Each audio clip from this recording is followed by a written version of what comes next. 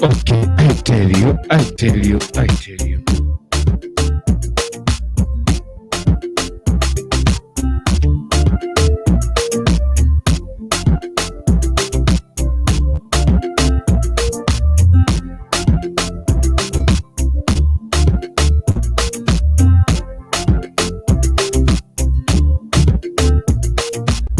Alright, asante sana, karibu sana ndani ya nyumba.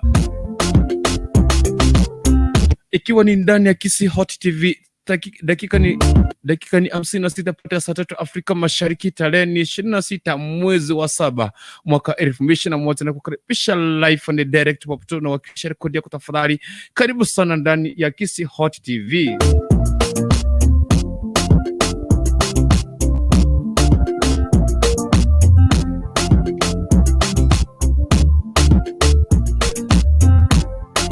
I tell you, Mungu ametenda tena, Mungu ashafanya, tumepatana siku hii ya leo, ikiwa ni siku njema, siku yenye baraka, siku yenye vanaka. Mwenyezi Mungu ametuwezesha kwa kila jambo. I want to welcome you wherever you are. Niambie sound check iko vipi pale nje, niambie unawakilisha ile kodi gani, siku umesha vipi, umeanza wiki yako ikiwa kwa siku gani, siku yako umeanza vipi, wiki imeanza kwa njia iliyo vipi. Na kwa katika mura wa kwanza kabisa, mura wa kwanza wa 2021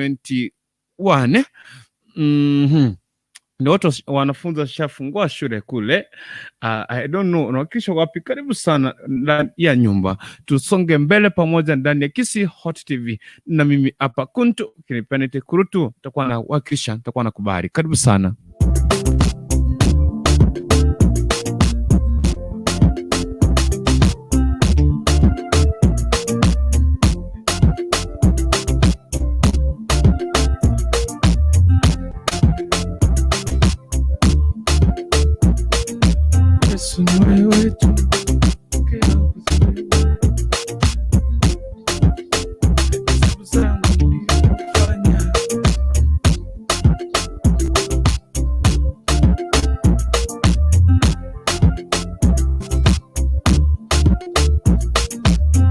Ila tunakuambia chukua link yako pale tafadhali, tuma kwa watu wawili watatu. Tumia watu, hakikisha kwamba umetumia watu watatu at least hiyo link. Kisha waambie pia wao tumia watu watatu at least. Itakuwa na sambazika hivyo. So tukaweza kusonga live on direct one on one. So kama umefika pale, chukua like, share kule.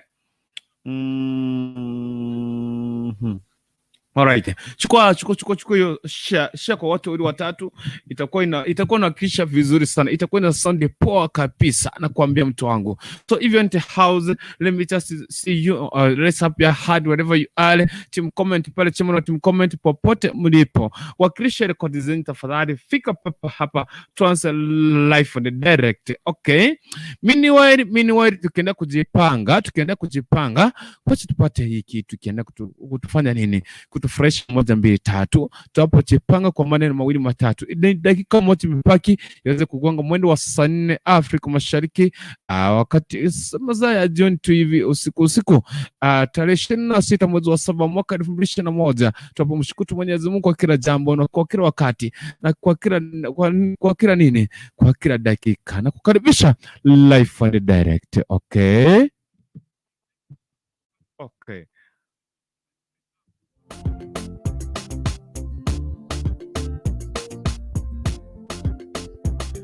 Peke yako ni wewe tu, hesabu zangu nisofanya. Peke yako ni wewe, oh Yesu ni wewe tu.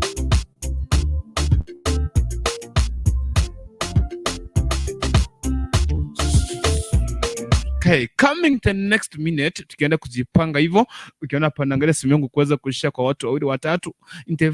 In the next minute I'm coming back, I pray, I leave out a link, watu waweze kufika hapa ndani ya nyumba, so tukaweza kufanya mambo mawili matatu hapa ndani ya Kisi Hot TV. I tell you.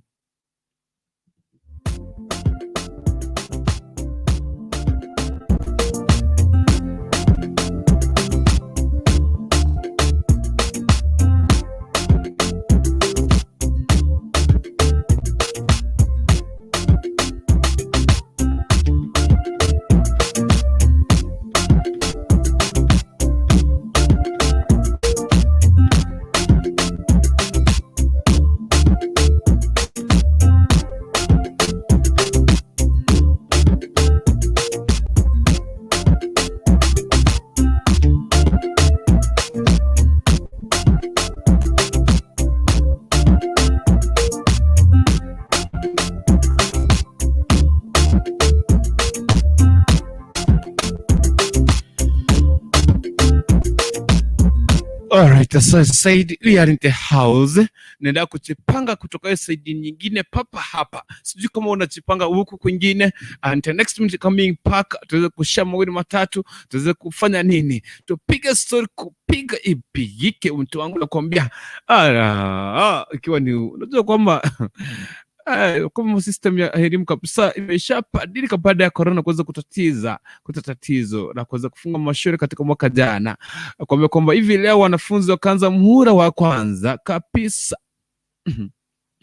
Meanwhile, so I want us to come in this side tukaweza kuzungumza mambo mawili matatu. So before I open the program today, hakikisha kama umefika pale comment, achira ile comment pale sema I'm present.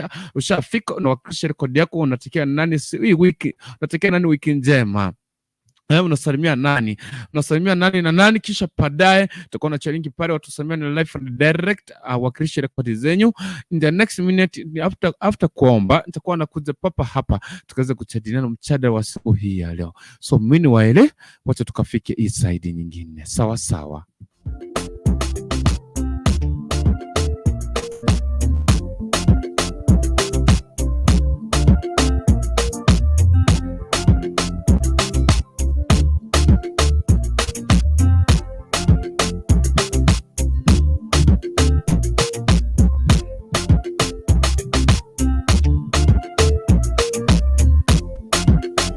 Msiwe na shaka mseme kwamba sijawaattend. Naona pale akina Osabe Grace, akina Chudi Kwamboka, akina Ruth Bosibodi, akina Geti, I see you, akina Geoffrey Amisi. Naona pale watu wangu, I see you all. By the way. Niko papa hapa kuchipanga side nyingine hapa.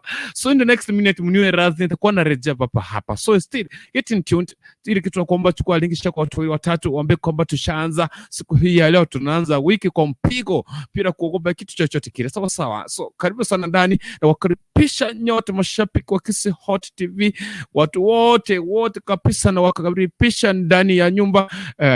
Watu waende kusalimiana kule, enda kwa rekodi yako sema I'm present, na salimia fulani na watakia weekend njema. Kisha baadaye tukirejea papa hapa ndani itakuwa naomba tuanze mchada kwa kuzungumza one on one live and direct kutoka papa hapa ndani ya Kisi Hot TV, na mimi ni Dennis Kutu, ukipandite kuntu sitakuwa na katanta kwa naitika. Sawa sawa, twende mbele. Sawa, mbele iko vipi?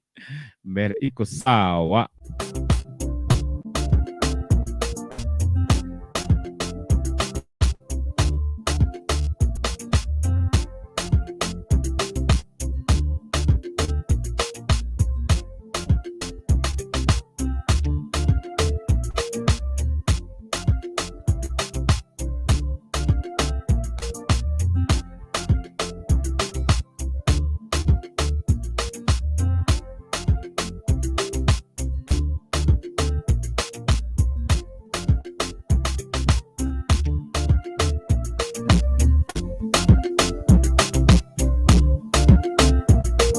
I want to tell you one thing.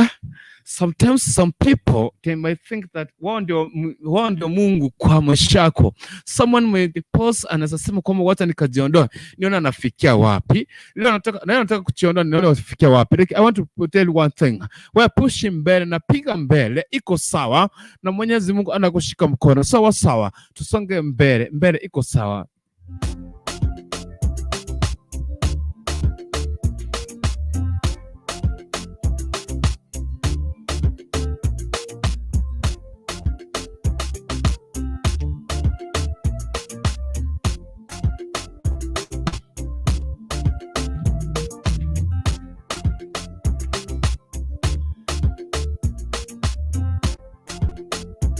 Unajua binadamu ni mtu mwingine tuemba kitofauti sana na sisi ndio tunaresembo Mungu. But I want to tell you one thing, one word of encouragement. Yani ile tukiona kama umefika mwisho, wewe tuomba Mwenyezi Mungu na piga mbele, itapigika kupigika. But meanwhile kama ushafika ndani ya nyumba, karibu sana. Ile kitu tunakuomba cha kwanza, chukua link pale, tumia watu wawili watatu link, waambie kwamba tushaanza, tumeanza live and direct. Kisha baadaye tutakuwa tunazidi kusonga mbele hii chinzi kilivyo. Sawa sawa, mbele iko sawa. Kurutu ako hapa, tusonge mbele. Salimia na watu wawili watatu, salimia watu wawili watatu, wajulie hali, waambie kwamba wameanza wiki vipi, wanawakilisha rekodi gani. Pia wewe in the next minute baada ya kuomba tutakuwa na link papa hapa, tujaja ndani ya nyumba kama ilivyo kawaida. From anyone for this time, allow me to do this.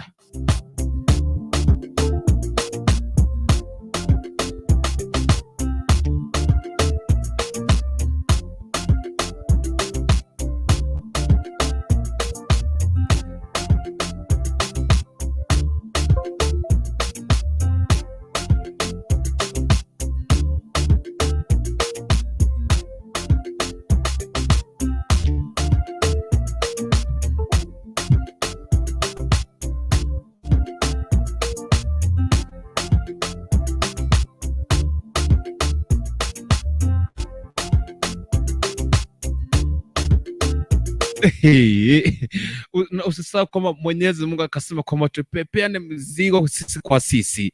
Mungu akasema tupepeane mizigo sisi kwa sisi. Yani inamaanisha kwamba ukipata mwenzako akona shida pale, mwenzako ana tatizo fulani, so inabidi tupepeane mizigo, tusaidiane tuweze kusonga mbele. Sawa sawa. So akina Geti, akina Osebe Grace, akina akina Jenes Kwamboka, I want to tell you one thing. Mwenyezi Mungu akasema kwamba tupepeane mizigo sisi kwa sisi. Sawa sawa. Eminyap's present. I see you in the next minute coming. Ni maombi na kwanza.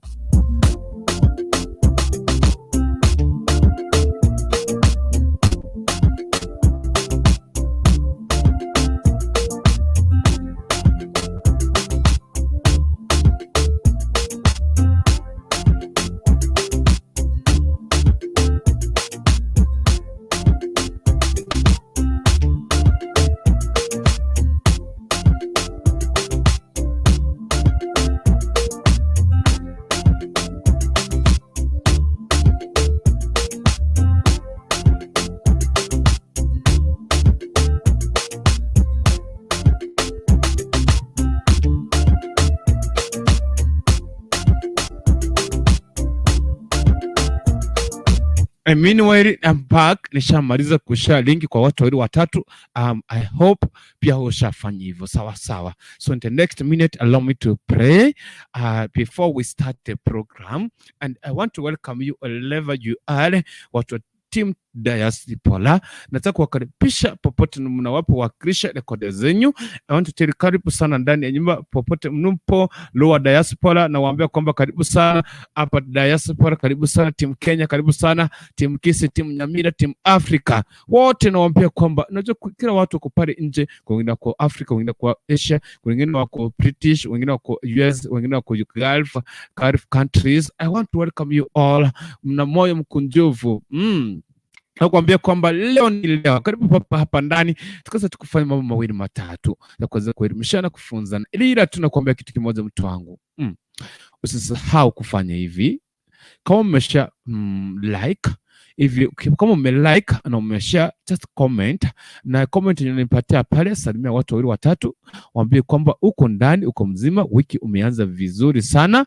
So tutakuwa tunaanza live and direct. So nataka tu tuende kwa Mungu kwanza. Nataka tuende kwa Mungu, tusalimie Mungu, tumwambie kwamba akatuongoze na kaza kutuelimisha kwa kila jambo. So wakati huu funga macho yako. Kila mtu afunge macho yake pale. Funga macho yako pale nje. Sawa sawa. Okay. Father, in the mighty name of Jesus, we bless your name and we bless you, Jesus. We bless you because you are worthy to be praised, God.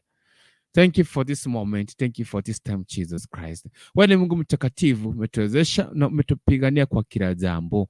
Mungu kutushike mkono Bwana, katuongoze na kutuelimisha kwa kila jambo mtakatifu. Asante kwa wakati huu. Asante kwa nafasi hii ya siku hii ya leo. Bwana katuongoze, katuelimisha kwa kila jambo. Asante kwa Bwana unaendelea kutupigania Bwana. Mwenyezi, tenda ishara na miujiza kutoka kwako Bwana. Asante kwa mwenda kutushika mkono. Tupende kwanza programu hii siku ya leo. Tupende kuelimishana mambo mawili matatu Bwana. Katuongoze, katushike mkono Bwana hadi tamati. Tunashukuru jina lako na kusema wewe ni mpendeza. Hakika uimidiwe milele na milele. Bwana, pokea sifa zako kwa maana wewe ni Mungu mkuu mtakatifu. Na wewe mashabiki wote pale nje, mashabiki wanaokuja live, wanaoingia team comment, na wenye watawatch later baadaye, na kuombea Bwana, kawashike mkono, kawaongoze kwa kila jambo. pokea sifa, utukufu na mamlaka, na ni katika jina Yesu tumeona kuamini. Amen and amen and amen. Amen, amen. Nena watu pale tumcomment wakisema amen and amen.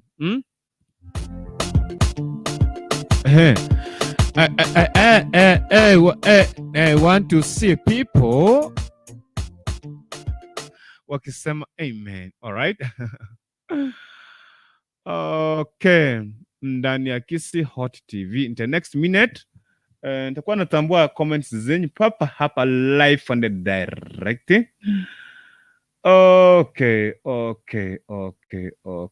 Okay. Najua kwamba na natumaini sana na najua kwamba siku yenyu umekuwa poa, weekend ilisha vizuri sana. Here we are today. Sasa tutoe fikira zetu kwa weekend. Here we are today. Today's on Monday. Watu wa Afrika Mashariki najua kuna watu wengine pata leo ni Sunday. Ama sio? Nimepotea.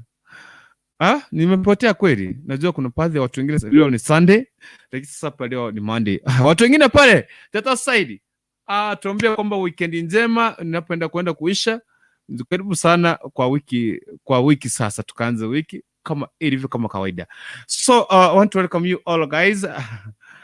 Leo siku mmeweza sana. Sijui siku yako imekusha vipi.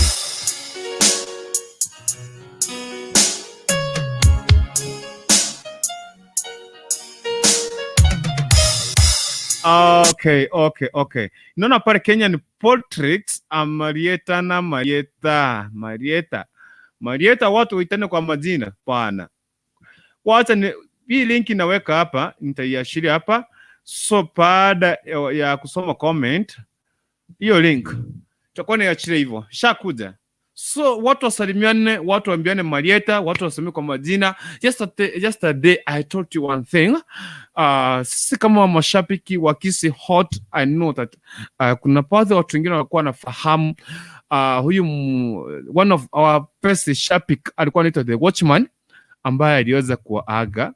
The Watchman he used to come but hakuwa anapenda kufungua kamera sana. So I come to realize kwamba ni lazima tukaweze kuambia kwamba so kwanza leo tafadhali tufungue kamera, tuweze kujuana, tufahamiane kwanza, tujuane. Ndio nijue kwamba Osebe Grace uko Black Beauty ama uko sura yangu kama ya sura. Mimi niko na sura personal. Sura nyeusi tititi kama giza ya siku 3. Hiyo ndio sura yangu. Hakuna mwenye mweusi kama mimi. Mimi ni Sudanese.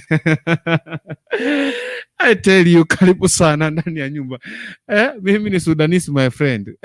I'm proud of my color. So, I was saying like this, okay?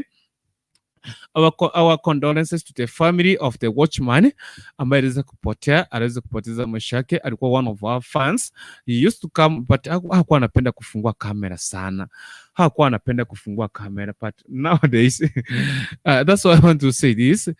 Watu wakikuja tufungue kamera tujuane kwamba wale watu nataka Wambuhu today I want you uweze kutoka team comment tafadhali. Wambuhu tafadhali leo nataka utoke team comment, okay? Leo I want you to ukuje live at least nijue Wambuhu ni nani, Wambuhu ni nani. At least watu wakujue. Akina Kevo Sinda ajue kwamba Wambuhu, who is this Wambuhu? I tell you. Mimi mimi ni Sudanese. Sura personal kwani iko nini?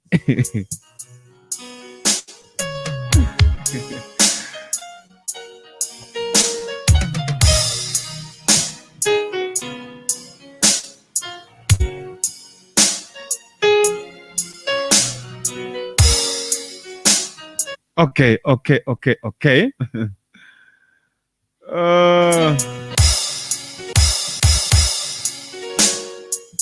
I want to start here. I'm going to test your name. Kenyan Portrix. You are kidding me. Well, you are kidding me, my dear brother. I tell you. So I want to kuingia katika team comment. Nishaachilia link. Sijaona watu wakiingia. So nimesema leo tufungue kamera. We come, we share 1 2 3. Tukaweze kusaidiana. Tuweze kusaidia hapa. Haya? Yani hapa lazima mtu achangiwe ndiye akalipe Dowry. Okay? I don't know kama utachanga ama itakuwa vipi. I'll come to that side, but first wacha tukasalimia tujuane kwamba wote tuko wazima kweli. Ni nani amemisi hapa? Kama kuna mtu amekosa hapa na ujeiona, muite kwa Marieta. Unaona vile nani Kenya ni Portrix amesema. Muite kwa Marieta, ita yeye kwa Marieta. Sawa sawa, watu waijaja papa hapa. Nimekuambia kwamba leo najiita Msudanese. Sura personal, kwa niko nini? Nani akona sura kama yangu? Sudanese bana, tepraki. Mweusi kama giza ya siku 3 nakwambia. Catherine Nyamara anasema kwamba waiting, thank you. Still are you waiting? Are you present? Karibu sana. Ruth Bosibodi anasema kwamba nyote hi. Thank you very much my dear sister. Leo umeshika number 2. You used to be number 1, but Geti amekupiga nje. Catherine Nyamara anasema kwamba unless hajiwezi P or kifo imetokea ghafla, ujajipanga. Okay, anaitwa nani? Anaitwa Chidi Kwambuka anasema hello everyone, hello to you. Geoffrey Amis, ujinga ya mwisho ni hiyo sasa. Kai, ujinga ya kwanza ni gani? Kama ndio ujinga ya mwisho, ya kwanza ni gani? I tell you. Also Grace anasema kwamba ndani, karibu sana. Thank you my dear sister. Are you present? Confirm it to me. Also Grace anasema kwamba Gertrude umechelewa, uko wapi? Muite kwa Marieta hapo tunaona kama yako. Anasema kwamba hello everyone. Thank you very much. Geti anasema kwamba ati Grace niko. Asante sana. Mtaniua wapi? Okay, Osabe Grace anasema vipi? Anasema kwamba atigetrute hero mtu mami, karibu nishangae uko wapi? Karibu sana. Getrute anasema kwamba vipi? Niko. Thanks dear Niko. Anaitwa Dennis Kwamboka anasema kwamba ya taribu ya P. It's not good. This is not good. But meanwhile, hizi comment nitakuwa nasoma. Hizi comment itakuwa nasoma. Nitakuwa nazisoma, but nilikuwa nimechali kipare kitambo sana. Kenya ni politics. Wataka kunimaliza pi. Okay, I want to welcome you guys. Ruth Bosiboni. Well, ara online. Zawadi ipo. Kesho, ukiwa wa kwanza. Kesho utakuwa wa kwanza Ruth Bosiboni. Are you sure utakuwa wa kwanza? Promise me. Will you be the first one? So mimi wale nilikuwa nishachira link hapa. Topic ya siku ya leo nasema kwamba je, ni vizuri ama ni vyema kuweka mchango wa kuchangiwa ili ukalipe dowry au mali? You want to marry and you see pale umefinyika mfuko kidogo, sawa sawa. Yani umefinyika na wewe mwana, tuseme kwa mfano nataka kuwa Osabe Grace ama Gertrude. Sasa umeambiwa na wazazi wake kwamba huyu mtoto jamani, uweze kumpeleka, you must give us something. Sasa na wewe una kitu. Je, unaweza weka mchango pale useme kwamba tafadhali msaidie, waite marafiki pale mchango? Kwa maana mchango haijalishi kwamba tunachanga mchango wa matanga, harusi, shule, hapana. Mchango unachangia kitu chochote kile ambacho mtu anatamani. Okay? Akona tamaa nacho ama anatamani kufanya kama hana uwezo. So, mimi kwa mfano kurutu niamka hapa niseme watu niko na mchango, ndio mnichangie hapa, nataka kufanya nini? Nataka kuoa. Na naweka shilingi 100, tunaweka pale kijiji, mnaambiwa kwamba tunaform committee kila kijiji members every pale unaambiwa kwamba kila mtu alete 1000 ngapi? 200 tukaweza kufanya nini? Tukaweza kuchangia kurutu aenda kuoa. I don't know wewe utachanga mambo yako ni yapi? Liskini nimekuwa na pale karibu sana live na direct ndani ya Kisi Hot TV. Mimi leo ni Sudanese bana. I'm proud of my color. Mimi ni Sudanese. Naita Sudanese mwenzangu hapa. Sasa leo Masudanisi ndio tunaanza. Masudanisi ndio hapa. Okay, Liskini hapo hapa. Masudanisi pekee ndio tunakuja. Sudanisi mwenzangu wapi? Leo ni praoni.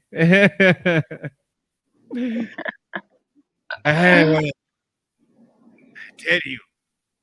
Jambo. Poa. Hali ya kwako? Poa kabisa rapa ya kwako. Mimi ako poa hapa, nashukuru sana. Karibu sana ndani ya huyu Kisi Hot TV. Bado tupo ndani. Sande. Yes. Siupeleka salamu zako pale, ambia watu, waambie ile sisi leo sisi ni Wasudanisi, wasalimie kwanza pale. Waambie tumewasalimia leo. Sasa ni marafiki zangu. Wambo mambo. Nimeona Kinosewe wako kwa comment section. Na wakaribisha nyote, muingie nyote. Nimeona Chero, Eminyaps. Hey! Ona mko Jonjo na Chero ako na karafiki hapo. Sasa wewe na wakaribisha nyinyi nyote. Mkuja hapa ndani tusikie vile Kurukundu atatuambia hapa. Ndio tumugongo na mafimbo hapa. Kitudanganya kuna fimbo. Unataka kuonga msudanizi mwenzako bana? Kai. Shikilia hapo. Watereraga usisonge. Shikilia hapo tutakuwa Sisongi. Wacha nikaribisha watu wasalimiane wengine. Wacha nione nani yako prone hapa, nani plaki hapa. Wacha nione Jerono. Jerono, are you plaque as me? Who is that behind you? Mnyabusi wewe ni prone bana. Wewe utanipakia watoto rangi. Asante sana. Mnyabusi atanipakia watoto rangi. Mnyabusi yako mweupe. Yes. Jerono, mambo? Poa. Alia kwako pale, naona leo kuna mgeni. Simpatie huyo, ni yule mwenye najua ama ni mwingine? Huyu ni bwanangu. Bwanako. Hebu tuone wewe bwanake. Akiwa na bwana hawezi sema. Anafurahi bwana. Bwanako simu tuone vile anaongea. Atusalimie kwanza wa kwanza. Bwanake. Habari zenu. Nzuri sana. Habari zenu. Wewe haki hasa wewe uweze kuwa bwanake pia. Haki wewe hata ukijaribu. Mwambie atoe kofia sura ikae karibu na nini? Sura ikae. Mimi ni mume wa Che. Poa sana.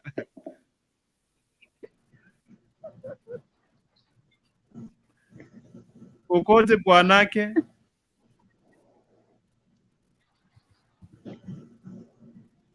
Habari zenu. Poa sana. Sorry. Okay, kwa majina naitwa Husband Chero Kipto. Sema jina hiyo Chero. Here is my sweet baby.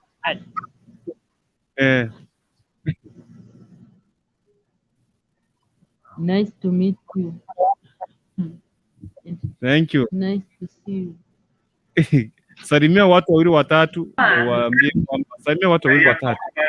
Kuna mgeni. Simpatie huyo, ni yule mwenye najua ama ni mwingine? Wacha nikusetie Marieta. Huyu ni bwanangu. Yes. Nako. Wewe tuone wewe bwanake. Acha niwasaidie. Marieta usitoke. Nimekusaidia Marieta kidogo tu Cherono. Marieta. Usitoke, fanya hivi Marieta, fanya hivi. Fanya Marieta. Chukua hiyo pattern. Hello. Yes. Habari zenu. Mzuri sana. Fanya hivi Marieta. Fanya aje? Naona simu yako. Reduce volume yote kabisa. Sikusikii vizuri. I'm saying. Sikusikii vizuri. Wacha nikusaidie kidogo. Wacha nikusaidie kidogo Marieta. Usitoka hapo tafadhali. Nataka kufanya hivi. Fanya hivi. Chukua simu yako, reduce volume yote kabisa kwa simu, tutoa echo ndio utanisikia vizuri. Reduce yote kabisa. Kama unatumia laptop, hiyo tap nyingine hakikisha umereduce, umefunga tap, umepakisha tap yenye uko nayo live. Ama reduce volume yote kwa laptop ama kwa simu kabisa itoe echo. Celeste ninamwona pale, ndakuwa watu kwanza niende Marieta.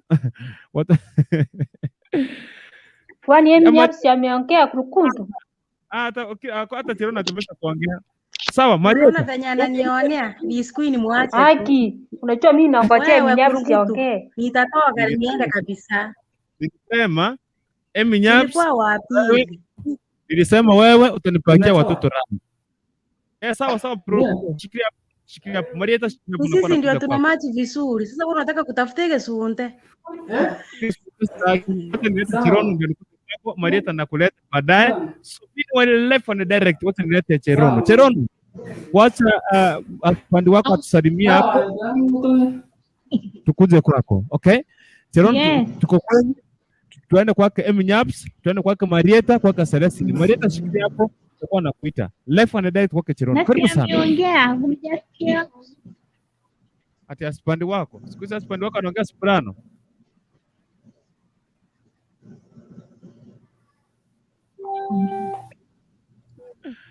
Okay, Cherono. Tena. Mzuri sana. Okay, namshukuru Mungu. Yes. Siku ya leo. Yeah. Vile mmesikia, mimi ni mume wa Cherono. Chero. Nampenda sana. Leo amesema akanikaribisha hapa na nimefurahi sana kukutana na nyinyi.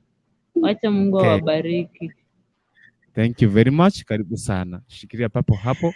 Asipandi wake Cherono. Siku hizi wanaume wanaongea soprano. Watu wafungue kamera. Cherono, takufukuza nje. Celestine, kamera uko kazi. Okay. Cherono, karibu sana. Na taking straight amesema Cherono, taking straight amesema ako single. So karibu sana, zungumza kwanza, salimia watu. Mnyaps single series kwa gari. Karibu sana Cherono. Nani? Well, salimia kwanza watu hapa na kuletea comment hapo. Nani ako single? Ndio huyo. Nasalimia wewe Deno, Liskin, Eminya, na all guys. Yes. TV. Kumbe siku hizi ukiwa na husband wako una maneno ya kuongea mingi sana. Yeah? Yep. Ukiwa na husband uongei sana, si ndio? Sawa Cherono, nashukuru sana. Thank you very much. Shikilia hapo usiondoke, sawa? Ambia husband wako atoe kofia tuone kama yeye ni Msaki, kama yeye ni Sudanese ama yeye ni Egyptian. Ni Sudanese tutatupa nje. Wa Sudanese wakae kando. Mnyaps, karibu sana, salimia watu. Nimesema Mnyaps, mimi na yeye tuna match. Mimi na Mnyaps tuna match, tupakia watoto rangi kwa sababu mimi ni Sudanese, yeye ni Munini. So tunapaka ananipakia watoto rangi. Karibu sana Mnyaps.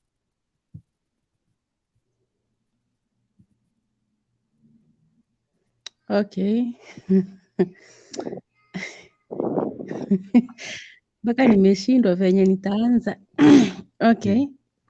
Mimi nimeshukuru kwa nafasi. Yes. Acha nianze kusalimia Liz Queen, Chelo, nikute finest man, alafu na Celestine Nyagaga. Alafu na uwa sangre tenzi bagora nianze na making slide.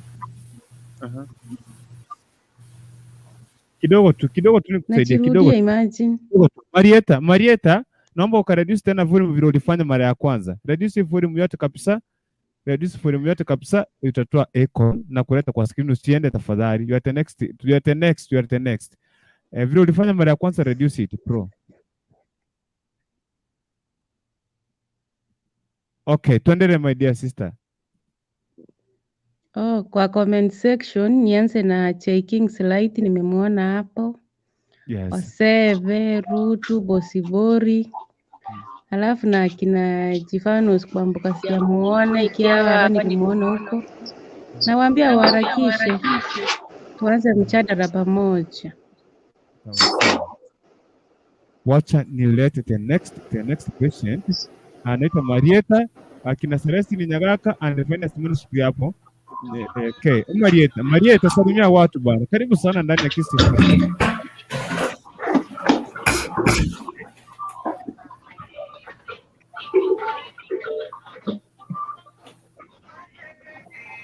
Marieta. Nafasi.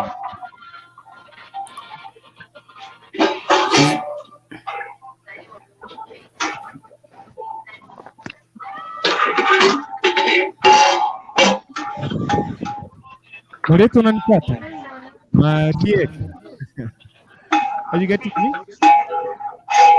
Okay. Nasikia kuna kelele pale sahani. Ng'ombe. Marieta ni kama Asadi Rista.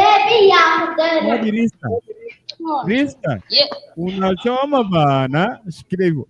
Nije nikusaidia hapa kidogo hivyo. Sawa. Ukirejea utafungua microphone ile. Asadi. Marieta sijui unanipata. Marieta unanipata? Alright. Marieta sijui kama unanipata. Nakusikia. Salimia watu pro.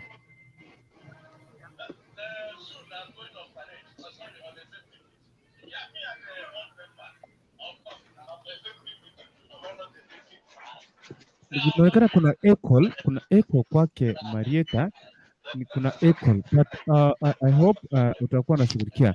Wacha nikuje tu hapa. Nimesema leo tujaribu kufungua kamera tafadhali, kwa sababu tuweze kujuana. Unajua kuna watu wengi mlikuwa mnajua the watchman, but Yes, hebu fungua kamera niwaone.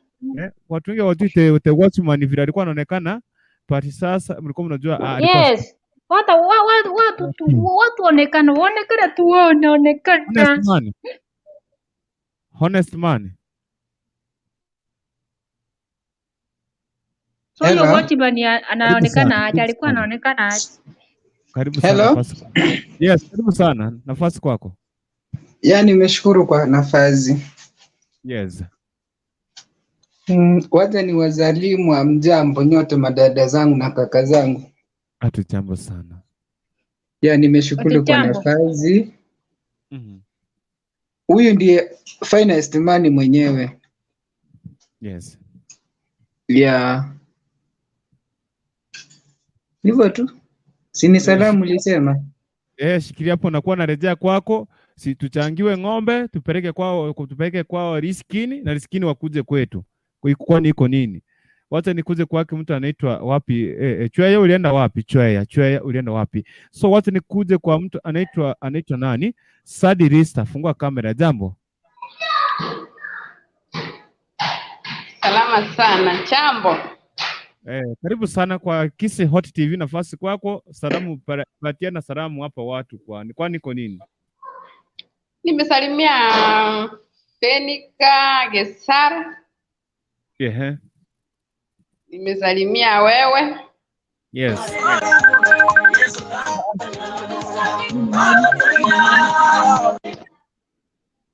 Ona. Yes. Cheru. Yes, tendere. Alafu nimesalimia Adan. Yes. Hivyo tu. Sawa, shikilia hapo narejea kwako. Cheru nakuja hapa. Wewe Sadi unioni? Left from the direct toka Chweya darasta. Jambo.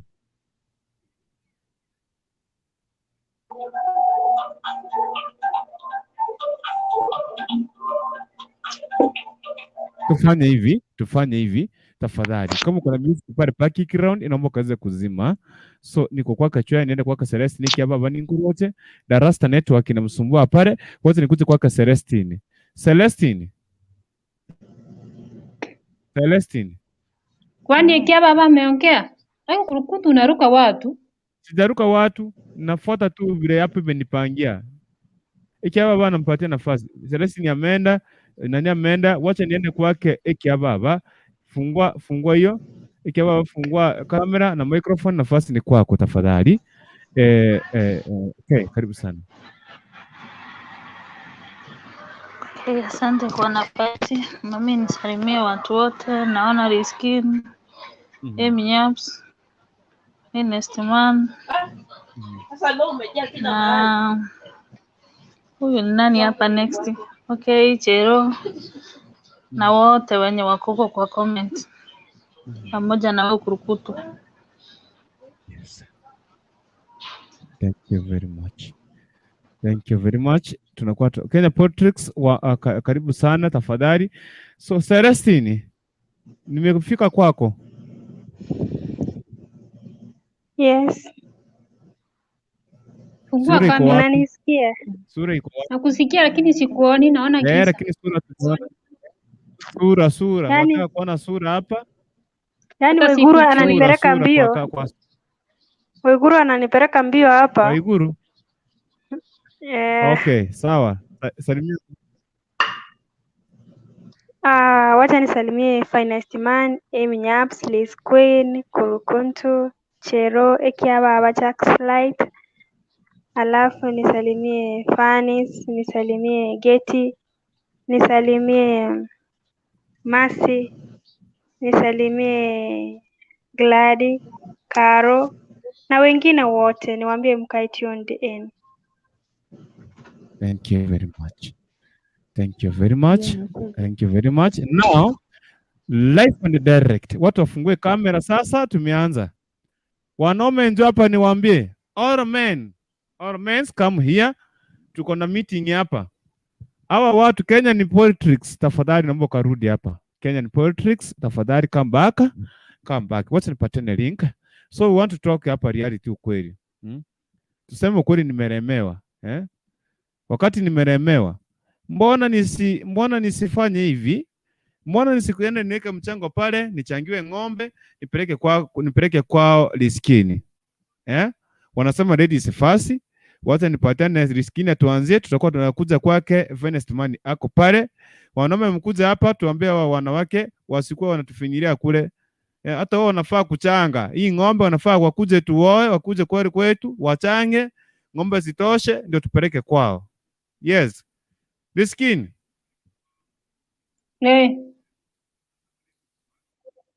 Uje hapa. Maoni yako ni yapi? Yes, mtu atachangiwa kama hawezi, kwani vibaya? Mtu atachangiwa tu. Bora kuelewana. Kitu siku hizi ni kuelewana. Hatujakupata network. Hello? Yes, nakupata sasa. Nasema kuchangiwa kulipa mali. Kwa niaba yangu. Kwa niaba yangu si vibaya. Kama it depends. It depends. Alafu utachangiwa. It depends kama una kazi, kama uchiwezi utachangiwa. Lakini kama unachiweza, uko na mikono, uko strong, hiyo hapana, hiyo si vizuri. But kama uko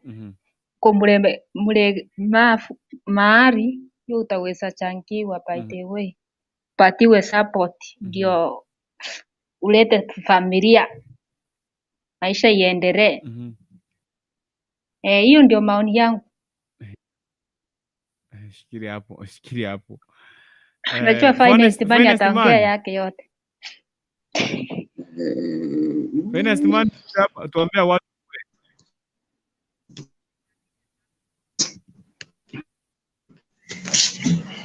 Network yangu. Sasa nimekusikia network ipatie sapa. Sasa nimeshukuru kwa kunipea nafasi ili angalau tuweze kumzungumzia juu ya mjadala. At least tuweze kuelimishana. The only thing I want to say, as in mimi unajua sometimes, okay, I'm sorry to say this one but let me start with that. As in sasa kama nataka kwenda kuoa, sio ni gharama yangu na yule mwenye naenda kuoa. So sidhani kama ni mzuri mtu kuchangiwa, like anataka kuchangiwa mahali ili aende kulipia yule mwanadada ambaye ameoa. So huyu mwanadada akiomba hii usaidizi aende kuchangiwa, huyu like abantu abanye bako muchangire bako cha kumusangesi sini wake yeye peke yake, na yeye alichingisha katika hiyo shima akasema like nitawezana. Na kama basi unawezana, si ujitahidi wewe na mke wako, kama ako understanding umwambie okay my dear, nimekupenda and to be honest umekuja hapa, umeona my financial status, like how can you see, atakwambia okay mzee, fanya hivi na hivi, leta 200, leta 300 na mimi tununulie hata ng'ombe 2, tufanye nini, tumalizane.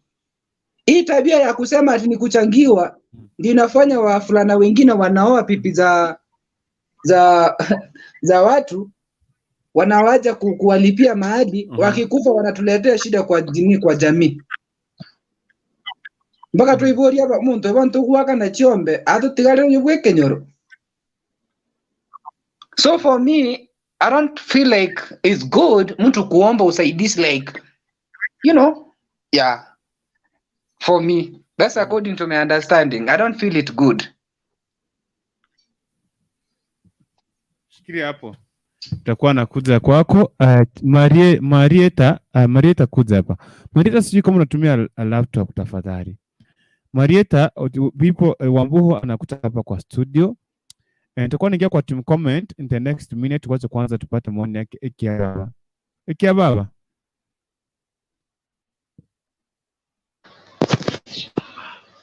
Yes, ukupuntu.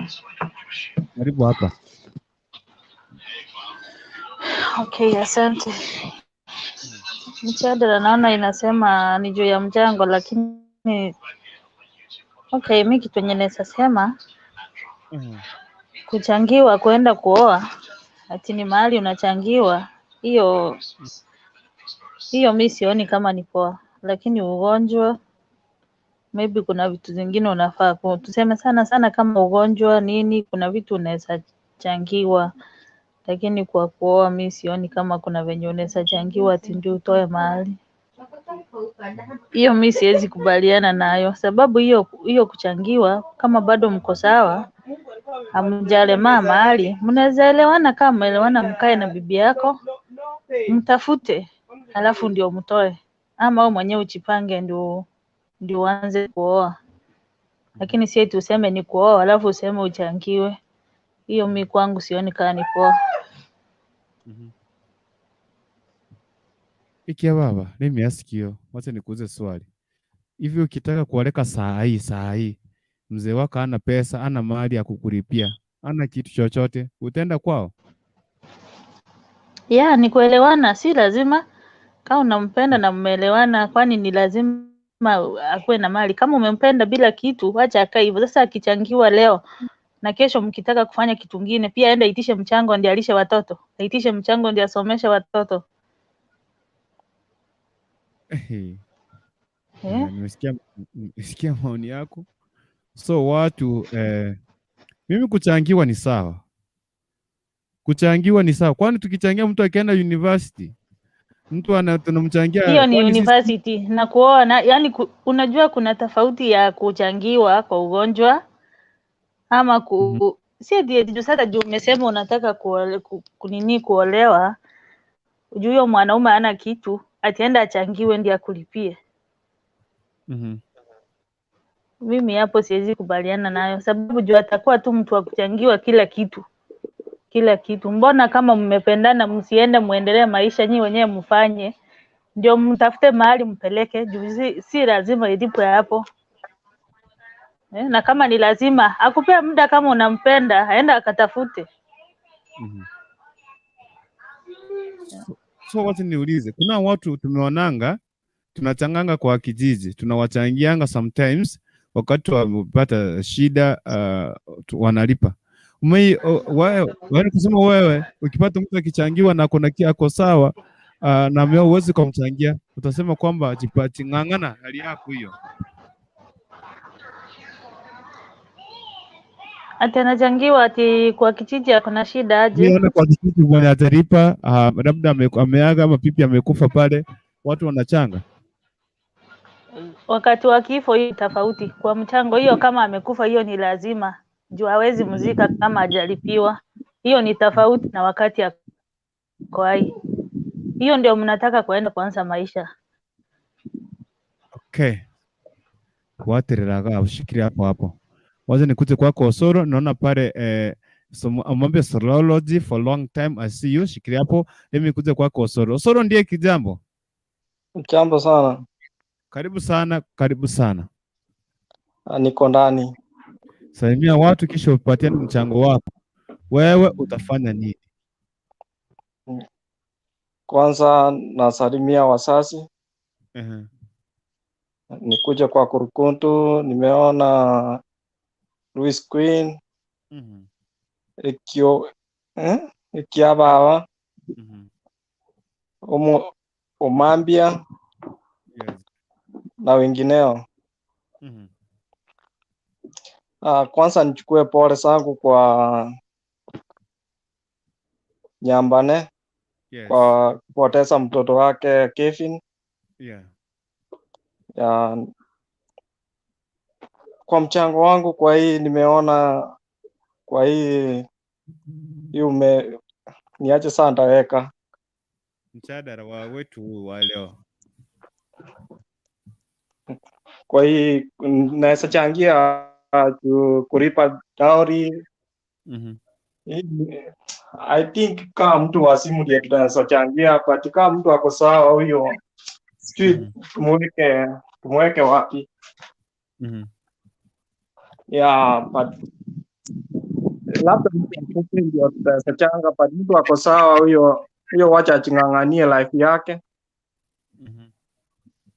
Ndio apate kila kitu, alipe hizo dowry. But mtu amekufa saa hiyo ni poa kulipa ng'ombe, mnaweza msaidia because kajiwezi kama amekufa saa kijiji kinaweza changia hapo. Wacha niulize swali hapa. Huyu mwenye atiwezi sasa akisema tafadhali kia baba riskini umambe salolochi akina konselata Wambuhu tafadhali njoo hapa mnichangie. Mkatae. Akikufa na mbona mnachanga pasi? Kwa hiyo ni maiti ya Yesu lipa ng'ombe bana. Okay, mbona wengine basi walipishe maiti aweze kuwalipia dawa. So waache ashakufa waachane, msichana akaa huko. Unajua nini? Wanalipa ng'ombe ili watoto wasikie vizuri. Ukisikia mamako hakulipiwa ng'ombe, au papako hakulipa ng'ombe, au utafeel comfortable. Na wewe next ni wewe utafiri aje? Lazima walipe wafunge hiyo kitu ndio watoto wasichisi wakiwa nyumbani. Hapo unajua wasipolipa ng'ombe that's like now hapo si kwenyu. Hata watu wataweza kwa kijiji wanasema hao wakulipiwa ng'ombe wacha wakae. Hao saa nika like saa watu kwa kijiji wanaweza like slaves, wanasema hao ni slaves, wacha tuwafanyie hivi, wacha tuwafanyie hivi. Unajua ukilipiwa ng'ombe saa like Kisii wanasema like Kisii saa naweza weka una feel home uko nyumbani. That's why watu wanalipa ng'ombe ili mtoto achifiri ako nyumbani kwao.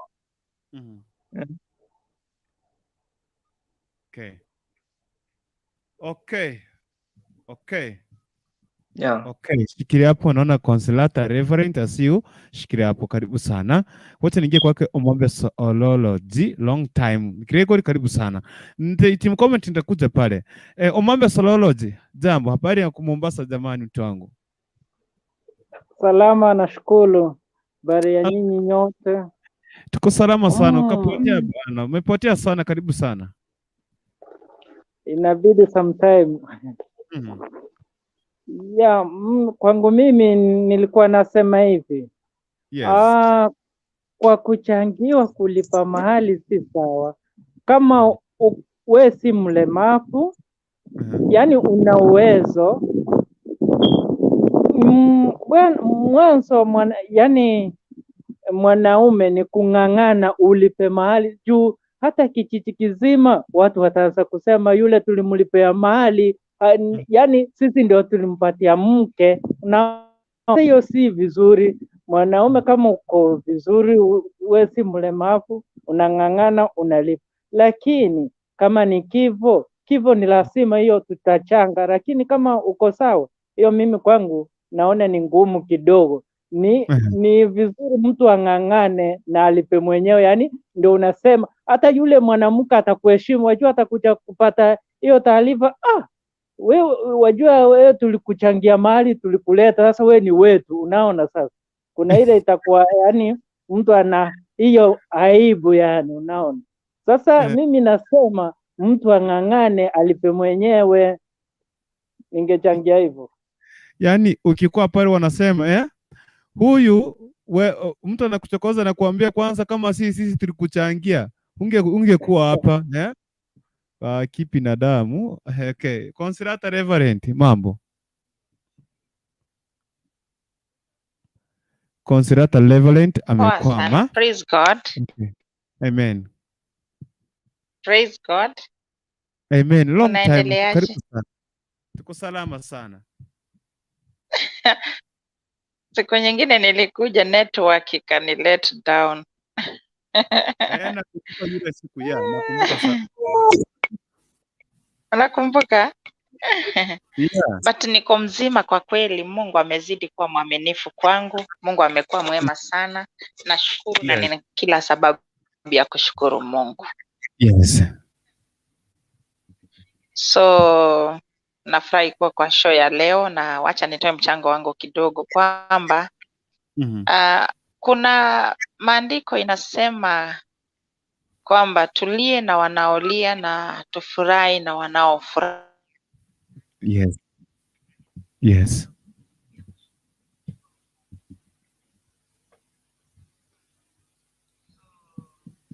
Right. I think iko katika Romans 12:15. Network yako imekuwa, naomba karudie. Network yako imekwama kidogo, naomba karudie hiyo sasa. Ndio maana tuko na reference hapo. Naomba karudie hiyo.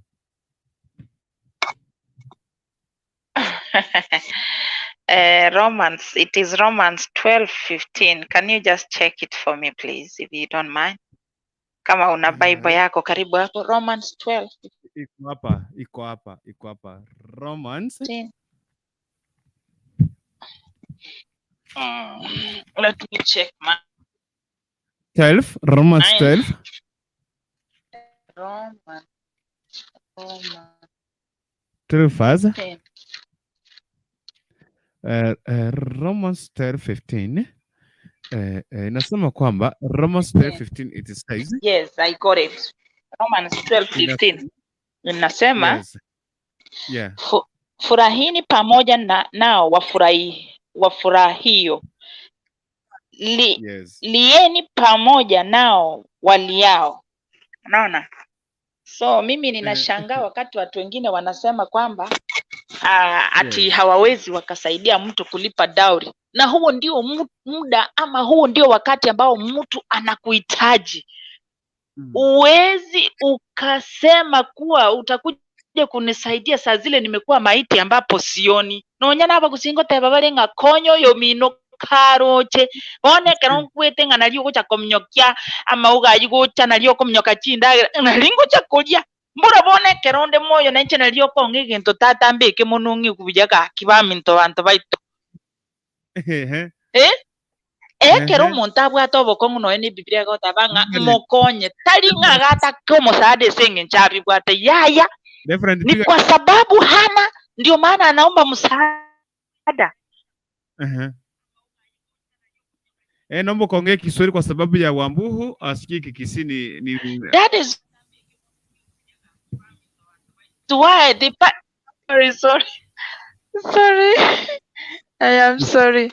Ndio nilikuwa nasema wakati mtu ana matatizo ama wakati mtu ana shida ndio wakati mzuri ama wakati muhimu wa kumsaidia. Mtu wakati hana kitu ama kulipiwa dowry, hilo sio jambo la kusema ati ni la kushangaza ati pengine huyo mtu ni kiwete, pengine hajiwezi. Hapana. Kuna watu ambao si viwete na wako sawa lakini kazi hawana. Unataka kuniambia ni kila mtu ana kazi? Kenya hii ama duniani kote ni kila mtu ana kazi? Lakini watu wengine wana makaratasi mazuri sana ya kuwa wanapata kazi. Wanaweza wakapata kazi lakini hakuna kazi. So they are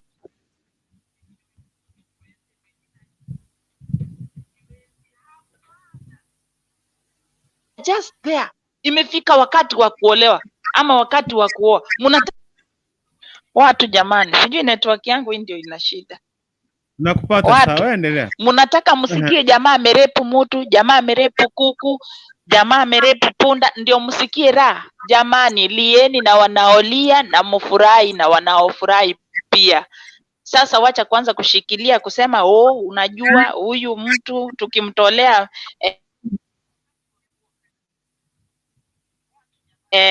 tukimtolea gani? Hapana, saidia mwenzako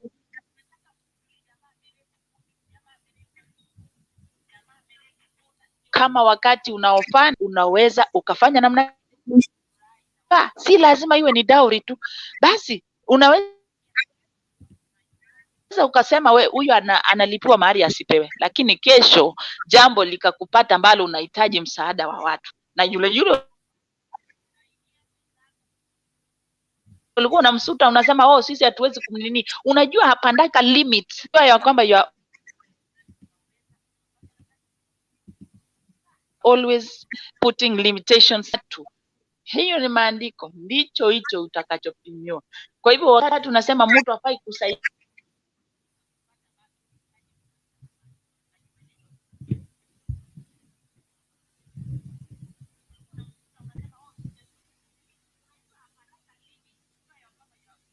Oi network akiwa na tatizo hili ama wakati wa kupei dowry, mtu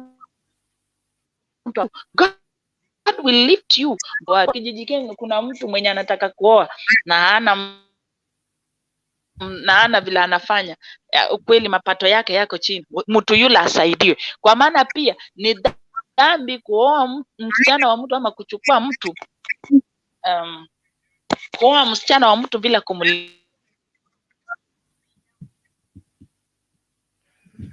Network iko na madharau bana. Anita Venik, wacha nianzia hapa chini. Rispa Gwaro kwamba hai ni upusi, you will not know the demand of your wife. Lazima you sweat ndio utaonyesha upendo kwake. A real man can do beg for help for dowry. Alafu wewe ukonsela hata kuna shida yenye utaona huruma. Tunaongea kama watu tu wa Mungu. Konseta rudi hapa. Sisi we are talking kama watoto wa Mungu, tafadhali Rispa. Praise the Lord. Hallelujah. Hallelujah. Hey. Wacha niwaambie kitu. Saidia mwenzako akiwa anaona. Tutaongea hiyo. Yaani basi mbona tuweze kuchangia watu wengine? Mtu anasema kwamba ninataka kufanya nini nichangie, mnachangia. Sasa tukifika hii saidi ya kuchangia mimi nataka dowry, si mnisaidie pia mimi. Kwa maana sichiwezi. Kwani nini maana ya kuchanga? Okay, kila mtu ni maoni yake. Thank you JK. Akupana sema kwamba are you going to share with the one who are going to support you? Yaani JK, wacha nikwambie, ukichangia mtoto wa akienda campus, yaani huyu mtoto mnakuja kushare, do you come to share with? Yeah? Kaki. Hey. Wacha soma team comment kidogo, narudi kwa hiki hapa hapo soro na kuona pale narejea kwenye kino mambo sorology, and anybody wants to join, I'm coming back to you guys. Shikira papo hapo. Anaitwa Wambu asema kwamba checking straight, wacha kumaliza na kicheko ga Aki.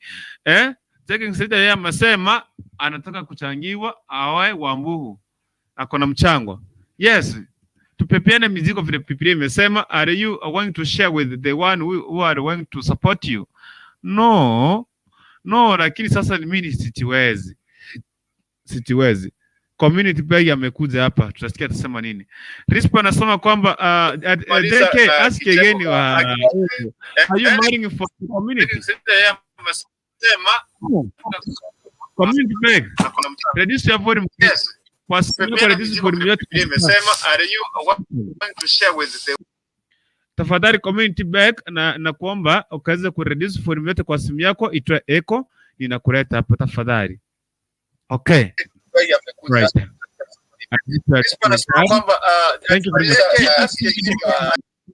Anasema kwa mimi na michango staki, acha ni struggle kivyangu, hata ya shule nimesukuma pira fundraising ya watu. Pipi nikioa itawajwa ni mali yangu, si ya umma, so lazima nigaramie. Good night kila mtu, mchango staki kai. Community pega 1. Jambo. Community pega 1. Si jambo sana. Vipi mtu wangu? Si jambo sana. Karibu sana ndani ya nyumba, salimia watu wawili. Yes, karibu sana, nafasi kwako. nawasalimia nyote. Naona mjadala iko sawa. Yes. Mjadala iko sawa. Mimi ningesalimia watu nyumbani. Na niwaambie mwanaume akitaka kuchangiwa unachangiwa. Yes. Kwa maana mtu kama mimi kwanza nataka mwanamke mwenye ananilisha kwa nyumba. Huyo kwanza ndiye atanichangia. Anilipie dowry. Ni kusaidiana. Na amefunga microphone. Sijui hao kwenye wako hapo mnasema nini?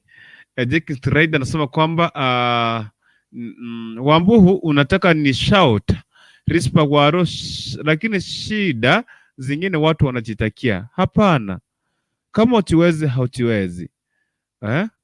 Okay, anaitwa Violet anasema kwamba nimefika hapa, karibu sana. Checking Stride Vanik Vini Gakitu ke you are late.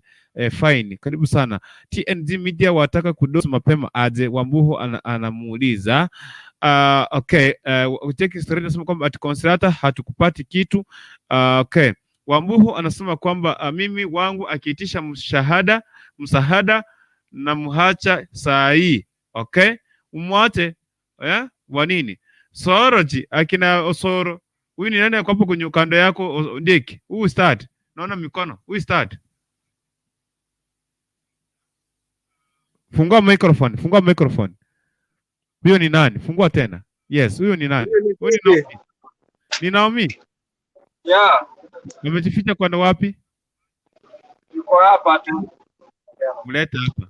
Ama atuambie tukitaka tukwambie tukuchangia ni kumlipia. Atakuwa Maria mama, atakuwa Maria Osoro. Naomi. Akumsae. That's why. Mwambie nitachoma peti. Mwambie nitachoma peti. Wewe nitachoma peti. Mama. Poa. Unaendelea aje? Niko salama. Salimia watu wawili watatu, leta maoni yako hapo, tuambie tukichanga tukulipie itakuwa mbaya. Hata sijui mnachangia. Tutachangia dowry tukulipie pale tu anatoka Njombe, tukaleta nichangie baadaye. Wazi sema ukweli juu. Okay. Thank you very much. Soroji, sijui unasema nini umambia. Karibu sana.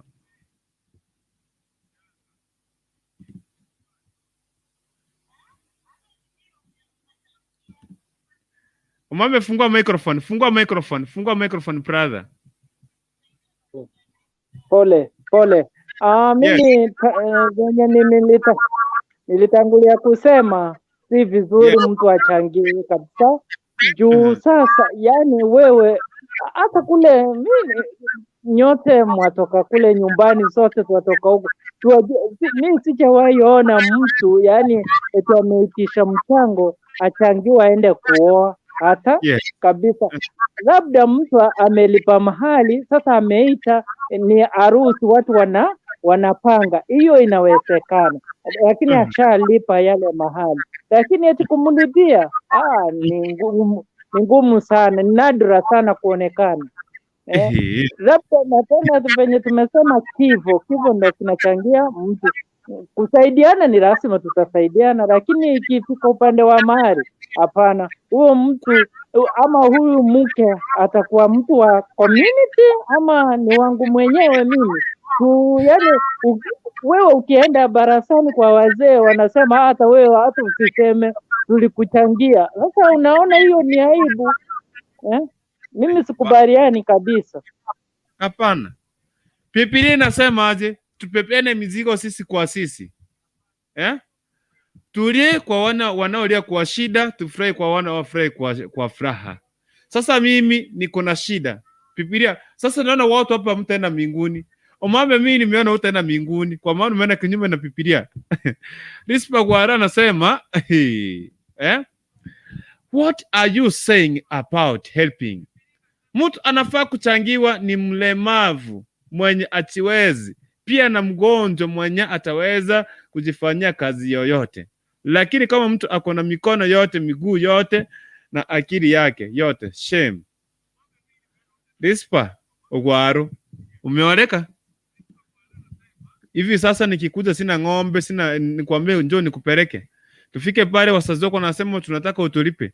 Si nitaweka mchango kwa kijiji niseme omambe soroji kia baba soro ndieki 500 mkitoa watu 30 500 nitakuwa nimenunua ng'ombe 2 nimepeleka kwa story imeisha, and that's all. Yeah? Kaita. Aikia baba. Mjani nikuambia wewe nitachangiwa nikuje nikulipie ili ni nipakie watoto rangi. Wewe ni Brown, mimi ni Sudanese. So nataka nipakie watoto rangi. Nitachangiwa akinofuta nichangie. Niende nifanya nini? Karibu sana. Sasa hiyo rangi ndio tutakuja kulisha watoto. Kwani nanaranja? Unajua ukianza kuchangiwa, okay, unajua kitambo fike kuchangiwa lazima mkae kwanza muongee. Si eti useme tu tunaenda kuchangiwa tu. Sema tu labda ufanye mchango huko na mimi sijui. Yeah. Wacha nikuulize. Yeah, nafanya harusi. Utanichangia? Wacha nikuulize ikia baba. Kwani si tunachangiana watu wanaenda shule? Kuchanga si mbaya. Lakini unajua uliuliza tu swali hivi. Nimepata mtu anataka kunioa. Na ana uwezo wa kulipa hiyo mali, hana. Unaona hivyo ndio Yes, ikiwa utanipata hapa. Of course tuko pamoja hapo. Chapo kituko sawa. Lakini sasa tukae chini tuongee kwanza.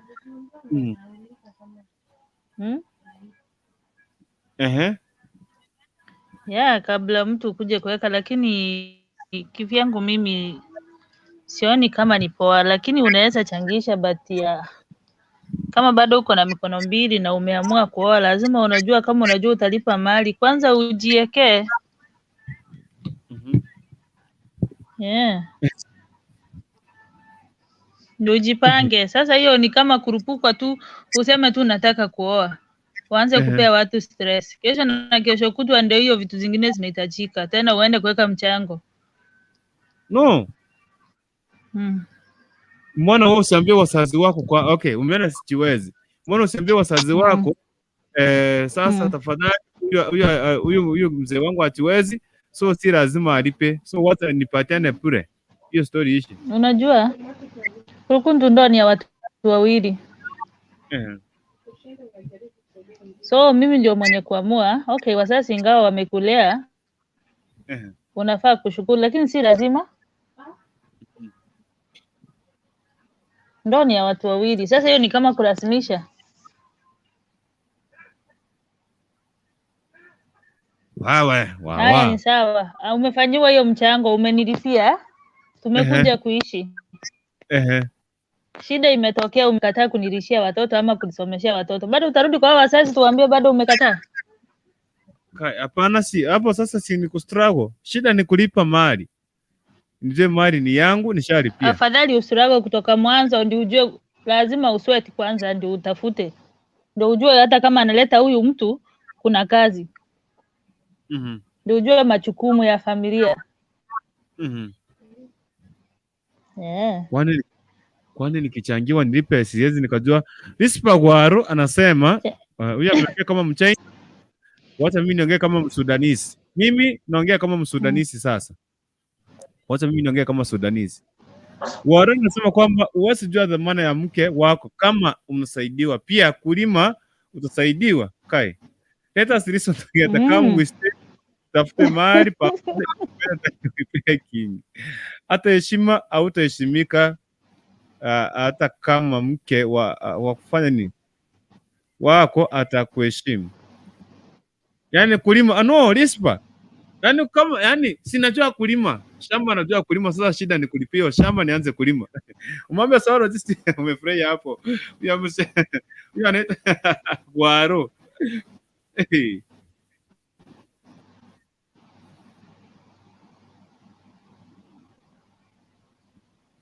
Waro naona pale ni kama Waro Umwambia sijui ni kama mic yako imekwama. Anaitwa Gregor anasema kwamba nimeingia. Considerata sijui alienda wapi, anasema kwamba ati kuruntu kwanza ambia wenye wako studio wasalimie team comments yake, usome kingine msalimie team comment. Considerata anasema kwamba imagine yake woye.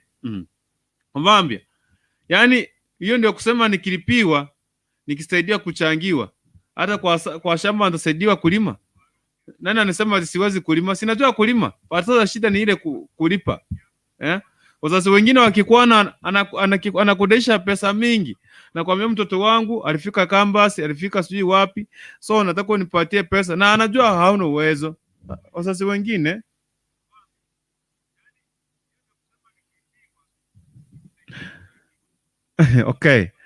Anaitwa Rispa Gwaro. Don't depend everything from the people. Your wife will not respect you. You are already a beggar. If you are begging for dowry, what about the food? How long will you beg? Will you complain if... No, Waro.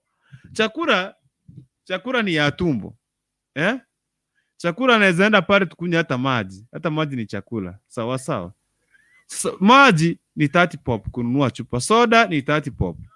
But kununua ng'ombe ni 30,000. Yaani mbona watu wasiniheshimu? Tunachangia watu wengi sana. Kila mtu anachangiwa. So kama nilikuchangia na last time na pia wewe unataka mchango, nilikuchangia na mimi nimetaka. Why should you mind what unanichangia kuhusu nini? Nimeona pale juzi watu wanasema kwamba kuna mahali mtu alikuwa anasema ekia baba mtoto wangu amepata green card ya kwenda Canada. Eti? Ndio kuna watu wanazungumza hapo. Watu waleta. Tunasema aje? Watu waleta hapa ama ni wa people. So I was saying like this.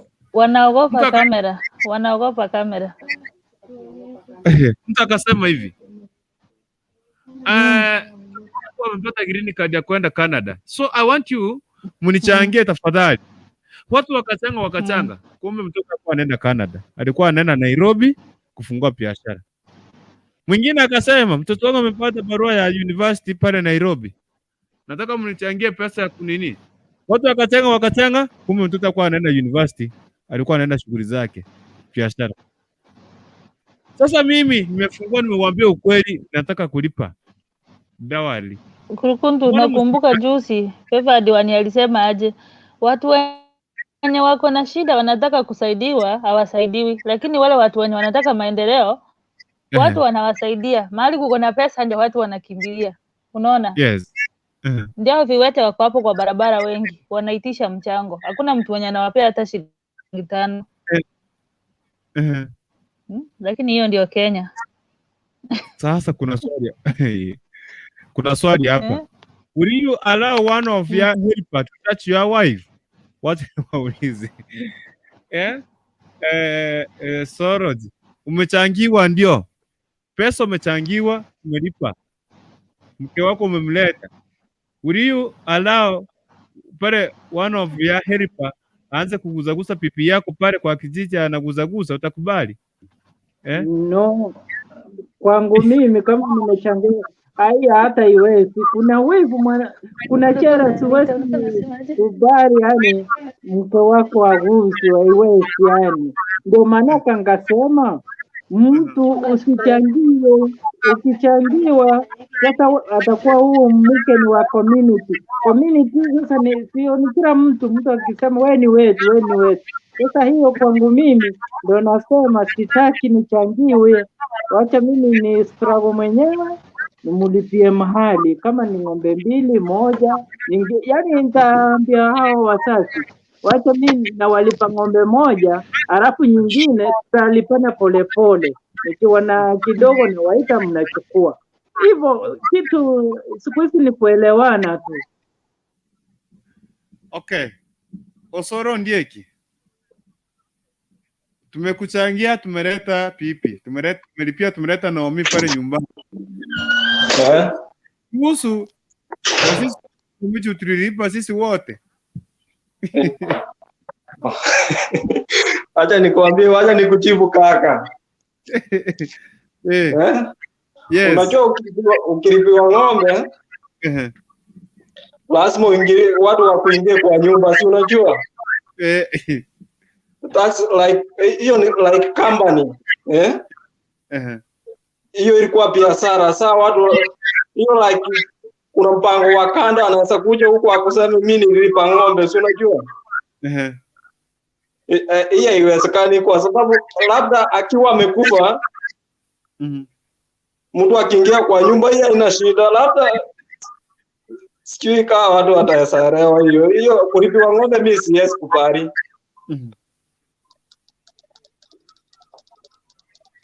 Weke. Ikia baba, nakuja kwako. Ikia baba, tumechanga pale, mzee wako tumemchangia. Kwa mfano nisema wewe utakuja kunipakia watoto wangu rangi. Mimi ni Sudanese. Nimekuoa pale, umekuja tumechangiwa, nimekulipia. So wewe utaruhusu watu wanakuguzaguza, wanasema unajua mimi sisi ndio tulitoa pesa tukalinunua ng'ombe ukaletwa. So nikikugusa wewe ni mali yetu. Utakubali uguzwe ama utajisimamia? Hiyo siwezi. Sorry? Hiyo siwezi kubali, ndio maana nasema afadhali wewe mwenyewe uswati ndio ujue ni nini uko nayo. Na ndio nikasema afadhali mkae chini muelewane nyinyi wawili, lakini mkianza kuingisha watu wengine katikati mnawapea nafasi. Okay. Celestine, fungua kamera. Rispa kwa muhu, kwani ukioa hukujua kuna kulipa dowry? Nilikuwa najua kuna kulipa lakini sichiwezi. Kwani okay. Thank you. Rispa Guaro, do you think liars will go scot-free? God will punish them before they finish the money they are collect from your people. Next time ukipata shida kubwa kuliko hiyo utasaidiwa tena juu ya ile lie. I don't know kama utasaidiwa.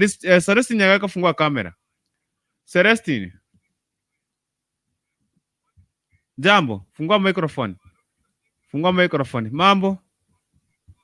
Poa, haki pole, mnisamee niko job. Sawa, karibu sana, salimia watu kisha ulikuwa umesalimia watu, si ndio? Nilikuwa nimesalimia watu nikasema hebu niingie hiyo mjadala miss. Sawa, karibu sana kwa mjadala. Asante. Wale wenye sijawasalimia mjambo. So nikiingia kwa mjadala nasema ni vizuri mtu kujitahidi, like ni vizuri at least uonyeshe effort, kwa sababu ukianza kusaidiwa mambo na dowry like kwanza tukianzia kwa mwanamke hata kuheshimu, like kama unaweza anza tu kuomba pesa za kununua ng'ombe, hata kule nyumbani unaweza manage tu hizi vitu vidogo. Unajua kama ni harusi watu wataelewa, unajua kuna hiyo harusi watu wanaelewa, at least wanakupa support, na si unaenda tu mikono mitupu unasema I have something here, nataka mnipatie support because I'm going to do a wedding, you see. Yes. Lakini sasa wewe ufanye harusi, bibi unajiolea mwenyewe, unataka watu wakusaidia aje kukuletea bibi? Kwani mnamgoja kusanga? Bibi ni wako, wewe ndio unakuja kufurahia na bibi yako kwa nyumba. Tafuta pesa, mwambie atafute pesa, na kama hana, kwani unajua nowadays ni kuelewana, na kama hana watu huwa wanatafuta polepole. Mimi naonanga kama mtu hana pesa wanaongeanga, hata wanakuja tu mkishaoana nyinyi kama familia mnasaidiana na bibi yako, mnatafuta polepole moira mali sobo muswati. Lakini kama hauna, ili mkuje kutafuta pamoja badala ya kuchangisha. Mimi naweza sema hivyo. Yani wewe kama pastor nilikuwa nadhani utasema kwamba Biblia inasema tusaidiane mzigo sisi kwa sisi. Rispa kwa that will bring a lot of problems in your marriage. No. Cherono, nataka kukuoa. Nikulete Kisii kutafuta kweli. Funga microphone. Nikitaka kukuoa. Sitakuja, nitaenda nichange pale tukuje tukulipie. Karibu sana, fungua microphone yako.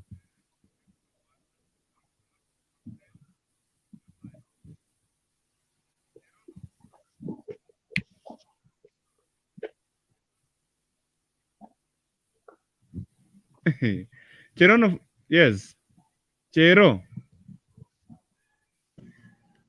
Karibu, nafasi ni yako. Okay. Mimi nasema kama unajiamini na umefikia sasa unataka kuoa, lazima ukuwe na pesa. Uziko unaoa na umesota.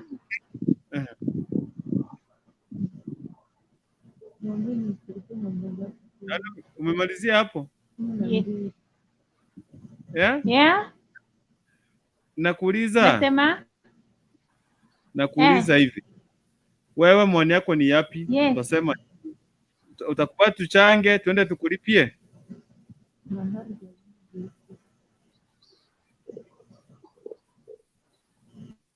Hapana, nimesema yes. Mwanaume lazima jikakamue cha pesa. Ndio umesema unataka kuoa. So huwezi sema unaenda kuchangisha pesa. Utumie kuoa naye.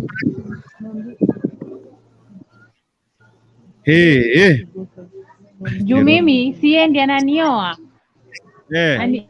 Aoi kwa sijui itaenda kutafuta mchango.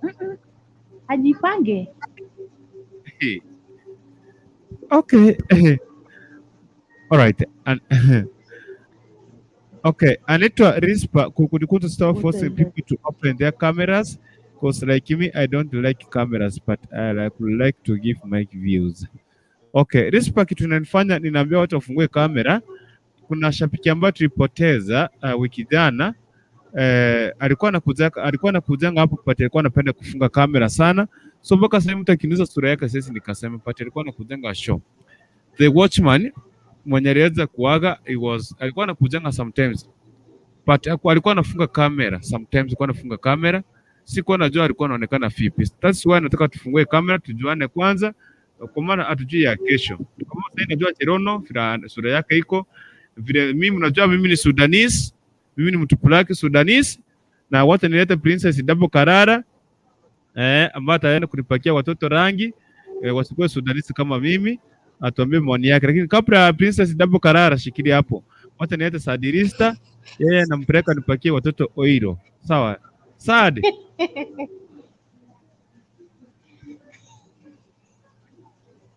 Funga microphone. Yes. No, nimesema utakuja nipakie watoto oiro, nimeona uko smart. Karibu sana, maoni yako ni yapi? Maoni yangu mimi nasema mzee akijitayarisha kwenda kuoa lazima kuwe na kasi. Si kujanga, hiyo haifai bana. Lazima utikamue.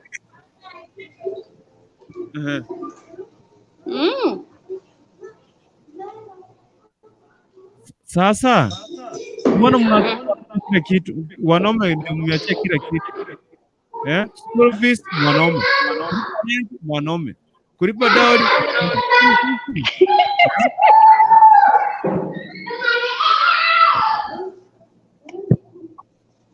Kwa sababu ni yeye ananioa. Lazima ajikakamue.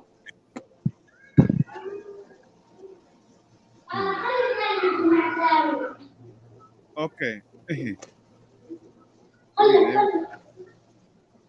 Vitu ni vigumu hapa.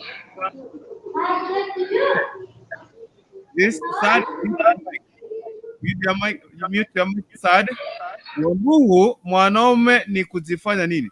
Mwanaume ni kung'ang'ana. We, tafuta pesa kwa jasho lako unilipie dowry ndio nikuheshimu. Kwani wewe Wambuhu, yani uweze niheshimu na unakuja kukaa kwetu?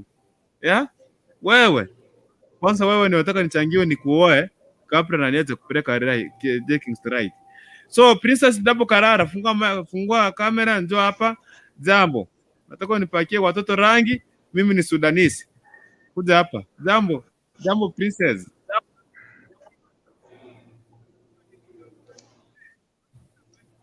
Tapaka rangi kweli. Nikoje? Niko poa. Utanipakia watoto rangi? Ndapaka ina. Karibu sana, salimia watu ingie kwa mjadala.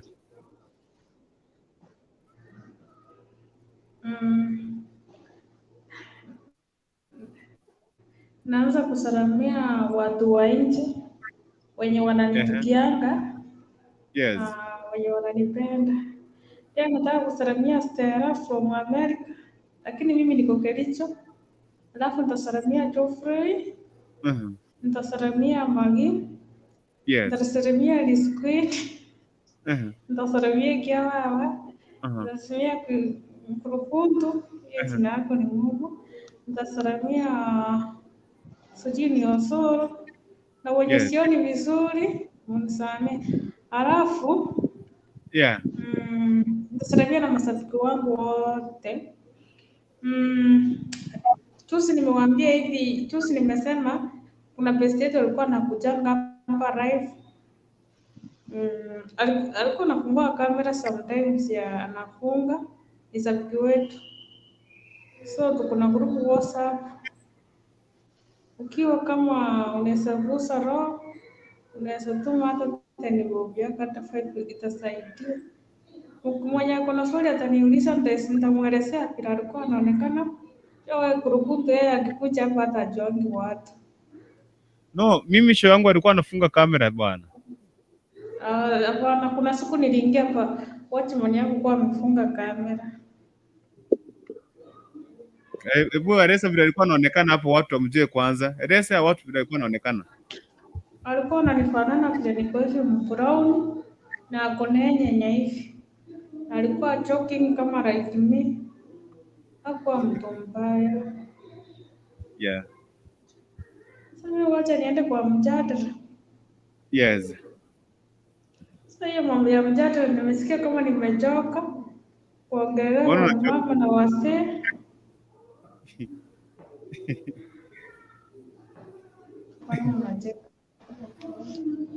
Tunachangia wenye wanaenda kuona huko na wewe bado hujaolewa. Changia. Yes. Nimekuambia nitachangiwa nikuje nikuoe nifanye watoto rangi. Changia, karibu sana. Mimi sijaanza kuomba mse.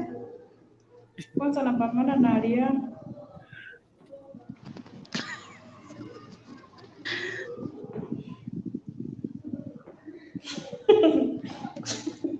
Naona kurukuta waliona ametoroka. Nitaenda kupakia kurukutu watoto rangi hata sasa kama mimi wa brown. So kwa hiyo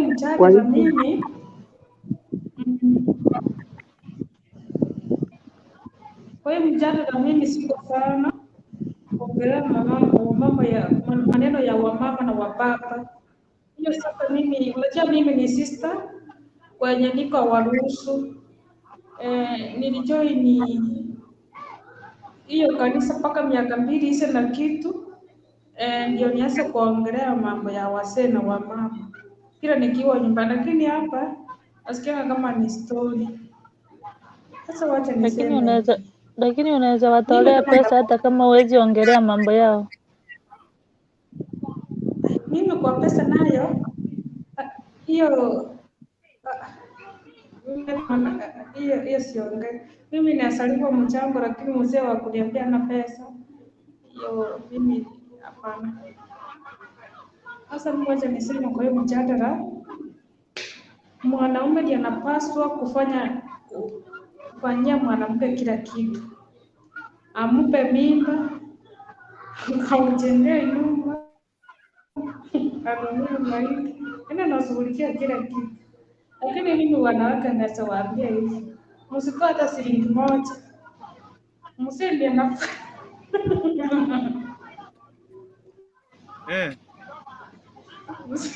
wanazinichukia mimi mjadala iko hivi. Wacha niongee kurukuta asikie. Wamama msitoe pesa kwa nyumba. Msee kama hakuna pesa, amuka asubuhi mapema, aenda kutafuta hata mjengo hata konda. Mama akaa nje achunge boma, lakini mama atasaidia kazi kidogo. Hiyo ndio nasema, lakini wamama msipe wasee pesa. Msee aende tafuta pesa, akulize familia. Akiona kama hata wasa achane kuoa, mnaacha kusumbua. Hebu niulize. We, Double Karara. Mbona mnaachia wanaume kila kitu? Kulipa rent, kununua mafuta yako, we mwanaume. Kulipa school fees, mwanaume. Kununua chakula, kwani nyinyi ni mizigo? Mbona sisi hatukasirikangi, na tunawaheshimu? Unajua mimi wacha niseme hivi. Unajua mimi siendangi church, lakini nitaanza kwenda church. Mimi hata nikiwa kule nyumbani kama siendi kanisa, nasikia pastor akihubiri. Anasikia pastor akihubiri. Yes. Timu kungu room. Msaje nalo baruromo ngina. Anasemanga hivyo. So hata Biblia inasema mwanaume aende sijui asweti, alete pesa kwa nyumba, alinde familia, mwanamke yeye akae nyumbani. Unaona siku hizi hata wanawake wakae nyumbani, hata warudi wanaenda kutafuta pesa. Tumulete pesa kwa nyumba.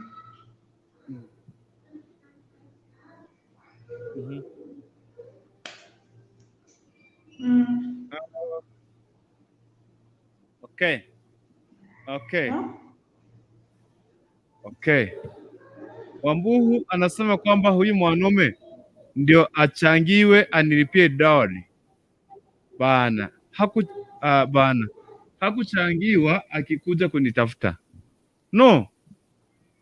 Of course hakuchangiwa. What is it? Word Kwista ore sogek. Jina ngumu bana.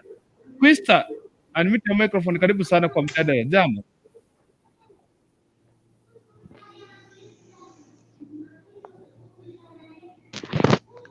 Kidogo tu. Sawa. Tukiwa tunangojea Kwista aweze kufika hapa. So karibu sana ndani ya Kisi Hot TV. Karibu ndani ya Kisi Hot TV. Tukaweze kuchangia story 2-3. So tuko katika mjadala wa siku ya leo kujua kwamba sisi tunaweza kusaidiana, okay? Kusaidia mwenzako akiwa hai. Konyo yomino Double Karara aroche. Na sisi ni wewe iko koroche. Tuko pamoja.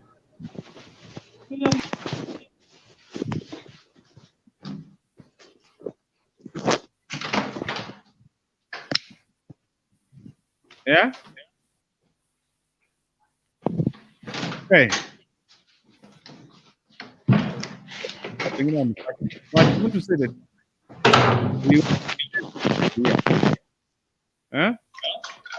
Nataka kusema ukweli hapo watu. Ikiwezekana, kwa sababu unajua tunapepeana mizigo sisi kwa sisi. Kwanza mimi niseme kama mchungaji, kama pastor. Sisi tunasaidiana mizigo sisi kwa sisi. Okay? So, when your brother has the problem, mshike mkono, msaidie. Niona pale kuita amefungua microphone kumaanisha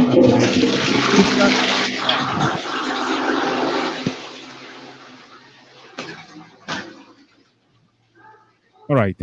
Sad na kuona pale. Pia usoda ako pale. Nitakuwa narejea kwenyu kwanza sijui Kwista ukiwa ready, nikiona pale Kwista ametoka. Okay, thank you very much. Ni dakika 35. Ndio nataka kwenda. Unataka kwenda wapi? Huko unakaa ulikuwa unaenda wapi? Naenda kanisa. Mimi nasikia unasema tusaidie mtu. Sasa hakuna cha kusaidiana, wanaume muamka asubuhi, mtafute kazi hata mjengo, hata muose punda. Acha kutuambia wamama hapa. Mimi hiyo maneno imeniuma mpaka nimesema nirudi kidogo. Hakuna cha Itaambia wanaume wache kuoa mpaki kweli. Kwani nini? hapa hakuna shida. Afadhali tu wakae kama watatuoa na alafu hawana hata pesa ya kutulisha. Si wakae tu. Mimi kama kwanza mimi Musa kinyoa nitaamka saa 8. Mimi hata siwezi sumbukana ku. Wacha niete Krista. Wacha tuete Krista asikie nasema nini. Krista, karibu sana. Asante sana mkubwa. Ya, karibu sana. Wewe ndio kinara, kiti chako cha enzi cha zidi kuheshimiwa. Krista. Okay.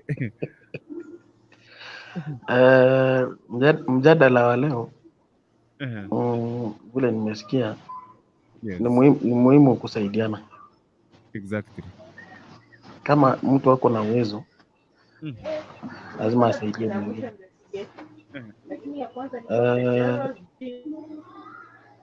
Mimi nahurumia mwanaume mmoja hapo, mimi naona ako on na anaendesha Osoro. Anaitwa nani? Osoro anaenda wapi? Osoro huko kwa barabara. Osoro.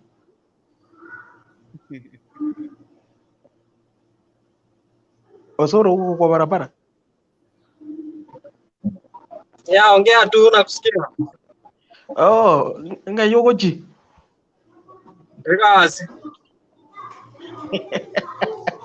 Wewe uko Kenya gani? Watu wamelala hapa, wewe uko upande gani?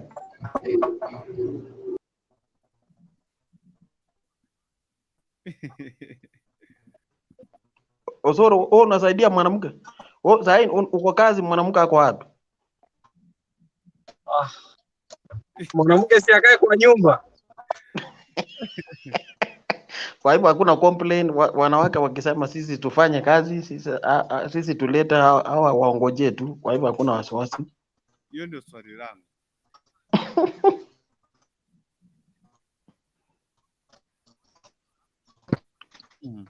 Sasa ndarudi patia mwingine kwanza, alafu mimi nitarudi baadaye. Sawa sawa, Krista, thank you very much. Evelyn D Okemo, I see you. Umetoka tumcomment leo ukafika hapa, karibu sana. Osabe Grace umwana omuntu minto kormate baba ningo se omerete mugira ngo minto umekunya borungi ukabarira purure kwani ko nini? Mimi ni Sudanese, suguli yansambete. Mimi ni Sudanese. Evelyn D Okemo, kuja come back. Mimi ni Sudanese, nilikuwa natafuta mtu akonipakia watoto rangi mugira ngo minto na alega. Osabe Grace, jambo. Sijambo. Karibu sana. Karibu sana. Salamu zako kwa watu 19 tu hivi, kisha ndio tuanze uweze kutupatia maoni yako. Karibu sana. Osoro. Ndio. Ani mimi utenda. Bana kumi utende mukao kali nyomba tuli naega. Sisi ngwatu mukao wala tigara ale kaitatu. Mbandogo nilimwambia ajese kama yeye. Wewe sinya Kiswahili tafadhali. Omugunda iliyoka mukomerana. Gawa ala nyomba na turatawara kaitatu. Kwa nataka ashinde na wewe aje na sisi tunakuhitaji hapa. Au ni wakambo unajua. Tara waninkoroje sad and then Gladys I see you. Mimi mwingine nimeshinda hili jina nimeshinda kusema wachameni. Sijui Questa ole Sogik. Kosa nawaona sana. Haya kurundu. Ngiye tamochera kimanya sena mesiri warungi obunje ndire mboke mata alinda agenda alege tuondoche. We, Kiswahili kikusingia sinya sisiki tumia Kiswahili. Okay, I'm saying nasema ile disaidi memisi yo forungi. Anyway, watu nawaona, nashukuru Mungu sana mmeshinda poa na mmefika huku ndani. Nashukuru sana kila mmoja comment wote naona na Gertrude na wengine wote na wasalimia sana sana sana. Mimi niko sawa, nashukuru Mungu. Siku yangu ni kama imeisha juu nataka kurudi nilale. Okay, going back to kwa mada ati unasichangia mtu kama anataka kuoa maybe dowry. Kulipa mali for example. Mimi sioni kama anaweza msaidia maybe, yani kuna some occasions labda huyu mtu mashis hiyo kitu inaeleweka, yani vitu vya mwasokan, lakini watu mbona si tu karibu kila ngocha mimi ndo mtati hapo kimambi akaenda sikibandi pikipiki. Mtu amka asubuhi alafu aenda hapo kwa kibanda cha pikipiki. Mtu ameshinda kwa kibanda, ana kazi, ana shughuli, ameshinda hapo tangia morning, usiku anarudi anaenda aona bibi amepika nini, alafu mtu kama yeye anaitisha mchango atumchangishie alipie bibi yake. Alisikia wapi?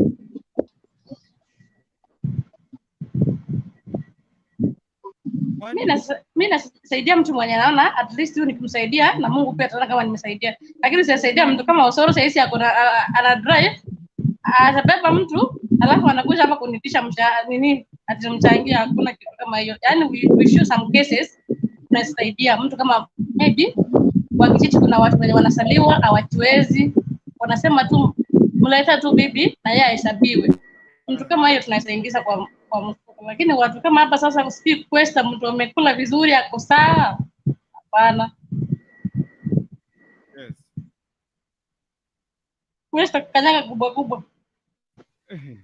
Kwa sababu mtu ni wako mnaenda kuenjoy wewe na yeye, sisi tunaingilia wapi? Wasebe. Habari yako? Sawa. Unaona kama mimi nimekula vizuri? Nini nimekula? Kamera imenikaribu. Nimekula uko LG, kwenye nimekula hivyo hata kama uko Sudanese kama Kurkuntu huko, lakini umekula sawa, tumeona kipo iko sawa. Mimi ni Sudanese. Sinifu Kurkuntu amewaita, si mimi nimewaita. Weusi. Mimi ndio Sudanese tafadhali. Wewe jitetee kivyako. Weusi. Grace. Sasa fanya hivi wewe uko Kisii? Mimi? Jana Kisii nitalala nje, sitaenda. Wewe uko wapi? Mimi? Kwa Mwarabu.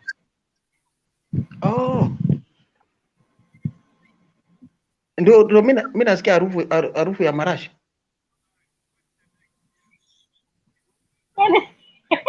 Kwani nimepitia wapi? Nimesikia harufu ya marashi, kumbe ni wewe. Hapana, mimi hapa nanuka mchele. Wewe ukipata yule mtu unajua kuna aunti yangu alipotelea Kisii na hakuwahi rudi. Aitata. Naitwa nani? Sasa niko na relatives Kisii na hatujuani. Unaona Kisii ni mrefu, Kisii si ati ni mali nasema sisi tuseme for example ni kitu kadogo hivyo, nasema Kisii ni bakubwa sana. Ukianzia Nyamira County kuja Kisii County hapo kwote ni Kisii. Hapo mimi naona kama alipotelea hapo Keroka, hapo Mkomoni hiyo area. Sasa unaona hapo na kwetu ni mbali, Kurkuntu, tepu nisaidie mwambie kwetu na hapo ni mbali. Wewe ni wapi? Kenyatta na kuomba. Unaona Keroka si kwetu sisi. Kurkuntu mwambie kwetu. Ni Bosongo. Kwanza kutoka kwetu kwenda Bosongo hapo ni 200. Sasa unaona ni mbali tena. Huko ni mbali, huko ni mbali, lakini sasa wewe chunga Mwarabu. Chunga Waarabu wasikufanyia makosa.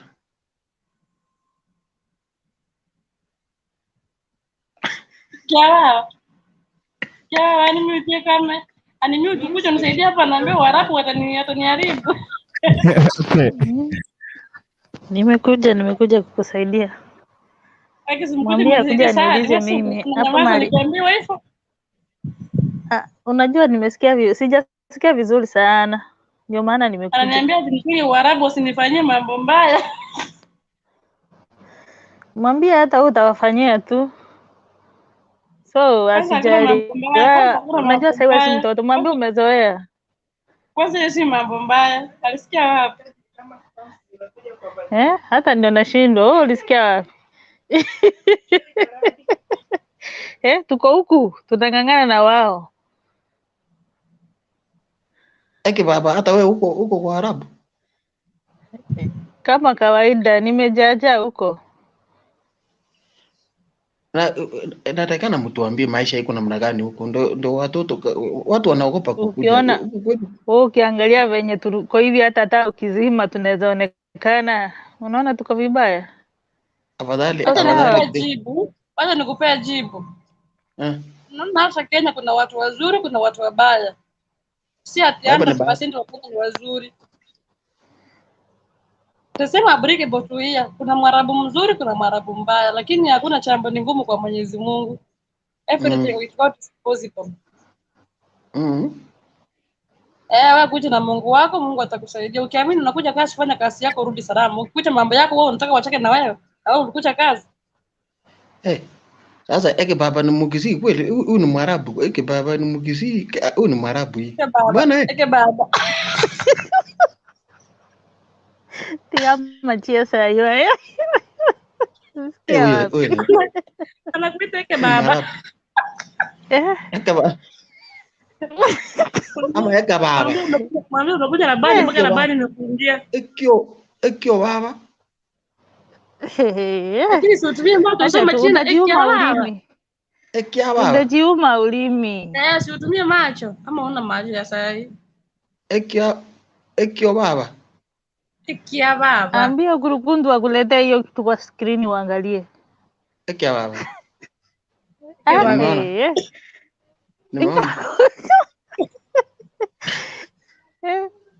Sawa, ni hivyo basi venye umesema. Sasa Gurukundu ametuacha hapa tuenjoy, lakini si tuko sawa, tuenjoy tu, tuongee kitu chochote sasa. Mada tunataka tu change mada. Ya mama na Dowry tuachane. Badilisha mada. Tubadilishe juu nataka tuongelee gani? Hata tuimbe. Kwani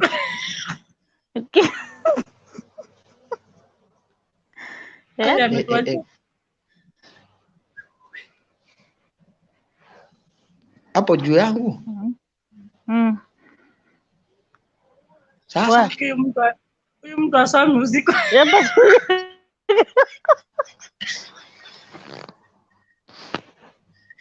Umepotea.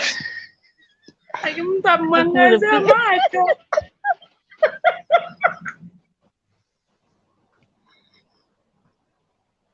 Ngaki nyaroka. Anahesabu nukta pa nukta, ana ni jina gani hiyo? Sad. Naki. Kanadi. Karibu. Uyande. Mzuri. Ongea Kiswahili. Ongea Kiswahili, unaona jina lake si hakikisi.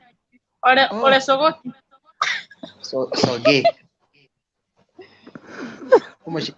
Umeshinda kuangalia. Pastor. Bwana asifiwe. Amen. Watu wanataka kuongea mbaya na pastor yako hapa hata hawana heshima.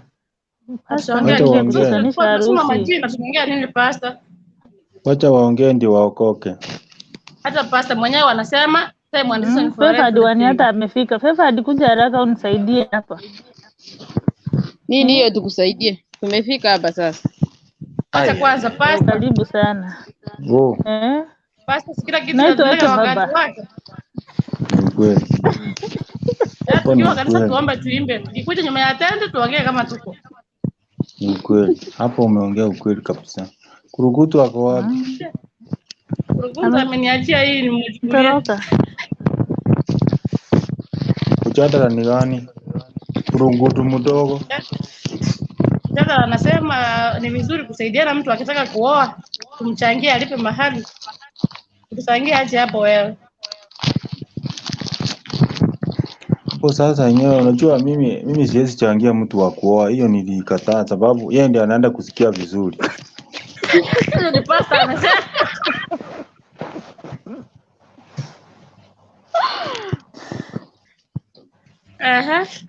Mungu saidia.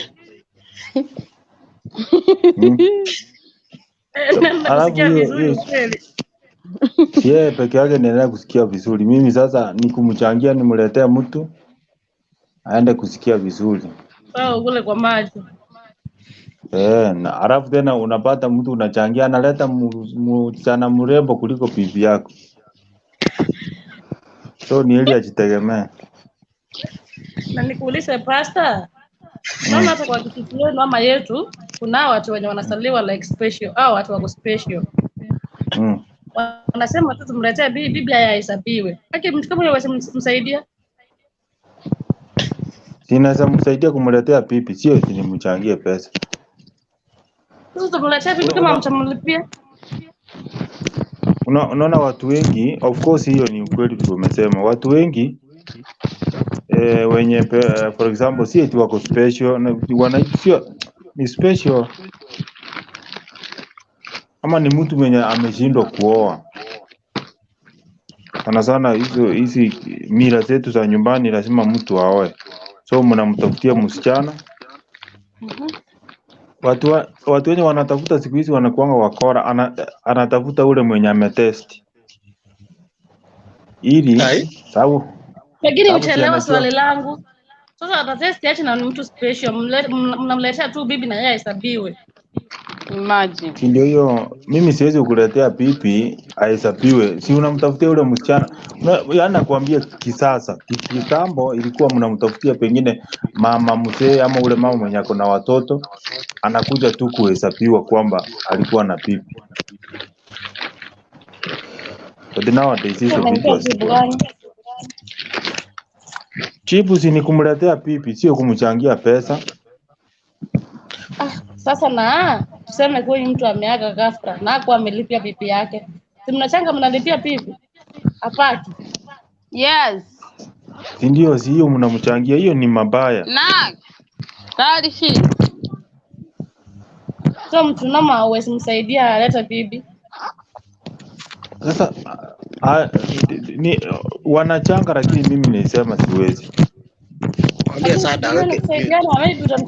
Maybe utamsaidia hapa aleta bibi na kesho nyingine itakupata pia kusaidia vitu vingine. Sisi ndio tunasaidiana. Sada aweke mute. Sada weka mute. Ameweka. Pastor. So, Bila sema ache tubebeane mizigo. Biblia. Kwanza mimi si eti ni pastor wa ukweli. Unajua hii jina nimeweka hapa sababu mimi ni comedian. Mimi sio pastor. Ni vile ni huwa vitu yenye nafanyanga YouTube unajitanga pastor YouTube. So niko na YouTube channel inaitwa Bernard Onunga. So utaenda upate pastor's daughter, ndio nimetoa hiyo jina. Hii by the way hata upasta siku za wamesichui. Kwa hivyo wewe ni hapa na bamba. Mimi. Wacha naimba na bamba. Unajua kwenye mimba na wimbo na msigisi nimecheka mpaka nimeisha. Nani huyo? Nani anuaje wimbo yaimba na bamba na msichana mwingine hapo msigisi. Mimi anaitwa Christopher. Huyo msichana anaitwa Dowry. Nimecheka nimeisha. Eki hapa bocha wacha wimbo. Bado. Nimecheka nimeisha. Enda uone kwa Emba na msichana mwingine hapo. Alitoa lini? Last week, like a week ago. Hani utacheka uishe walai. Utacheka uishe. Angalia saa hii. Angalia tu ucheke uishe wewe. Sasa kurukuntu ameniachia mchadara. Sasa tuanze kusalimiana basi. Angalia huyu sasa. Ona vitu ameacha. Nani eka? Kwa hiki baba. Unaacha chakula? Umefanya chakula gani? Unaacha kula behind. Umeacha nini nje? Chakula gani hiyo? Rudia hiyo kamera iangalie mahali ilikuwa. Ilikuwa wapi hapa? Sad. Yes. Hiyo nini wewe? Ni nini? Huko. Kiara uliacha kuna yote nje tumeona kitu yako kwenye inaonekana. Ajua. Jiji tumoja umeacha nje tumeona tu kwenye brown. Abange bra. Tumeona ikiwa brown.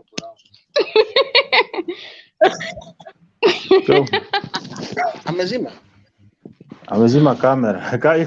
Kamera yake haina. Anaona amefanya nini yake. Karibu mamu huko unajua.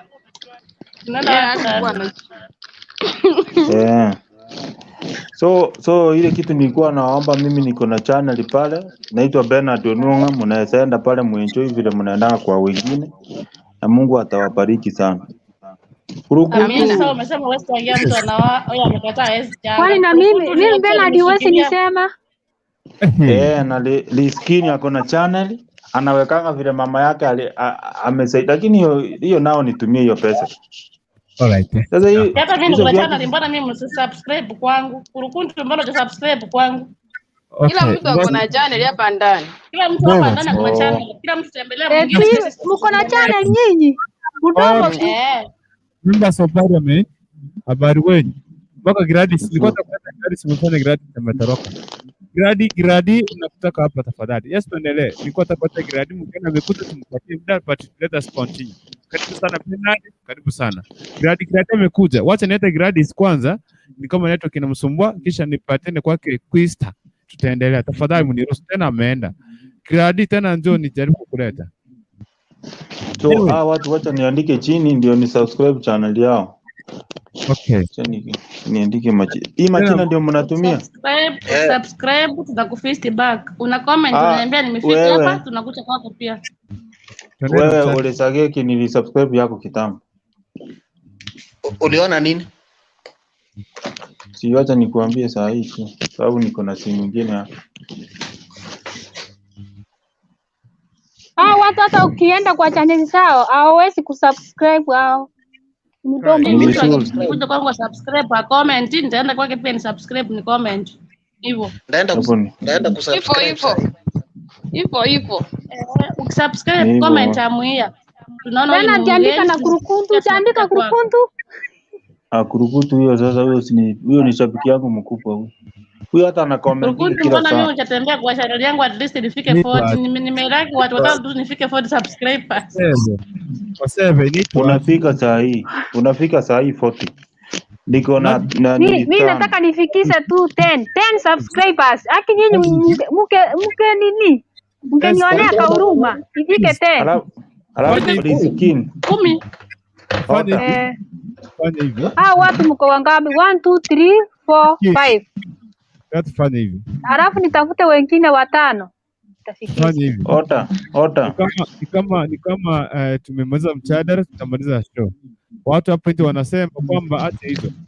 Baadaye tutapatiana mtu wa kwanza ku market YouTube channel yako. Tukimalizia show.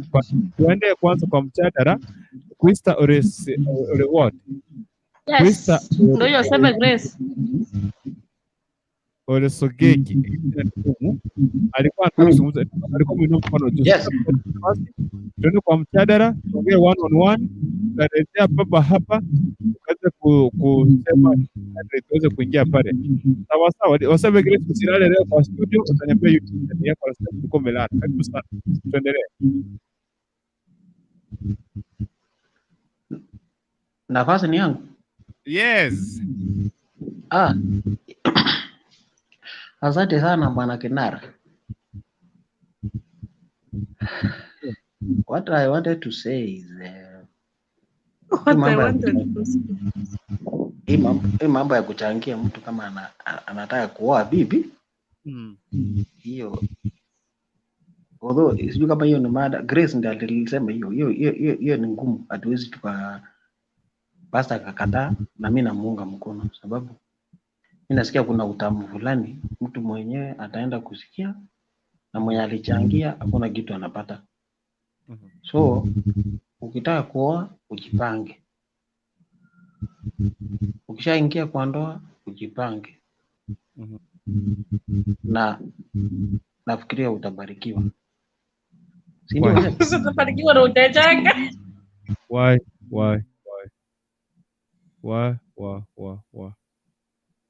Hey, Quista. Okay. Sinadhani ungenitetea hapana. Yes, tuendelee.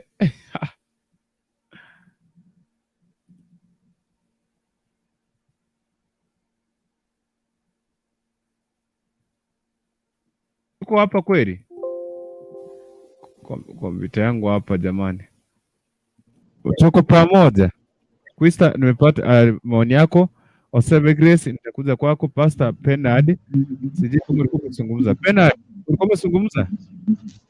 Mimi naweza ambia watu hivi kitu ya kwanza, mtu mwenye ako sawa siwezi kumchangia, na sana sana warembo wenye umeanza kuingilia mambo ya kuchangia. Wewe ndio unaolewa na wewe ndio una create grupu ya kuchangisha. At least mwanaume kama ndiye anakuoa achangisha nini, sio wewe uchangishe. Mimi siwezi changia mtu vile nilisema, niende yeye aende kusikia vizuri, mimi ninaumia. Alafu tena wengi wetu siku hizi wanao wasichana warembo kuliko wenye kuliko wako. So yeye ajitegemee haoe. Lakini vile nani alisema hapa mambo ya special, hii mambo ya special needs, yani ule mtu wenye anataka special, pengine anataka yani kama ni brother yako unataka kumsaidia apate bibi, hiyo nao pia naweza changia. Hiyo naweza changa tulipe ili huyo apate bibi kwa kushikilia hiyo poma. Hapo naweza changa. Pati ni sasa kurungutu anafanya mchango wa kufanya harusi anitoe. Siwezi mchangia. Okay. Anaitwa Wamburu bwana Kurutu. Huku niweka na nilikuwa backstage ya hawa. Okay, pole. Si kuwa network ilikuwa imenipoteza kidogo zamani, naomba ukaweze kurudi. Wacha niingie kwake Emi Nyaps, karibu sana. Emi Nyaps, nilikwambia utanipakia watoto rangi na umeenda. Sasa Emi Nyaps, ninakukaribisha hapa na unakwenda. Je, huu ni ungwana? Yeah? Okay. So karibu sana ndani ya Kisi Hot TV. Popote unapowakilisha, I want to welcome you all. Karibu sana tukaweze kusonga mbele pamoja katika topic ya siku yetu ya leo. So mimi waeli wacha niwaletee kiaba bako hapa. Emi Nyaps yako hapa. Emi Nyaps. Naam. Tunajua nilisema wewe utanipakia watoto rangi, mimi ni Sudanese. Ikiwe Kurutu. Karibu sana. Nitakupakia tu, haina shida. Hata kumulika nitamulika. Kai. Acha hapo nani asisikie pastor. Leo anajiita Pastor Pena Dionuo ngawa.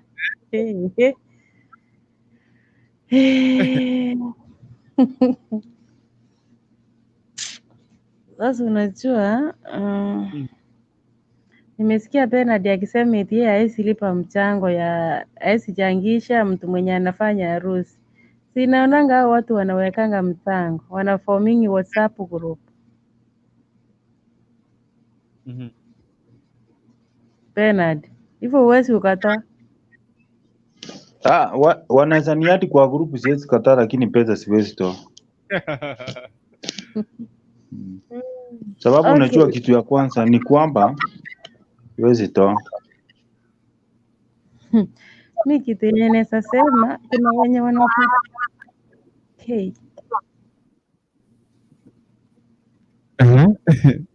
kama najirudia. Sema, zisikie kama unajirudia. Watu wa mute mic zao wote tusikie kama tena ata complain gani. Yes, tuendelee. Mi kitu yenye nasema, kuna wenye huwa wanaombanga hiyo nini mchango ya kulipia mapipi zao mali.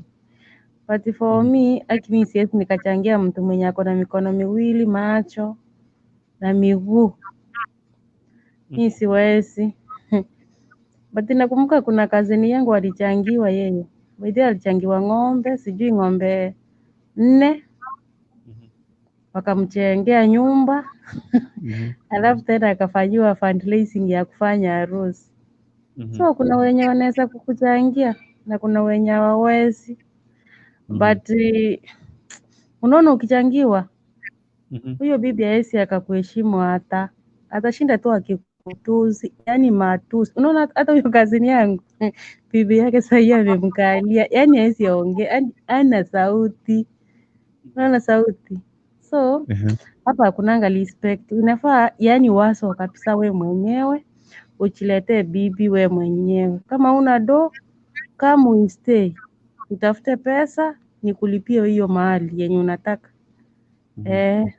watu wawache kusumbua watu wengine. Wacha nikuulize. Mm. Huyo mwenye alichangiwa sasa hii anaheshimika Wapi? Nikwambia hata simu haisi akaongea na mtu mwingine. Bibi yake anamuuliza huyo ni nani? Yaani ako chini ya bibi by the way. Haisi kuoa. Na si yako kwangu. Wewe utaenda kuenda na kwani unakuta kwata kinyoriro kwangu? Anamwambia aendi mahali. Hapo ndiye atakaa. Makumi ngayi bwana. Ndiyo sasa. Huwezi ukaheshimiwa haki na mke wako. Inafaa tu struggle. Juu anajua ulisaidiwa kila kitu. Unaona kama huyo ng'ombe alipewa saa bure. Nyumba ndio hiyo. Pesa za harusi. Kila kitu alikuwa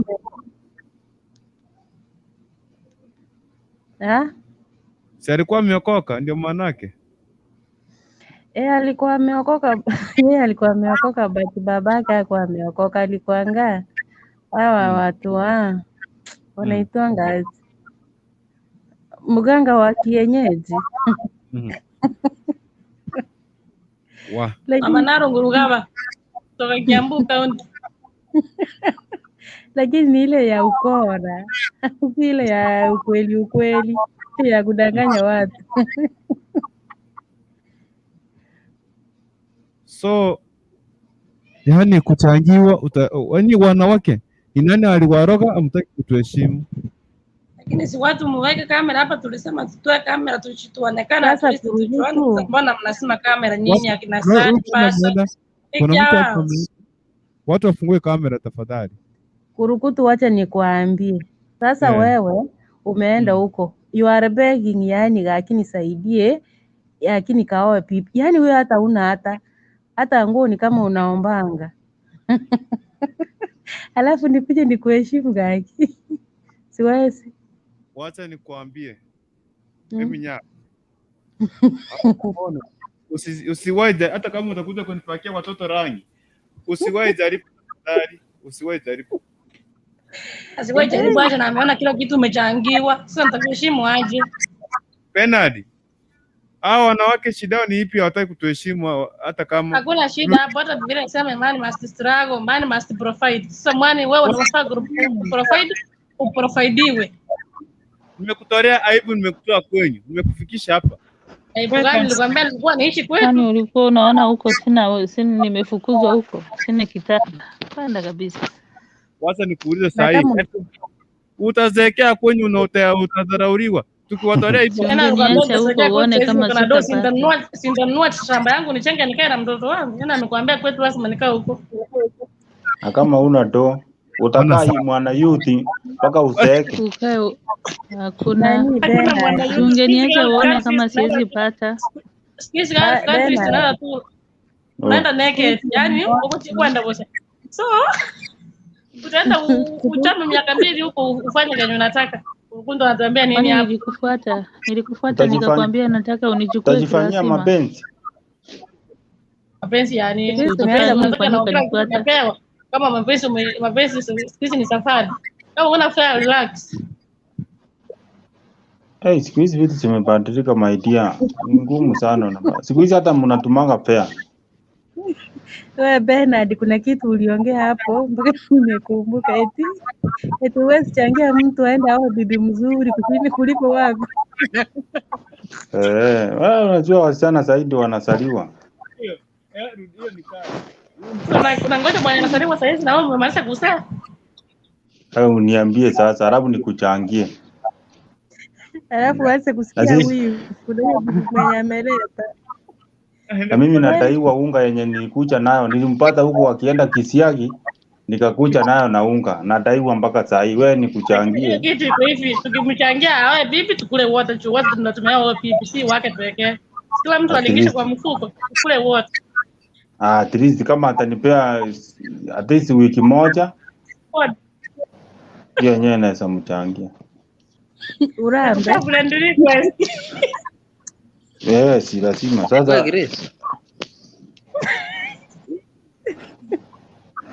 Acha kurukundu tatano friend request.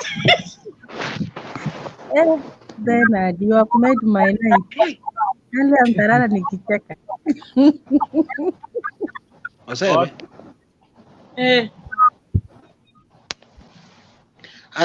Ati ukichangiwa tugawanane. Peana friend request. Wewe pia uliitana ma friend request tukakuja wengi. Sasa pia sisi tukifika hapo pia watu kwa friend request. Hiyo grupu alitengeneza ya WhatsApp. To share. Kwista. Hao wanawake wanafanya kitu wanafanyanga.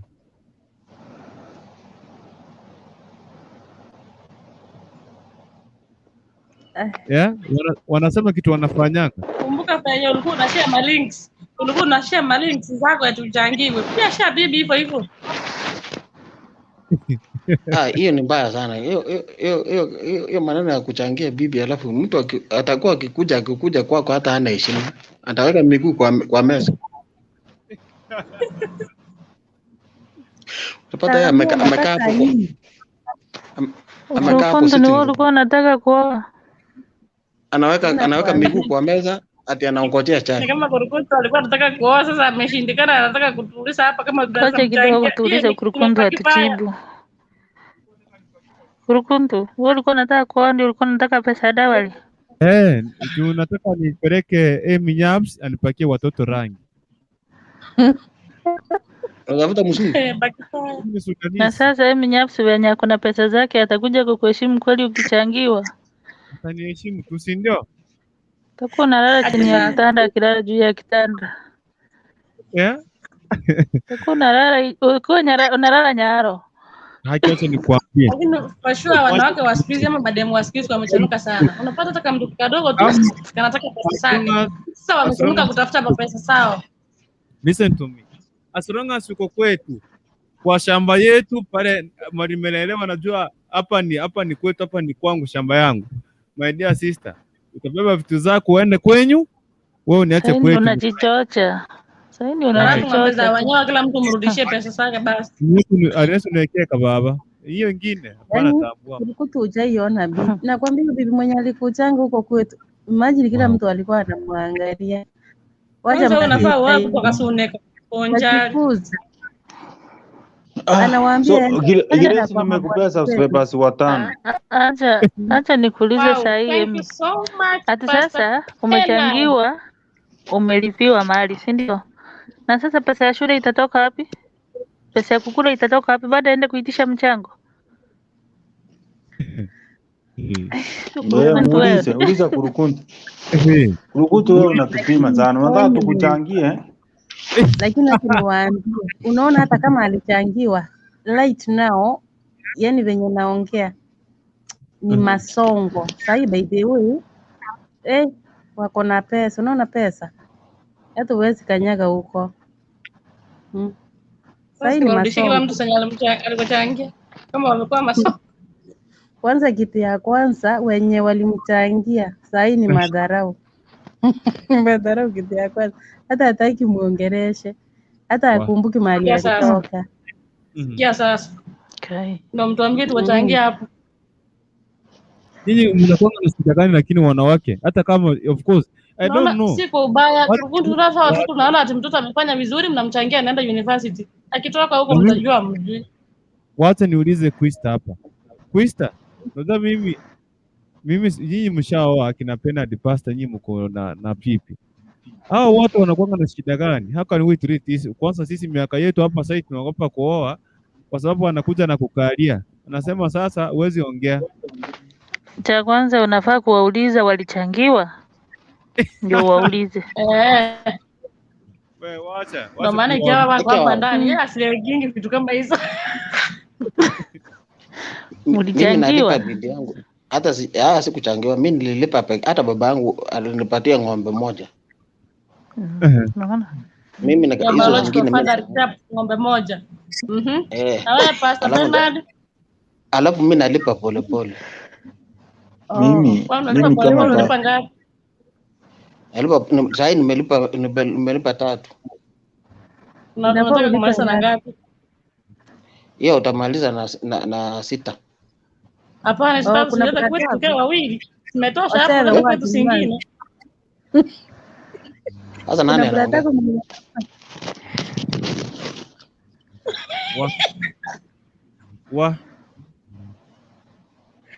Wasema anauliza kuna brada yako mwingine unaweza mlipia hizo ng'ombe 6. Brada yangu? Kuna brada yako mwingine mwenye anataka bibi. Wasema ako ready, wasema Grace. Ako ready. Anasema hizo ng'ombe ni mingi. Unaona? Sasa anauliza kuna brada yako mwingine mwenye anaoa. Kuna mmoja. Ni Grace. Wasema Grace. Kuna mmoja. Yaani mimi amjoni Osebe. Hata mimi mimi niko single Osebe bana. Kai. Yaani amesema unataka kuchangiwa hapana, mchango na hatutaki wa mchango. Huyu wa ng'ombe 6, wewe unataka mchango hapana. Huyu wa ng'ombe 6 ndo anataka mchango. Hiyo ndio niwekea mkadara leo. Ndio aliniambia ni nataka kuuliza. Mwanaume anatoshekanga na mwanamke mmoja? It depends na mwanaume. Mwanamke ni mwanamke tu. Aki wewe ni kama uko pia naitwa Gesta. Kwista. Huyu ni mkali sana. Wacha nisichome, nikianza kuchoma nitachoma. Wacha niwalete mgeni. Alafu Gesta unaitwa Gesta mgani tena hiyo jina ya mwisho? Sogeki. Sogeki. Kurutu mimi sitaki kuongea. Iweke yote kurutu sioni.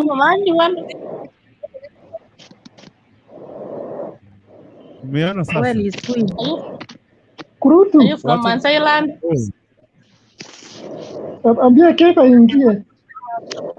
Keva ingia hapa kwa Calvis ashafika. Keva ingia hapa. Kwa Calvis ashafika. Nisema ile jina nyingine kwa Calvis. Nisema ile jina nyingine ya comment.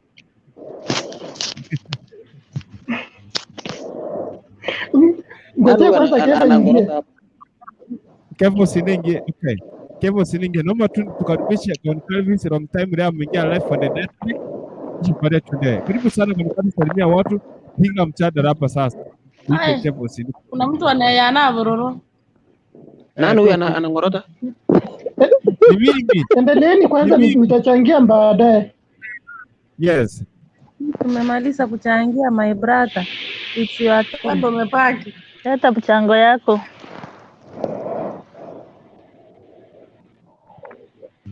Mimi nilikuwa nakuja kutafuta mzee.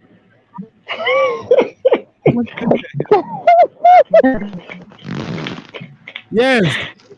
Watu hapa wa miaka 90.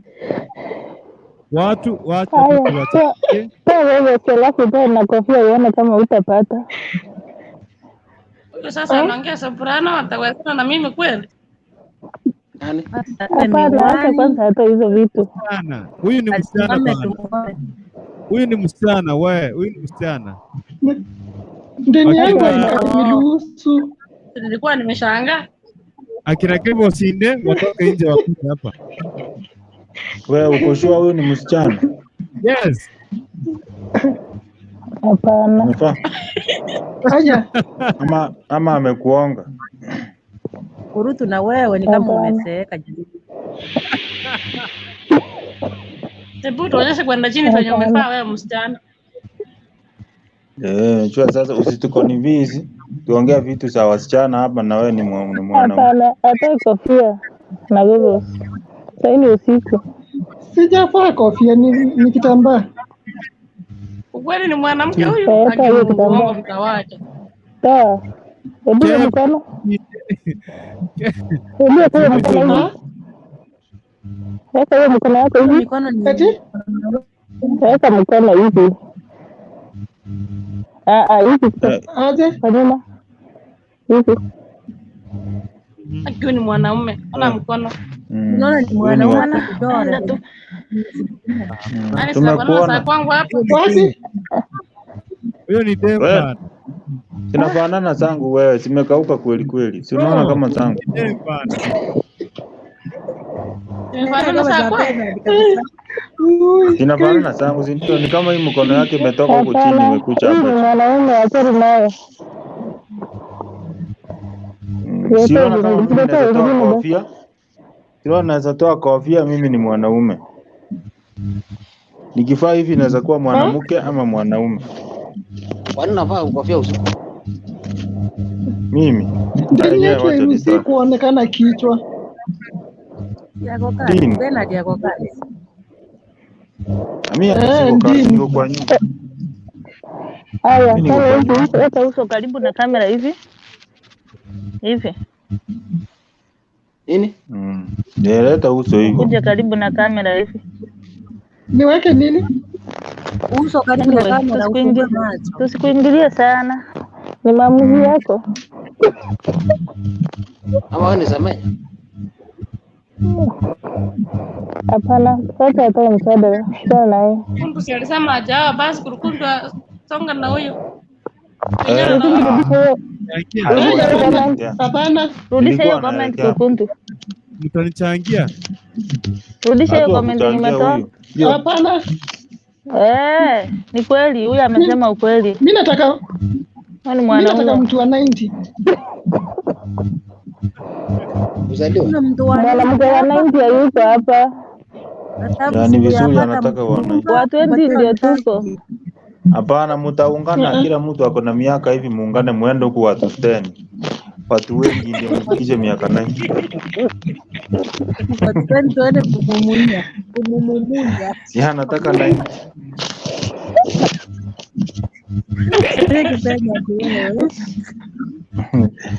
Pasta mama anataka 90. Iko salama. Naongea ile sauti yako naongeanga. Bernard. Gani? Ile pesi yetu ya kawaida. Bernard. Mimi naona sisi peke yetu ndio wanaume hapa. Kwa watatu. Kwani Kurukundu ni mwanamke? Wanakataa. Kwa watatu. Nataka hao tufanye beauty content. Changeni mjadala, niko hapa. Tufanye beauty content. Ati nani? Amesema tuchangie mjadala. Tuchangie mjadala. Kwa hapa. Kwa hapa. Tunamchangia nani kufanya harusi na yeye. Huyo mtawezana kwanza. Huyo mtawezana. Mimi nataka mzungu yako na miaka 90.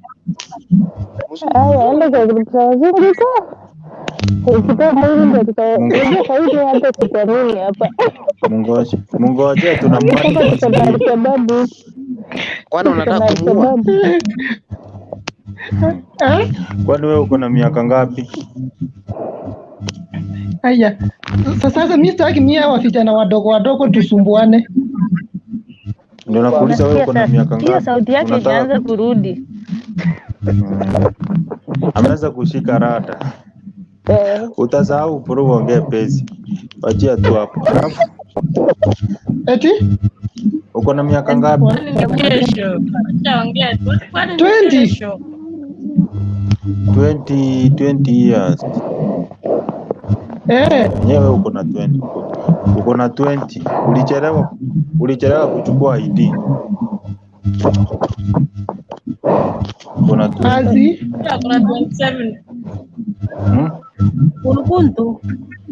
Yaani unajua miaka yako na mkono yenye ulionyesha asiendani.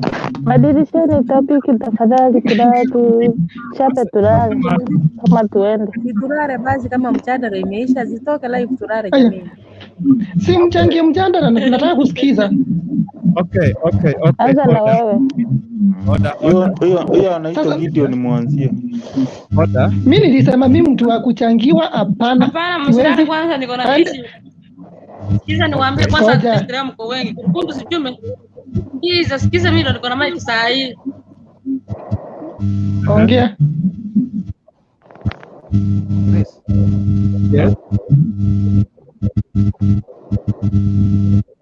Kuna mtu kuna kelele hapa. Wacha nitakuwa kuna kelele. Okay, mimi acha niongee kama before muende, at least leo mko wengi. Unaona kurugenzi walikuwa na issue hapa, naona wengi hamukwa.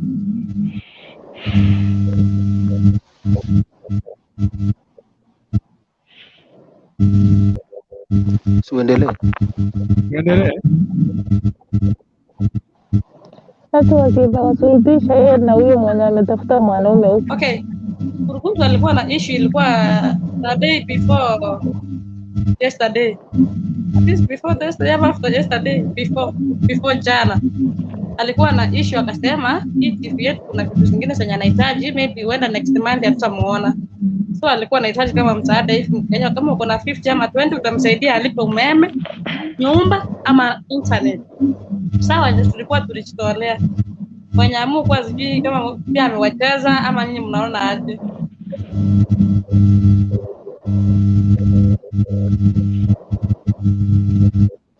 Asante. Kuna mtu ako na kelele kwanza. Hiyo kelele kwanza isimamishwa. Wacha nisaidie kusema kwa hivi.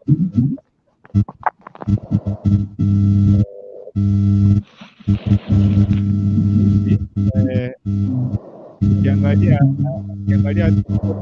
kidogo tu internet inapeleka pia hapa software ilipanda kidogo, kijana inapata vitu pia. Sauti yako iko chini. Unanipata? Ongeza harufu. Alafu si kila mtu amute kwanza. Wacha tumute, kuna sauti nyingine hapo ina nini? Tumute ndio tusikie kama hiyo sauti itarudi. Okay. Thank you. Community nakuona pale karibu sana. Nakuona karibu sana. Community I see you. Wacha tumute sauti. Okay.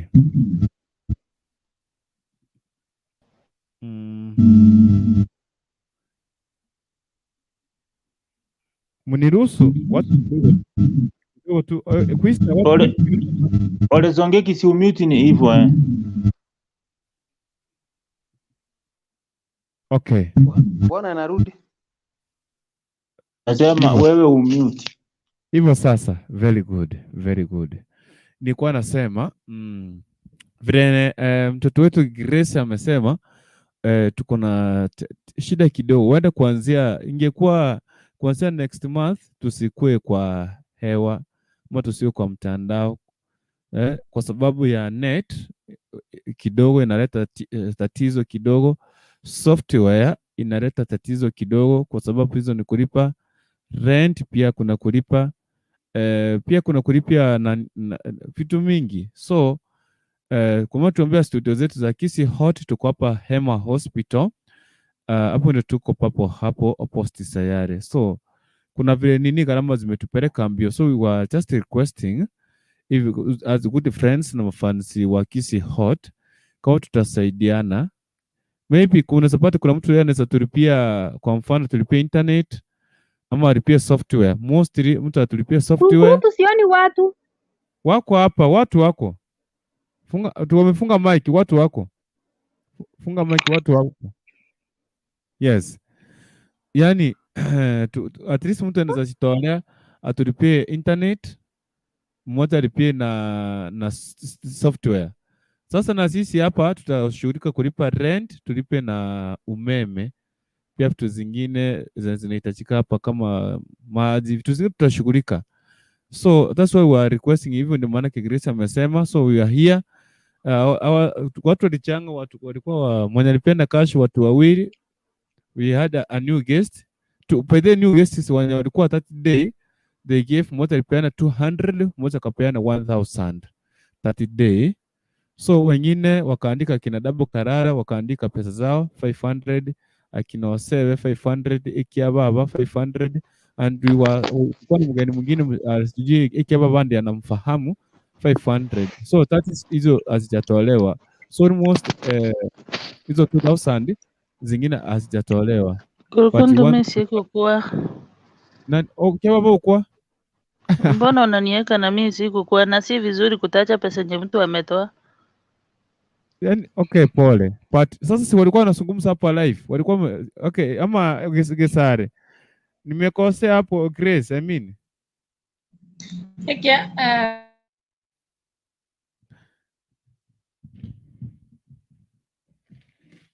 Yes, nimekosea hapo.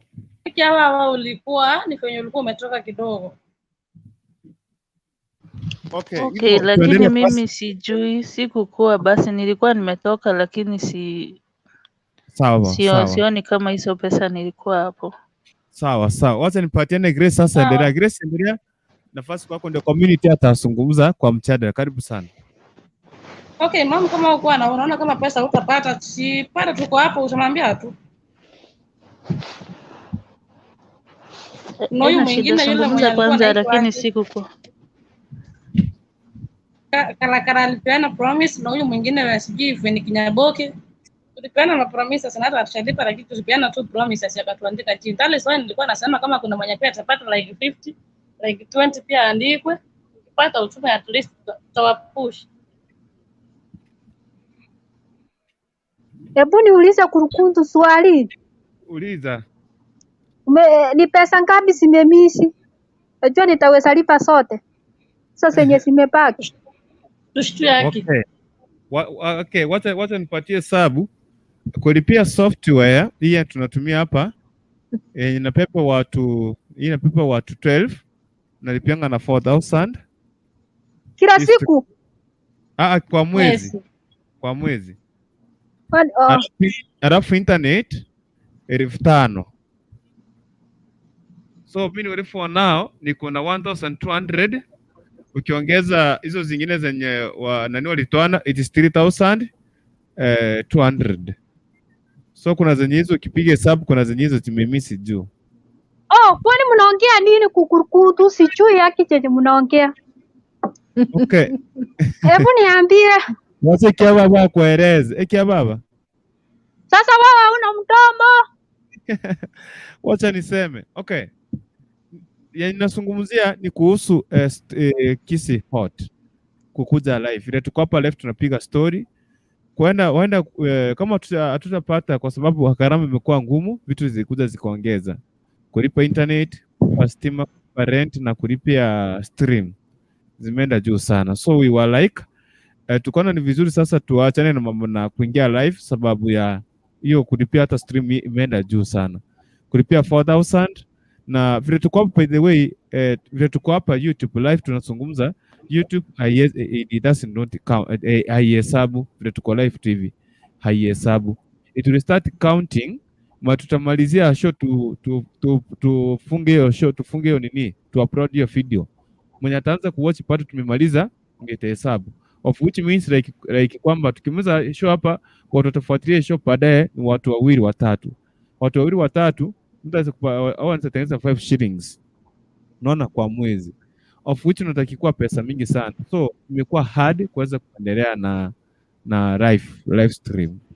So tukaona ni vizuri tuongee mapema, ikiwezekana kama tutasaidiana tushughulikie kulipa rent na stima, na tusaidie kulipa stream na internet, itakuwa sawa, tutasaidiana tu. Kukutu, kwani hapa mahali penye huko ni wapi unalipa rent? Hapa ni Hema Hospital, second floor. Mnalipa hapo rent? Yeah, rent tunalipa rent kwa hii room. Okay. Yeah. Nimeelewa sasa.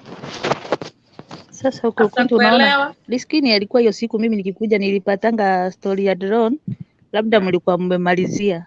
Yes. Ama sasa si ni drone, mimi najua maneno ya drone, na sasa hii anasema ni maneno ya stream ya D yenye tuko hapa.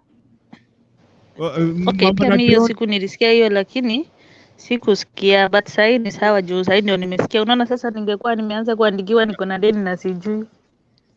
Si wote niangalie list. Angalia tu list. Ndio natafuta kuna mimi sijui. Okay. So mambo na drone yangu pia inaendelea, ile group. But unajua drone ni yangu na Kisi Hot ni kazi ninafanya. Unaona sasa? ya Kiss Hot ni kazi na drone pia ni yangu, so hizo vitu mbili tofauti. Tuko pamoja? Tuko pamoja. Niulize. Queen, tuko pamoja. Okay, hata mimi kitu yenye najua ni hiyo ya drone. Hii yenye mmeongea saa hii. By the way nimekuwa offline 2 days zitaingia kwa hii StreamYard. Okay, let me ask. Sasa Kurukutu umesema tuchange. Kama tutachanga next month na kwa wapi hiyo Kurukutu? Cha kwanza arudi. Na nasikia niko niko hapa. Sasa wacha tuongee. Sasa nauliza hivi. Tuchange tulipe ya next month. Hakikisha Tutajipanga. Wacha tuulize na hakikisha tutafanya aje? Ama tutaendelea hivyo kuchanga tukilipa rent? Ndio tuambie juu umesema.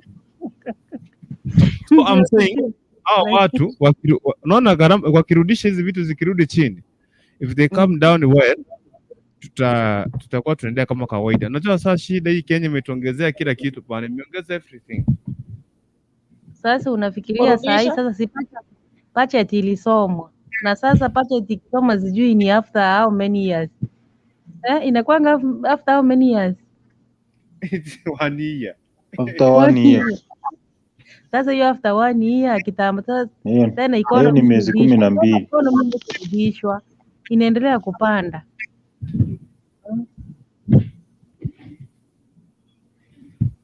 By the way, sasa hivyo sasa unajua hivyo tumeambiwa na hii nini? Hii software ni kitu yenye mtu ametengeneza, ni biashara yake. Sasa mtu akiamua ameamua tu hivyo. Sasa swali sijui ameuliza tutakuwa tunachanga every month ama kutaenda aje? Sasa hii tumechanga tulipe next month, ndio? Hiyo next month ikiisha tena tutafanya aje? Tena tutaendelea kuchanga hiyo month. No, tumesema mahali hizi vitu zitarudi normal, tutarudi normal kama kawaida. But as long as zimepanda tu hivi na zimeenda juu inakuwa ngumu like. Okay, sasa tukilipa hii sienda juu tena, maybe hii itafungwa. Tulipe tu to watch next month basi. Yeah. So hivyo ndio iko by the way. First epu comment hapo, wewe utaongea mbona? Mimi nasema hivi, mimi hata ndio nilikuwa nauliza Kunkuntu, hii kitu unasema huyu mtu mwenye anawauzia hii software. Mbona ata connect hii software na YouTube vile umesema hii kitu vile tuko hapa hivi hesabu kwa YouTube, kwa sababu mimi najua mimi ni YouTuber. Hii kitu vile wako hivi live, hii watch time inahesabiwa, hii time inahesabiwa. Umewahi Bernard? Nataka ujaribu usionanga live. I want you to viromenda live. Ukiingia, no, it is connected na YouTube ukiangalia. But it will start counting. After 1 day ama 2 days. Itaanza kuhesabu. Unaona tumepost na saa hii unajua atucha post, we have not posted. Now we are on a broadcast. But mara tutapost mali namalizia hii tutamaliza kusema sasa good night nikaatia hapo. Mwenye ataanza kwenda mbele. Hapo nitaanza kuhesabu.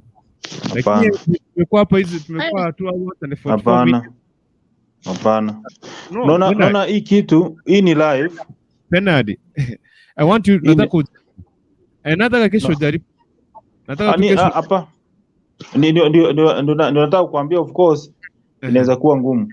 But unaona vile saa hii ukimaliza hii kitu ukipost YouTube itaipitia. Kuna mtu hapa kuna mtu hapa, wacha nimalize kwanza alafu mimi utaongea. Yes. Kuna mtu hapa aliingia na akatoka. Tena akarudi, tena akatoka.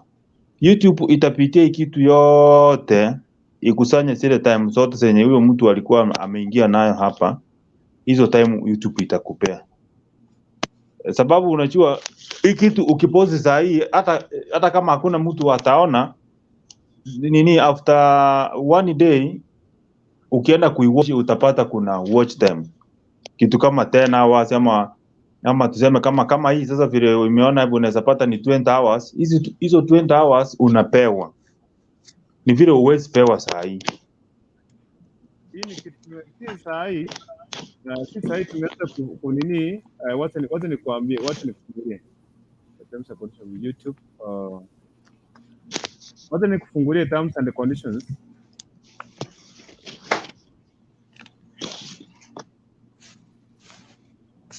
Wacha nikufungulie hiyo. Because let me open for you.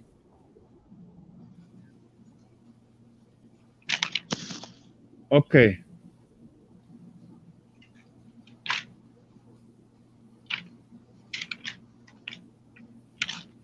Nataka kufungua, tuende kuzungumza, ndio nakutafutia. I'm looking for it. Si nani upatie nani nafasi community ancestor achangie mchango. Community jambo. Karibu sana community. Tumeingia hapo mpaka tumekusahau, karibu sana. Najua hata yeye anachekeshanga sana kama Bernard.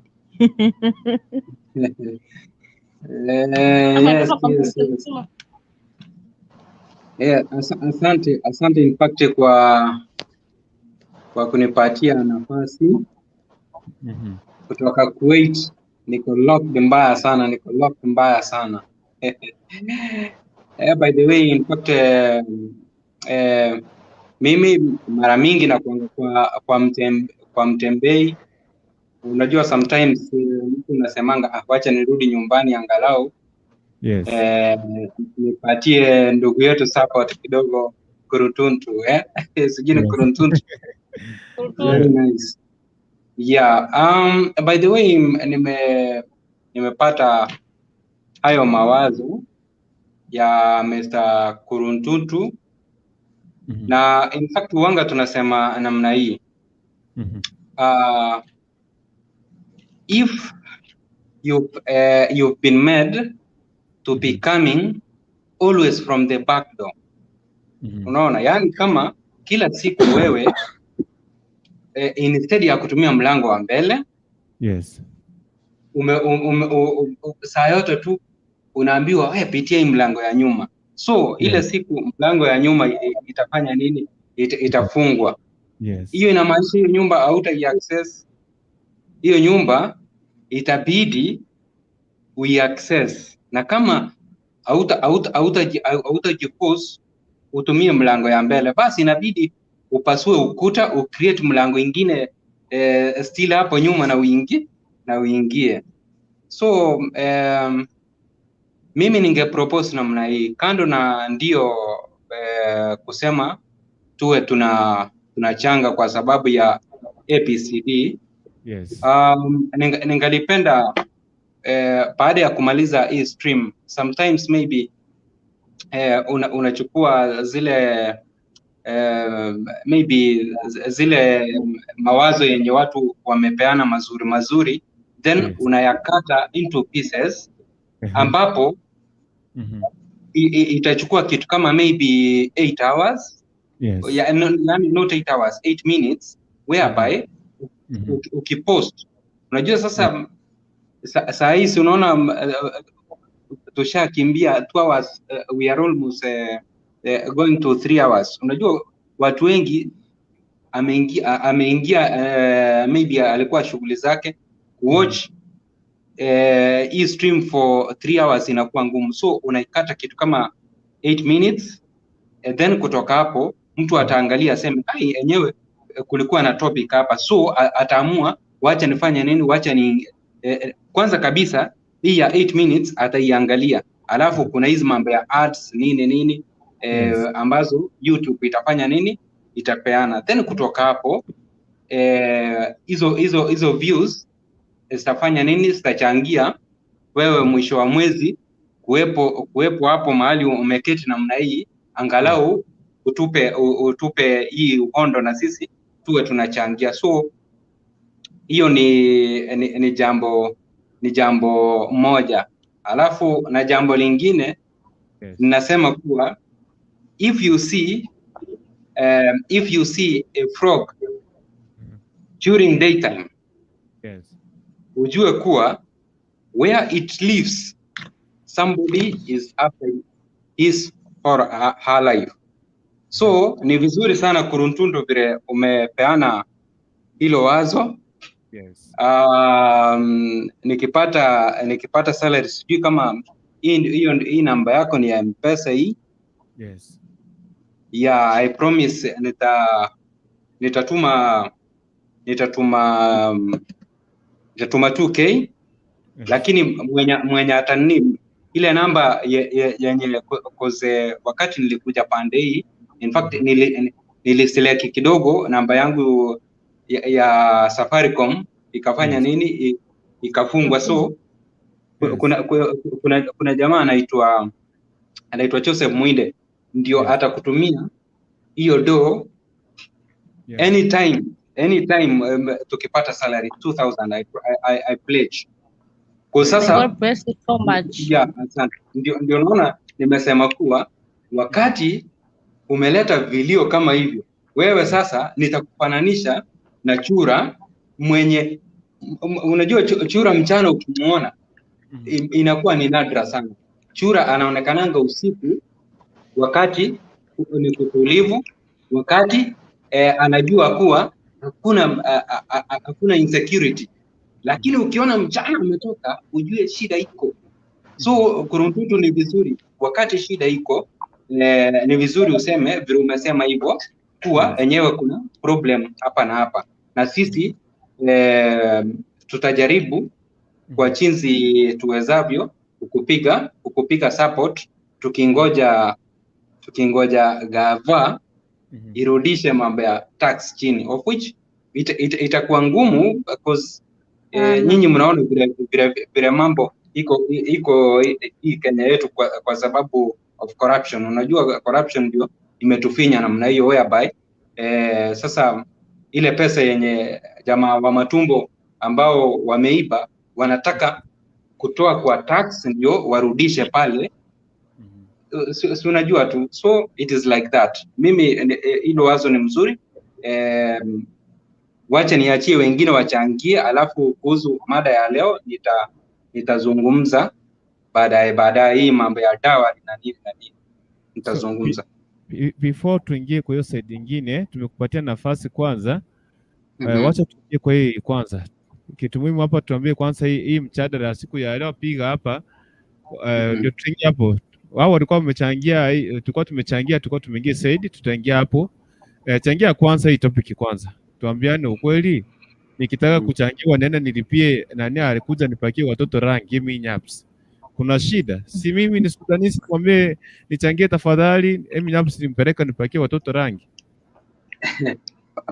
By the way, kuhusu mambo ya Dowry, hata mimi ya niko na ndume mbili. Ndume moja iko class imeingia class 4, ndume ingine imeingia class 2.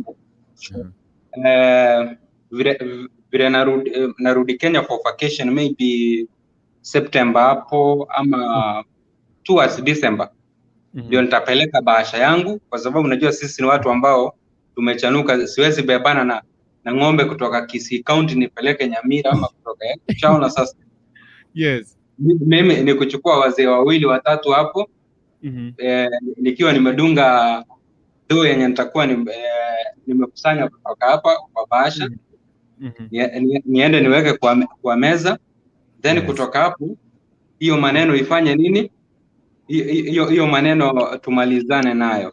Uko wapi sasa? Niko Arabuni, Kuwait. Uko Qatar? Kuwait. Yeah. He's queen. Sasa mimi nyapsi wewe cheka tu, mimi nikiuliza maswali mazuri. Ninasema hivi kuhusu hii mambo ya kulipa mambo ya mahari. In fact, mahari imesumbua sana men, sababu ni kuwa in fact unapata kuwa mwanaume boy child amefinywa sana. Boy child amefinywa sana sababu unaona gaba hata haifanyi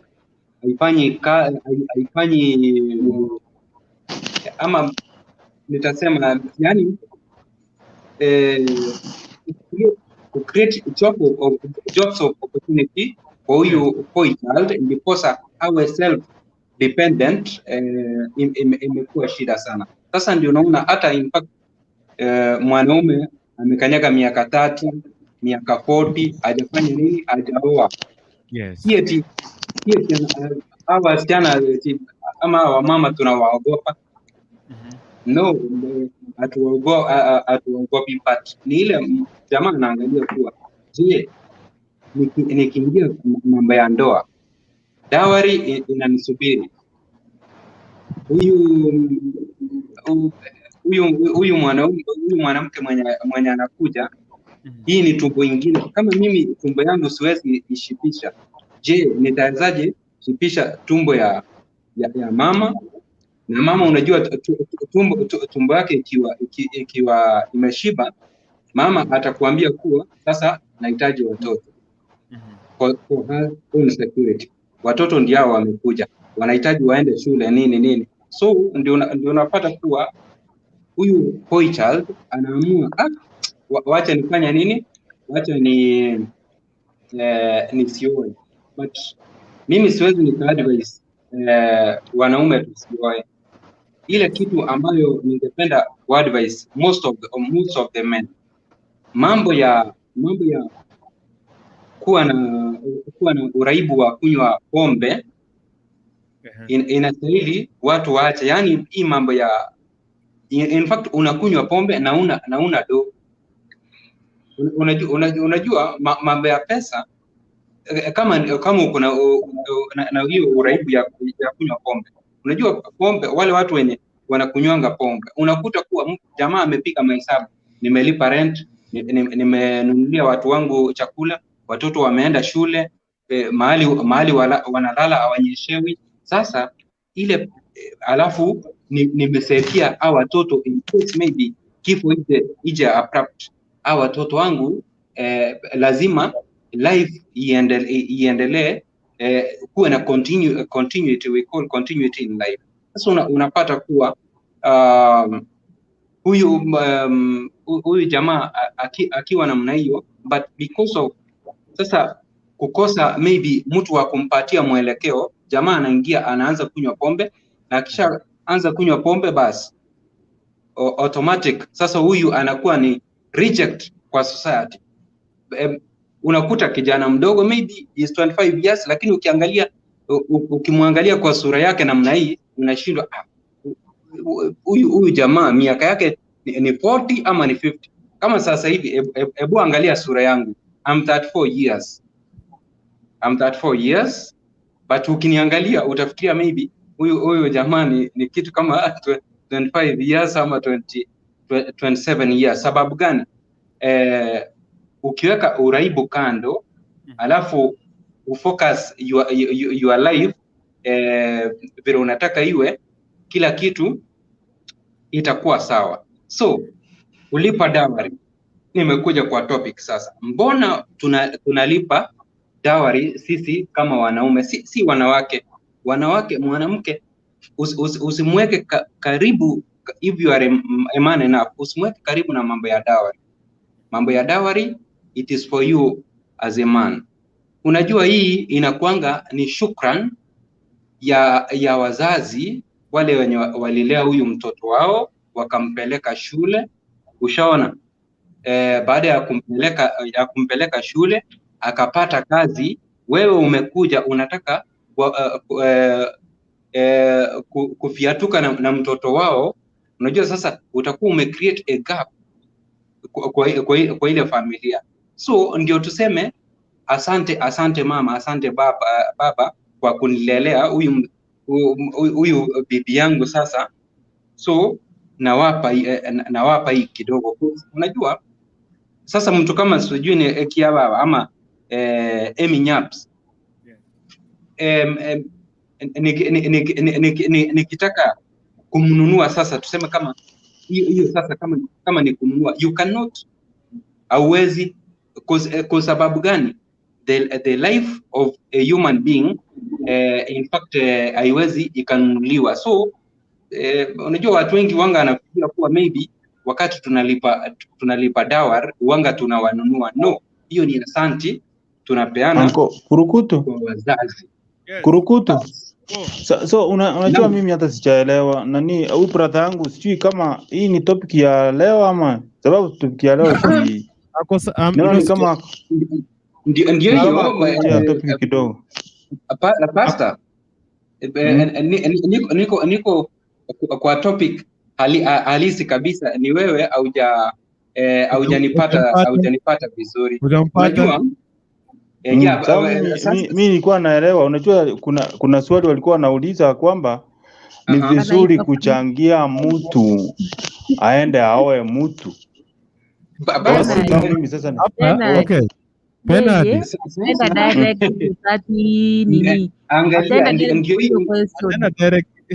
Ameipita kando, yani anatueleza tuelewe kwanza. Sasa atakuja hapo sasa. Hapo ndio nagunga sahi. Hapo ndio nagunga. Hapo ndio nagunga. Huyo amekuwa Mwarabu wa maneno mingi. Sasa wakati wake ndio nasema kuwa strictly speaking, it is a man's responsibility to pay dowry for her wife or fiancé. Yani kulipa mahari ni jukumu ya mwanamume hapo. Sasa mambo ya hiyo dowry, unajua dowry inawezekana maybe ni pesa, maybe ni ng'ombe, ushaona sasa, mbuzi, kondoo, wengine ngamia, whatsoever. Je, kama hauna utatoa do namna gani? Utatoa pesa wapi? Ile kitu yenye iko wewe kama mwanaume, if you want to pay 50,000, ushaona sasa, wewe tafuta your 30,000, alafu utakuja kwangu uniambie kuwa enyewe, ndugu yangu, naona nimelemewa, because nilikuwa nataka nilipie maybe kama ni huyu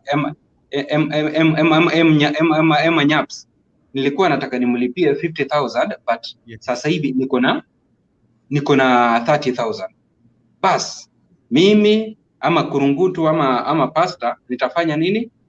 Nitasema kwa hiyo 30,000 mimi nitakupatia 5k. Mr. Bernard, yani nasema Mr. Bernard, mimi Bernard atasema kuwa nitakulipia, nitakuwa 5,000. Na mwanamke asijue, please, mwanamke asijue kuwa unaomba msaada. It is you as a man. Bas Bernard atakuja na 5,000, Mr. Kuntu atakuja na 10,000, alafu na muhisani mwingine. So hii do itafika 50,000. Ikifika 50,000, hiyo ni siri yangu na Mungu wangu. Mimi nitaambia bibi, prepare yourself, tarehe fulani nitafanya nini, I'm going to say thank you to your parents kwa kukuchunga wewe,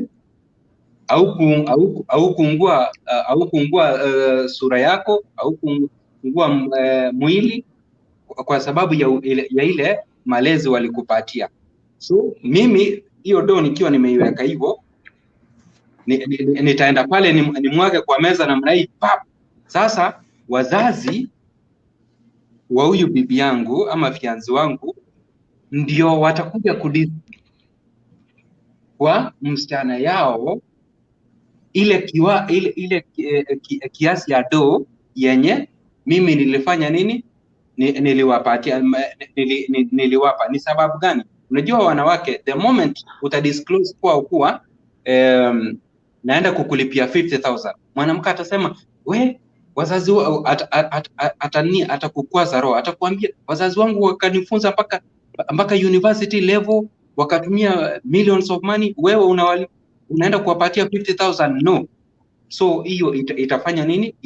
Itakwaza roho yako. So hiyo iwe ni siri, iwe secretive kwa sisi wanaume. So wacha nituulize hapo, ningoje na wengine nisikie wanayapi mazuri. Asante. Yes.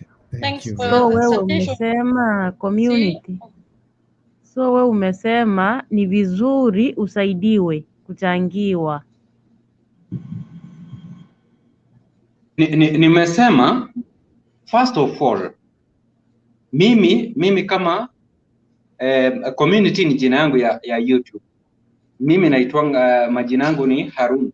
Mimi kama Harun ninasema kuwa kama niko na target ya 50,000 ndio naenda kukulipia wewe, as an example Nyaps, lakini nimejaribu kutafuta hii 50,000 sijafanikiwa kupata. Ile pesa yenye nimepata ni 30,000. Sasa ndiposa nifikishe ile kiwango yenye nahitaji ya 50,000, itahitaji nitafute kitu tunaita top up. Ushaona hiyo inaitwa top up. Community. Hapo si hapo umesaidiwa. Yeah. Si hapo hiyo top up umesaidiwa, na what if hauna kabisa? Sasa yani umetoa ni kusema aje kwa proposal side, umepropose usaidiwe. Umepropose, it's good kusaidiwa. Si ndio? Yeah. Sasa hiyo ndio nilikuwa nataka. Wacha nikwambie Nyaps. Haya maisha yetu ni mafupi sana. We are living on a borrowed time in this world. Wacha nikwambie, on February this year, tarehe 27, my dad, babangu, nikiwa tu hapa bado sijaenda hata kuona kaburi yake. In fact, alienda kumuona ndugu yake ambaye alikuwa mgonjwa stroke. Wakati amerudi kwa nyumba yetu, within 30 minutes babangu aliaga dunia. So alipelekwa Christian Marian sijui mochari, akiwa already ashakufa, alikufia kwa nyumba. Ni sababu gani? Alikuwa na hii ugonjwa ya heart attack. Sasa hebu niambie, mimi niko na 30,000 hapa, inastahili nilipe 50,000.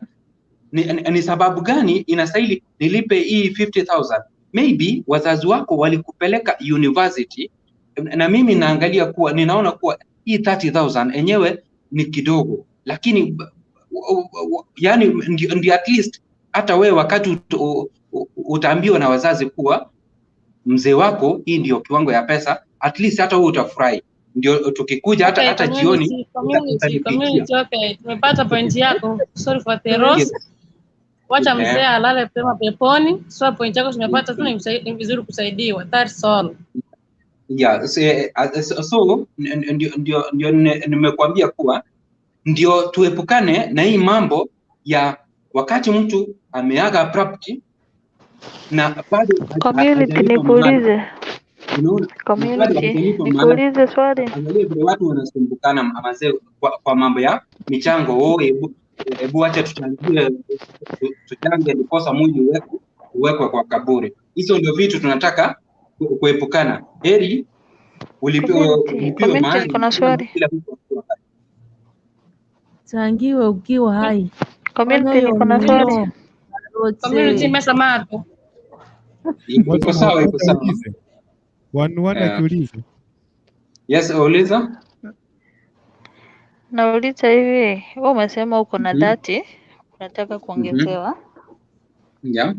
What about mwenye hana lakini anafaa kutoa? Ndio tulikuwa Hata tunauliza. ndio Ni vizuri nilimuuliza achangiwe. hakujibu.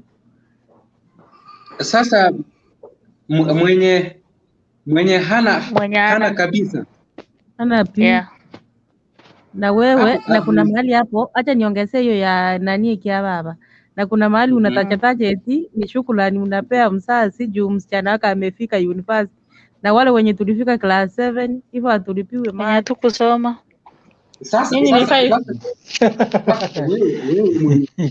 wewe mwenye haukusoma. Kuna echo. Yeah, asante. Wewe mwenye haukusoma. Angalia yale majukumu yenye mama na mzazi aliyatekeleza kwako, kuwa alikuchunga vizuri mpaka ukamea meno yako yote. Hiyo ni kazi. So umuhimu wa kulipa mahari ni kusema shukran kwa kunilelea huyu msichana yenu mpaka kufika hii umri na amefanya nini, amefika. Aya, asante. Na mwenye hana kabisa anafaa kuchangiwa ama hawezi? Mwenye hana hata lakini anataka kuoa. Sasa mwenye hana kabisa, hapo ndio iko, by the way, hapo ndio iko kisungumkuti reason. Kama ameoa na anything kama itakuja ku happen, maybe ameondoka sasa, mzee ameondoka abrupt na hakuwa amelipa mahari. Sasa unajua itabidi sasa kuntu ya kina Bernard ya kina whosoever tuingie kwa mfuko tuchange, yani tunachanga sasa by force, because lazima hiyo ni mila ya pole kwa kukukata, lakini hiyo tulikuwa tumeshasema. Tunauliza mwenye anataka kuleta na hana hata anataka kuoa. Sister, muulize aje. Sasa leo unataka kuoa. Yes. Hauna doo. Hii mambo ya kukireti nini group eti sasa nichangie nataka kwenda kuoa. Ni vizuri. Wewe unaiunga mkono ama unakataa? Yes, orora. Songe mbele kama nchi. Hiyo ndio swali peke yake. Mimi kabisa mambo ya kuchangiwa mimi ndio naenda kuoa. Kwangu hapo. Period. Umepata jibu sasa. Kwanza sasa ukusaidia basi. Kuna disadvantage. Unaona huyu mzee ameoa akutumia dosa yake. Uende huyo bibi amemkosea, atamwambia hata mimi sikukuoa. Community ndiye ilikuoa. Ama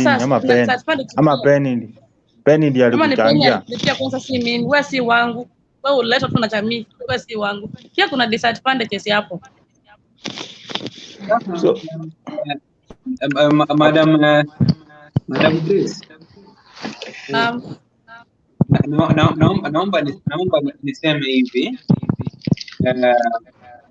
Sisi sasa kama wazazi, kama yeyote mwenye akimzazi,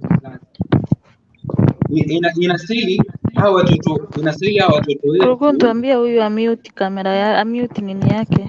Inaleta hivyo. Naitwa sauti ama sasa ndio nilikuwa nasema namna hii, ndiposa tuokoe hawa vijana wetu hasa wa kiume, wasije wakawa na hii aibu ya kuwa beggars mpaka unataka kubeg for money. Jamaa wako, yani unajua hiyo ni kana kwamba unataka sisi tukuolee na mwanamke ni wako wewe ndio unaenda kumuoa. Ndio hizo unajua wewe ndio unaenda kusikia utamu. Yes, hizo circumstances, by the way, ni aibu sana. Wacha niwaambie, ni aibu sana kwa mwanaume.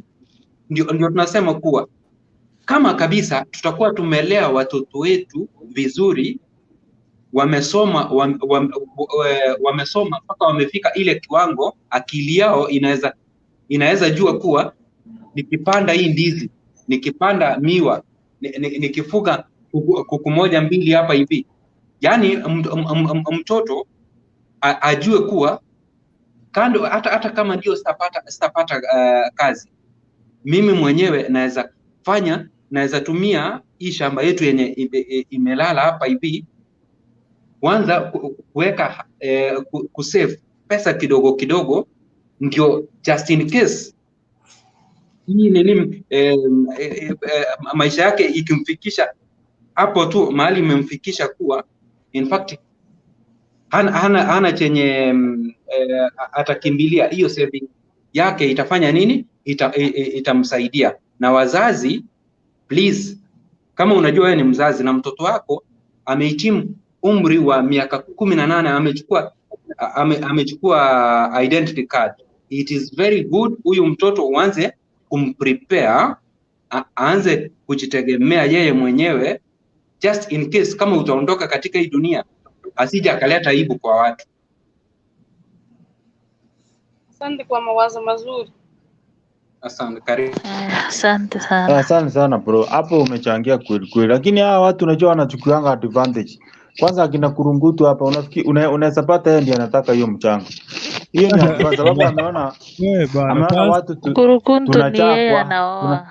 Tunajaa hapa. Si unasikia? Anataka mtu wa kumwagia watoto rangi. Kurungutu, sasa mimi nilikuwa naenda kwa hii topic ya mchango wa studio.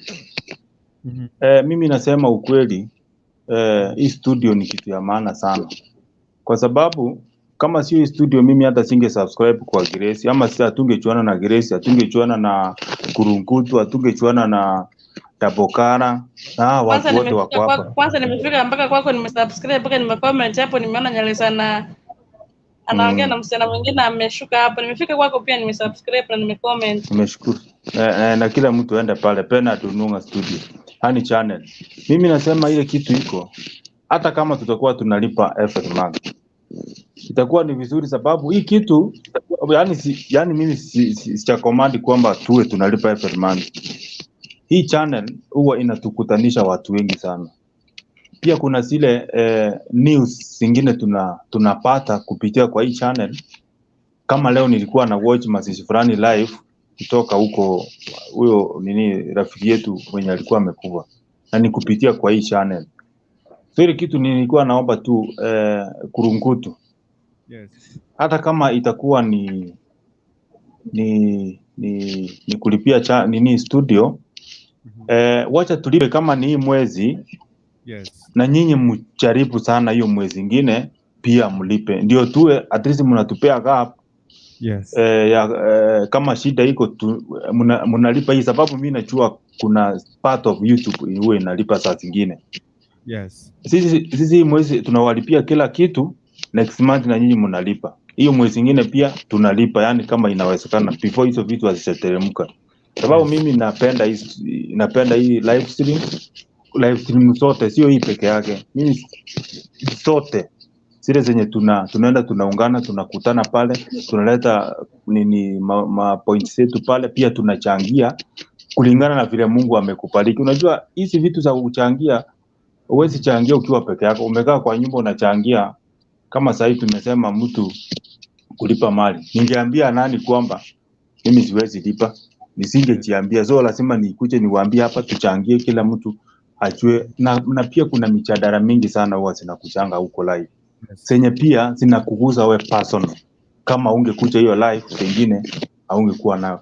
Kama kuna huku nyuma sana nilikuwa na live fulani, kuna dem fulani alikuwa anasema yeye hajui hata kusema thank you, hajui hata kuambia mtu yani hajui ku appreciate, but kupitia kwa vitu kama hizi unapata mtu ameanza kulearn kwamba ni vizuri kusema thank you, ni vizuri kulipa mali. For example, kama kulipa mali ni vizuri, ni kwa nini mtu alipe mali? Kuna zile mijadala mingi sana huwa zinakuja huko, na pia kuna zile zinasaidia wale wasichana wetu wenye wako huko nje, wenye pengine wanasumbuliwa, ndio wachue tuko pamoja. Unajua ukikuja kwa hii live unakuwa na ile uko nyumbani, Unapata mwenzako pia anapitia shida kama hiyo, na wewe pia unapitia hiyo shida. Mkiungana na hiyo shida unaona ni kama kumbe watu kila mtu anapitia shida kama hii. So unapata hii life kuna zile vitu ina solve katika maisha yetu. Stress, kujua kunijua mahali nimetoka, pengine sikutakuja Kenya, utaniambia wacha tu nipitie Ben, mimi ni after, tuende tufanye na Ben kitu fulani na tumechuana hapa. Ama wacha nipitie pale Kisi Hot TV, hizi nani atanipea chance nikue live siku moja. Huwezi kuwa live na nini YouTube peke yake ikue counted. Ama wewe uonekane, lazima tukutane hapa, nijue sura yako, tukikutana pale nje najua huyu ni Tapokara, huyu ni nani, huyu ni nani, huyu ni Emmy. So unaona, so yes, kama mimi pia na tuko unanijua. Hata sasa hivi cha kujua wewe ulisema umenikataa unataka mzungu, mimi hata sikujui. So this queen, wewe picha yako hata sioni hapa sugu. Yes. Tufungulie. Mama nimekutembelea, nashukuru sana kwako, nimefika pia. Sawa. Sawa, nimesangalia sana. Sawa. Sasa unaona vitu kama sasa kama wewe riziki na kuambia zile pesa yenye mzungu alikupea uwekea mama yako, utanitumia kitambo ukuje Kenya utapata nimepata faida, nimejitengeneza zimekuwa na faida, usisiweke tu hivyo. So alafu kitu kingine pia, ile kitu kingine pia tukurukutu nilikuwa nasema.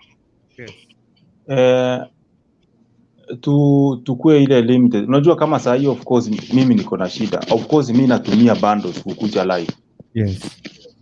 Na mimi pia huwa saa zingine naendanga live. But mimi naendanga live once. Na nyinyi pia tembea kwa hizo channel zetu please. Mtu support. Ili hata mimi naweza sikia vizuri wakati umesupport sister yangu hapa Osebe, umeenda kwa channel yake, ameona comment yako. Next time hautamkosa kwa channel yako. Sababu hapa channel zinakuja ni mingi, kuna yako, kuna ya Deno, kuna hii. You see, kuna pia program mingi sana kama napendanga hizo program za asubuhi. So mtu ukiona mtu mahali hata kama hayuko live, tacha huyo mtu, yani hata kama hayuko. Tacha huyo mtu, our fans fulani na fulani, alafu mtu akikuja kuwatch kitu anasikia vizuri, ama kuna rafiki yake atakuwa mahali fulani anaiwatch anasikia vizuri. Watu kama unapata wanachangia hiyo station vizuri sana. So hiyo ndio nilikuwa nayo. Mimi naomba muingie kwa Bernard Onwanga channel. Hata mimi munisupport, muwatch mimi wanafanyanga comedy, pia nafundishanga watu. Alright. Hiyo ndio nilikuwa nataka niambie Kuluntu, naona hii channel yako iko na subscribers wengi sana. Yes. Naona kuna vijana hapa nje wako na talents lakini wameshindwa tu talent zao wataexpose aje. Ngeno ungependa nafasi vijana wakuche wafanya kama comedy, wanafanya post. Ila siku hiyo comedy yao itashika sana, watu tuanza tuzoea kuwatch, anza kulipa, pia wao ndio waanze kuwalipa. At least wa expose talents zao, utakuwa umewachangia jina, maybe wamejulikana. Hata wakitengeneza nini channel zao watakuwa wamejulikana kutoka Kisi Hot TV. Unaona hii kuna subscribers wengi sana. Wewe kurukunta kuna purani wewe. Sasa kurukunta kuna purani zake. Sasa ningejuaje juaja sema. Ngoja kidogo. Bwana tu si ana nyamaza lakini anajua tu. Ngoja kidogo. Ngoja tu siku 2-3 utaona mabadiliko. Ndio nimesema mimi sikuwa najua ampi yangu. Ndio nimemwambia maybe akuwe na kitu kama hii atuinue, maybe tuko na talents na tumeshindwa na expose hadi ndio kama mimi hapo niko na 40 subscribers. Kurukuntu ako na 44k na moyo. Unaona atusaidia sana vijana wadogo kujulikana na kutengeneza jina wa expose talent zao. Ile siku kitu yao itashika ndio waanze kuwalipa. Osebe Grace. The problem we have with na au watoto wetu, because tumejaribu kuwaita hata kuwapea platform. Waka tumeandika kutafuta watu tuwapatie platform ya kufanya hata comedy hawataki. So the problem wanataka akikuja, anataka umlipe. So unajua at the moment anataka act, utengeneza clip uweke YouTube, utaona YouTube already monetized. Iko na adverts. So at the moment unaweka pale, ukiweka advert pale, akiona advert imepita tu hivi, anasema bana pesa iko. So akikuja next anakuambia we want money. Ama anakuja kuambia mimi unanilipa niki-act. So that's the problem we have. Yeah. So alafu kurukutu kitu kingine, Watu wengi hawajui historia hii channel ya Hot TV. Hot TV ilikuwa ni channel ya watu walikuwa wengi. Ni vile nakumbuka. But kulikuwa na hizo issues, yani mumefanya mtu na kitu alafu mtu anakudai anaanza kukudai kulingana na vile ameona iti channel sasa imeanza kulikuwa. Unajua watu wengi hawajui YouTube vile inalipanga. Sasa hii watu tumeingia YouTube, unaona mtu anaamuka asubuhi anajua kupika, anasema wacha nifungue channel yangu ya YouTube sababu nitaanza kulipwa. Channel mingi kama sasa hii nimeona Grace amefungua, hata ukienda pale unaenjoy sababu hakuna nyimbo zile yani yeye mwenyewe personally anaimba, unaenjoy. Ukienda live ya Kurungutu kuna topic zile zenye zinakufundisha, sio eti lazima huyo mtu alipwe ndio afanye. Kuna watu wengi live wanaenda live hizi vile wamelipia hivi lakini hawajafikisha 1000 subscribers and above. Mtu ako na 500 but anaenda live, si eti anaenda live alipwi. But ile kujitolea kwamba wacha nilete watu wetu pamoja. Unaona? So tusikimbilie kwamba YouTube ni kulipa. YouTube unaweza fundisha mtu, ni kama mimi vile ninafanyanga hizi mavitu zangu. Mimi Mungu amenibariki huwa saa zingine naitwa TV.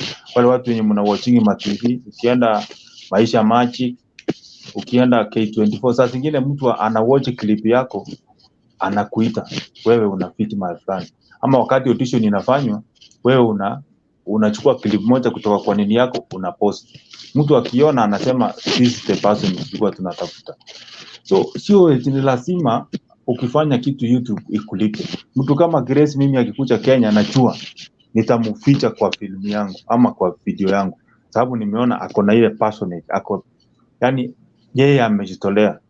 Amejitolea kwamba ile kitu imenipea, wacha tu niimbe watu wabarikiwe hivyo. Na Mungu ataendelea kumbariki. Siku moja atakuja kuangukia mahali amefikisiwa, kuja chukua hii set, tutakupea 70,000 kutumanagea stage ya hii wimbo. Sababu ako na ile confidence. Si atakuwa ameendelea. Ama Kurukutu wakati utaritaya hapo sababu utakaa. Nikirezi atakuja akae kwa hiyo kiti. Na pia atatupea neno ni kulingana na ile confidence ule mtu wenye amesimamia station ameona kwa huyo mtu. Hawa watu wetu upcomings, my dear, wacha nikwambia upcomings wanasumbua. Of course I'm one of them, but wengi wanasumbua sana. They are thinking of money. Hakuna kitu mtu anafikiria YouTube ni pesa. Yes, hata mimi nafikiria money. Wewe unafikiria money lakini huko Kenya. Kweli? Wani wewe upendi money? Unapendi pesa. Yani of course unapenda lakini usifikirie pesa. Usifikirie sasa hii kitu yenye umefanya leo itakupea pesa kesho. Ni kama saa hii kazi yenye tunafanya. Niliona dem fulani akilia wa cost kwamba amenyimwa pesa, sio anateswa huko, asaidiwe arudi Kenya. Si alienda kutafuta pesa. But hiyo pesa sasa mali imemfikisha, ana ile raha ya hiyo pesa yenye alikuja kutafuta. Yani hakuna raha. Ni heri tu angekaa Kenya. Unajua, yani ni heri tu angekaa Kenya afanye shughuli za Kenya. Unaona? So ukiwa umefikiria tamaa ya pesa inaweza kukufanya ukose hizo pesa zote. So hii stage ni kufikisha 44,000 subscribers ni nyinyi. Hakuna mtu mwingine. Kurukutu haezi enda ajisubscribe mara 44,000. Ni sisi ndio tuna support hiyo channel. Na kuishikilia lazima tufanye nini? Tusupport mahali tunaweza. Alafu tena tusikue tie tunajiforce sasa tusaidie, alafu umesaidia leo, alafu sasa unaenda pale nje kusema hawa watu wametusoea. Hapana. Wewe ukisaidia Mungu amekubariki na hiyo 200. Ukisaidia hiyo kitu wacha ishe hivyo.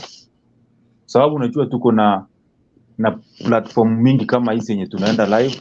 Ukitoka hapa pengine unapata ingine iko live, unaenda una join, unaendelea kuchangia topic ilikuwa pale. Hivyo. Pia na wao wanaweza kukuambia fanya nini? Tunataka mchango wa hii na hii. Usiseme nilichangia pale kwingine na hapa tena mnaanza. Hapana. It is from your heart na vile Mungu amekubariki. Kwamba mimi wacha nisaidie sababu hii kitu pia inanisaidianga. Mimi huwa napenda kuenda live, ndio maana naweka bundles nikuje live nipate fans, nipate marafiki wenye wanaweza ingia kwa channel yangu pia na wao wafaidike kutoka kwa hiyo channel yangu. Watu wengi saa hii Grace, utafika Kenya sasa unasema mimi nakuja Kenya, utapata umepukiwa nataka kufanya kitu na Grace. Utapata kurukutu amekupuku nataka Grace akuje kwa studio ndio watu wamuone kwamba waseme kwamba amefika Kenya na nimpenda anapenda station yetu ama anapenda zile vitu watu tunafanya. So inakuanga ni okay. Na ni umbu imeniendea kwa macho. Tena niwacha nikuulize kaswali ka uchinga. Ndio yako kaulize. Mimi napendanga uchinga sana. Sasa vile umesema unalipa bando, umelipa sasa ngapi vile umeingia hivi live? Umelipa ngapi bundles? Saa leo ni 150 yenye nimeenda, hata sio eti nilikuwa hapa peke yake, mimi huwa natembea hizo nini. Inalipa najua umetembea. Najua umetembea. Ni ngapi sasa? Daily wanatumia 200 ama 150. Acha Mungu aendelee kukubariki na kuongezea. Alafu muingie live basi. Yaani muingie kwa channel yangu msubscribe. Thank you. Nilikuwa nasema hivi. Aki si mnaona Bernard, anaitwa Bernard Onuonga. Hata nikikisi tu Onuonga. Thank you. Nilikuwa nasema hivi.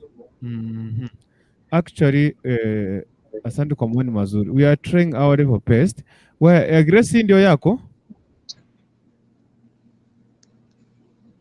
Kani hiyo channel ndio yako hiyo? Ndio yake. Sawa. Thank you. Alafu kitu kingine nilikuwa nawaambia kuna kitu inaitwa copyright Grace. Kama unachua ngoma yenye unaimba sio yako ama beats yenye umeweka ni za mtu ametumia, itakukua ngumu sana wakati itafika ni wakati utakuwa monetized. Itakusumbua sana sababu itakuwa ni copyright. Si unasitoa hizo?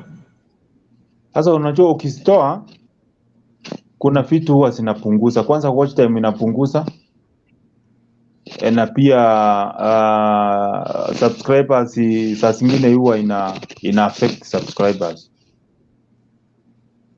Ni vitu mingi ina affect. Kuna club nyingine ilinitumia hiyo piti. Kuna club nyingine ilinitumia hiyo piti kaniambia niende na hiyo wimbo kama itaingiana. Lakini achaitumia mahali popote. Hiyo ni club ya kwetu huko Nyamarambe ilinitumia. Kama itaitumia YouTube yoyote iko sawa. Sababu unajua saa ile kitu yenye tunajaribu kuhimiza watu wenye mnaanza YouTube epukana na copyright. Copyright ni kitu mbaya sana. Vitu kama za for example ya Mbarambamba ukiweka yani kuna zile vitu huwa ziko secured. Zinakuja kukuletea shida sana. So ukifungua channel yako ni ili ufanye vitu zako. Yeah, so I was saying hivi tuko na shida hata upcoming, yani juzi tu nimeita mwimbaji upcoming nimleta hapa at least tumjue tumsupport at least akaweze kuendelea. Rotoya swali aliniuliza hiyo ni ile YouTube, ile ni TV ya YouTube. Hiyo siwezi kuja. Nidhani ni ile tu mama wangu anaweza watch nyumbani. So we are trying sijui tutasaidia hata vijana wetu wajue kwamba hapo ndio utapata support subscribers na mimi ni book basi ni Grand Kenya unikuja unifanyie interview. Sisi hatuna shida. Tunasemanga hivi at the moment umetoka pale hata nani ancestor siku yenye utakuja tafadhali pitia hapa Kisii. Tuko hapa Hema Hospital. Kuja tu mpaka Hema Hospital hapa second floor kando ya Sayale tuko hapo. Mtu unapata makeup. Wewe unapatikana wapi? Mimi niko Nairobi naso. Mimi niko Nairobi tu. Hata nimewahi tembea hiyo stage hiyo studio hata kama sikuenda live. Tukua tembelea nikaenda kuwasalimia. Unajua watu tuko karibu na yeye. Kwenda huko. Wewe ulinidanganya nikakupigia eti unakuja soko. Niko Mutiga na wewe kutoka Kawangware. Ni distance gani kutoka Mutiga na Kawangware wewe? Unapanda kutoka Mutiga tu Kawangware ni 30 shillings.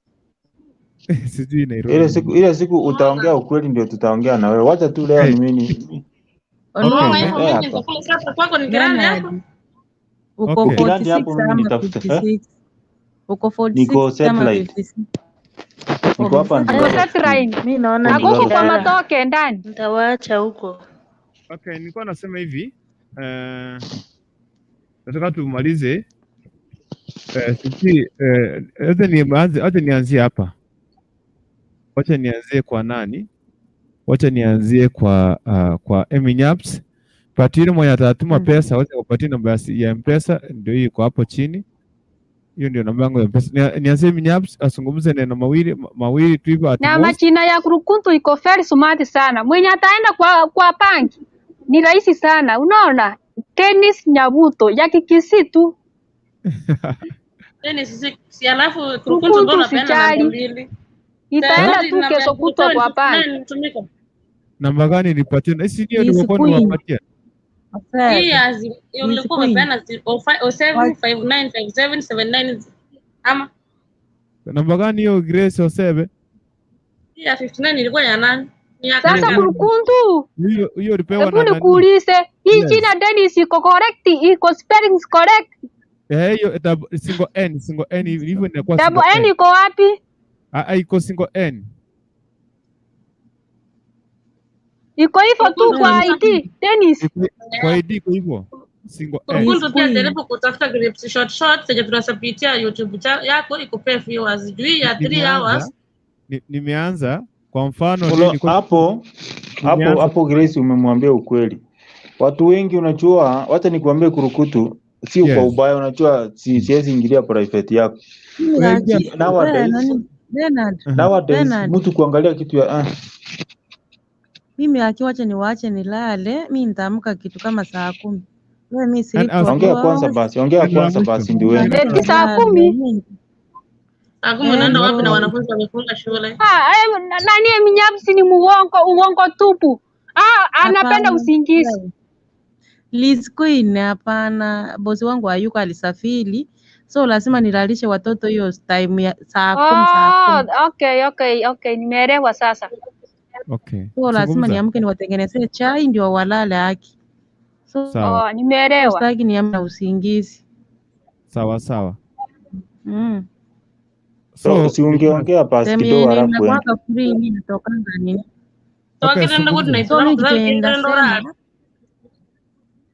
Wacha nimalizie kwanza.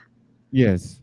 Nani Bernard alisema ukweli. By the way, Kisi Hot TV imetupatia yani mafunzo mengi. Mimi tangu niingia hapa nimejifunza mambo mingi sana. Kuna topics zinakuchanga hapa, wengine tunajifunza penye tunaenda kutunza wa mabwana zetu nini na hiyo mambo ya Dowry tumejifunza. Yani vitu mingi sana. Alafu kuna wengine hatu kuanga na confidence ya kuongea. Saa hii at least yake tunaweza ongea. So wacha Kurukutu unacheka. Saa hii sasa tunaweza ongea. So kitu yenye sema wacha tu tuungane pamoja. Tutoe hiyo 2050 tuendelee. Bye. Tuonane kesho. Niongea kitu mamisi. Mungu akubariki na ulale unone wote kubwa ukinunua ndege kesho ukiamka uendeshe, si ndio? Nilikuwa nawaambia already nishaanza kutengeneza short clips. Sijui kama nani mpitie video. Hiyo video nani ameipitia? Kuna hizo vitu mimi nimeipitia. Yes. Sasa vitu ambavyo tumeanza kufanya tuone kama tunaweza hatutalala pale. Already we have started but tunataka kuona jinsi tunaweza tengeneza tuone kama tunasonga mbele. So already tumeanza kutengeneza short clips. Yeah.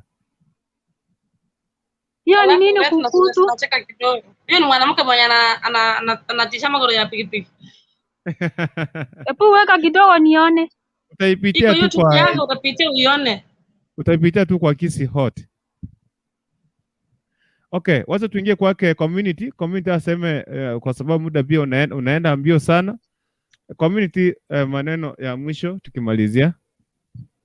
Yeah, hata mimi by the way nimeshukuru sana Kisi Hot TV. Alafu na hawa ndugu zetu na dada zetu kama sasa mimi sikuwa najua kuwa Grace akona channel yake, Ben akona channel yake. Immediately vile natoka hapa ni kusubscribe alafu na kudunga thumbs up ndiposa pia mimi wote niseme na kushare, alafu tena na kushare. Wote mimi niseme pia alafu ni comment kama uko na yako comment pia mimi nitembee kwako ndo nijue umekuja na mimi nikutembelee. Ana ni kweli. Community Ana. Mimi bado ni ile tu ni Ana huyo. Hata kama subscribe tu watu wawili hapo wakushikilie. Wacha niseme community. Yes sir. Pia mimi ukienda pale andika Egesa 047 ndio utanipata rahisi usubscribe. Egesa ni ngumu wewe. Egesa 047. Yeah, ama nitawapatia link hapa nyuma ya attend tu. Tuendelee. Yeah, so in fact hii channel ni mzuri sana na sasa Mr. Kurukuntu vile nimeona umeleta huyo madam mwenye anatumia mkono yake ya left akifanya kazi mzuri hapo. By the way, hizo ndio clips ama hizo ndio news ambazo zitasaidia sana hii channel angalau kufanya nini, kufikia watu wengi ndiposa tupate kujisaidia. Unajua sasa YouTube by the way ile kitu imefanya ni kutufungua sisi macho. Ushaona sasa? Exactly. Cause ni vitu mingi by the way kutoka saa hii mpaka 2022 August kuna mambo mingi ambayo inastahili yani ambayo tutapitia kama right now. In fact we have got a common a common enemy who is common to all of us.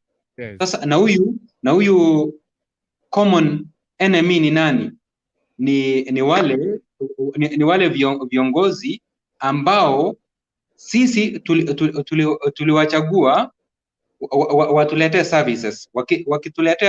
Wakituletea services unapata kuwa hao viongozi in fact saa hii hawaone, the last 4 years hatuwaoni, lakini baada ya mwaka moja tutaona hao viongozi wakikuja kwetu sasa kwanza kutupumbaza macho ndiposa tuwapatie kura. So hii Kisi Hot TV, unajua sasa wakati utakapoenda pale mashinani, wakati unapotembea namna hii, unajua sisi tutakuwa tunafuatilia, tutakuwa tunasema kuwa enyewe huyu kiongozi tangu aingie uongozini ametenda haya na yale. Na katika hiyo harakati, wakati tutakapofika uamuzi wa August 9 2022, utapata kuwa tumechagua viongozi wazuri ambapo mbinguni wakati Mungu atakapokuwa anaandika tick kuwa Kurungutu ulifanya kazi, basi malaika wote watashangilia. So your channel is very good, na wale ambao wamefungua channel zao, I promise you I will be able to be supporting you. Thank you so much. Thank you very much. Thank you very much. Wacha niingie kwake, huyu ni nani? Ekia baba. Ulikuwa umesila ara kitambo. Karibu sana maneno ya mwisho. Hata karibu nilale. Yeah. Okay. Pia mimi nashukuru kwa nafasi. Yes. Pia nishukuru tu kwa hii channel by the way, juu unapata sometimes mtu uko na stress, lakini ukiingia hapa hivi ukipatana na mjadala unachangamka. Yeah. Unapata kuna mambo ambayo unapitia na unapata bado hiyo siku labda ndio iko kwa mjadala. So inafanya mtu unapata nguvu na unajipa moyo pia unaendelea tu na kazi. So mi kitu yenye naweza sema ni vizuri kusupport, si vibaya. Juu by the way tunapatanga mambo mingi sana hapa. Kuna watu wengine hawapatangi channel yenye wanaweza ongea ama wapatangi mahali wanaweza ongea lugha ya kwao. Pale nje watu ni wengi sana wamesumbuka pale nje, unapata mtu hata anatamani apate mtu hata amuongeleshe lakini hampati. Lakini kupitia hizi channel zetu za YouTube huwa tunapata. So kusupport si vibaya. tutajaribu mahali tutaweza. Thank you very much. Alafu kuna kitu nilikuwa nataka kuuliza tena. Uliza. Mmeangalia hiyo kitabu mmepata ni mimi nilikuwa nimeandikisha ama mlisahau? No, ndio natafuta hiyo karatasi, lakini nadhani unajua vile nimekuzoea. Nimekusikia si wewe. Nimekuzoea. Pole. Nitaangalia, usijali my dear. Haina shida, utaangalia, lakini kuna ile kiwango yenye nitajiwekea. Yes. Ndio naona hii mwezi niko na mambo mingi yenye siwezi anza kuelezea hewani, so mambo na pesa pia imenipiga kona kidogo, lakini nitaangalia, nitakwambia. Si niko na namba yako, nitakutext, nitakwambia. Yes. Wewe sema uko na Lakini tuko pamoja. Na mimi nikisema yangu na watoto wananichukua huku. Ndio hiyo, kila mtu unajua, ndio nasema nikianza kuelezea yangu hapa, utaona tena yako ni kidogo. Ndio nasema nitajaribu. Yes. Tutajitolea, yani bali tutaweza. Mtu anajikuna mali anafikia. Yes. Yeah, so niwatakie usiku mwema. Tuonane jioni majaliwa. Thank you. Thank you very much. Okay. Niende kwake Riskini, ndio niende kwake Penda Dununga. Leo tuko na daktari Dr. Beki Mohamed. Tunataka kuzungumzia leo kuhusu jinsi gani unaweza kufanya nini. Unaweza time ukitaka mtoto kijana, sijui kama inawezekana utai mtoto kijana au msichana vile unataka. So tutazungumza baadaye asubuhi, tupange hiyo. So watu usikae mbali. Riskini, karibu sana. Mimi sina maneno, nawaambia asante sana kwa kujadiliana hii mjadala. Naendelea na huyo moyo huyo. Msife moyo. Yeah. By the way, tukionana hivi tukiwa hai, unajua huwezi jua ukienda hapo utamiti na nini. So ikiwa hivi tunafurahia tukionana hivi. Yeah. So tunashukuru Mungu sana. Yeah. Hata mkiona nikiongea kierere hivi, so niko na mogoko sababu Mungu ameniweka hai.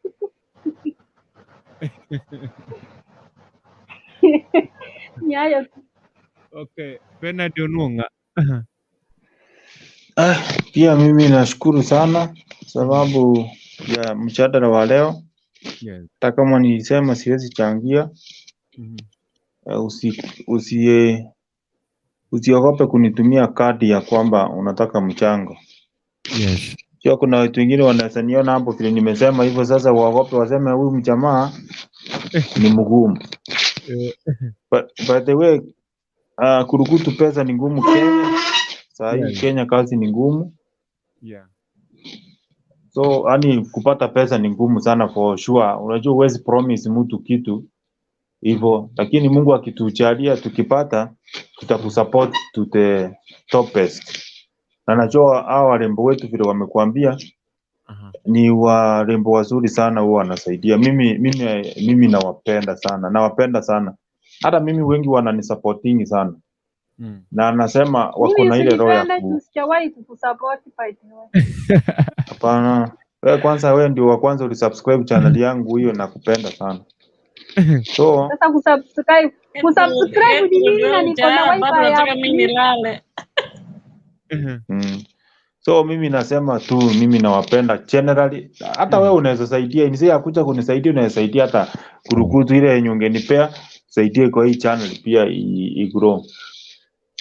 Tuendelee hiyo na hiyo moyo, alafu kurukutu pia msikufe moyo hata kama hiyo pesa itafika. Yes. Mjue vile mtaongeza, kama mtakuwa na uwezo please msifunge channel. Yeah. Sababu hapa ndio nyumbani, hii ndio igesa yetu mahali tunakutananga. Yeah. Naambia kila mtu tunawapenda sana. Thank you very much. I love you right back. Mbona nimekupenda hivyo? Nimependaka. Asebe nchoburu umetona burungyo miseti. Burungyo miseti. Ayo rabuna abo misri wallahi anje koike. Oja kwanza nimesionsi ba tugoire tugo chango kwanango nabantu kwaneke gusina ora kwaneke girango torase kake. Eri nchino mogirango lakini tumecho kwanake girango. Nontegerra baka. Baigango bako toro. Bugirango kubalia. Ka kontemera. Kontamera. Bugirango mati nyamarami. Nyamarambe. Kitonda yese Nyamarambe. Kwani onye manyete Hapo nilioleka nikiwa na watoto 5. Ukiwa na ngapi? Sasa niko na 7. Maji ni kurukuntu wakina anacho na atamira Mungu moja na ikomere ili. Akira utarara Nyamarambe. Aki aramna moja mutale minde mesi bakana to idere to min. Minongo sinararia Nyamarambe. Kurukuntu na gwara minto nyanzembe por second. Kaita to tena kuirora. Ni noanga karibu. Esukuru aliera igorogari. Nyansembe polytechnic yali bwongo. Aya bwo. Imato. Esukuru aliera igorogari. Ogutia kwenda. Eka nyansembe. Yambate oka nyansembe bonje ke buno kwenda mu muticho. Lakini mbona muticho ngare polytechnic ye mate ya go ke polytechnic ya bumbo nonde ganga yo. Ayo cha Kenya kwanza ndikito total na nje seiton Kenya. Kenya bono nsari no. So mami Kenya mo ya. So mami no Kenya pogi so mami Kenya mo ya. Sawa yabona gocha Kenya namba yane no ira safety video chiana chionse pina bakunyeligereri. Gocha Kenya ongakere total. Ole mai nyansembe mbori ni ngoro nsi to mwere matebi bona. Nyansembe yabona. Nyansembe mate 5. Pedi ya to ko no minto to bene namba kurumega gene misian si to ndune misiyo. Imete se ine gari go ikause muticho go chimutu ari nabo bite kwenderi ya wendo. Iri go sangeri. Ele sinsali no mesiyo to pime. Ntengo nyemesi nawo. Yani ino abantu abatanga nigosie mesi netinga. Kile yento nyansembe. Naona manyese ine mesi yoka. Asa ina maete kakina nyome tuna bana basaba. Asa ine mesi. Nyansembe nona mananasi arorora mangi uva mananasi. Oweta kwa nechinchu. Okay. Na tigetu musitu mali nyansembe ngakiete kale. Ngacha no kugoro paketa. Squeeze imekuwa nyangwa ni tonga kwerende. Gertrude karibu nyumbani. Gertrude ilitaka kuangalia na sisi Mchanga. Naleta mananasi paka nkaigu munu watekine. Nale kubwata nanasi natinera lige negoropa. Yate kanacha kuli. Naona yorara sama mananasi squeeze para yawe kirenda busekuru forest mali kwenda kwa sendirina chotoke osoke police maega osoke stage ta pale ndabuse. Kale weta.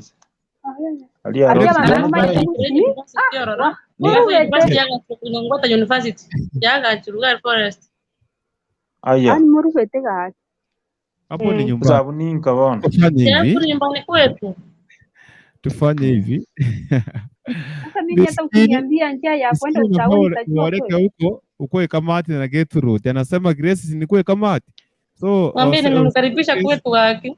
Chukua huyo Gertrude pelekea brother yako saidia pale. So brother yangu wako form 2 ataweza na msichana mwenye uko na doza yako so utapiga upigile nyasi. Ataongoza.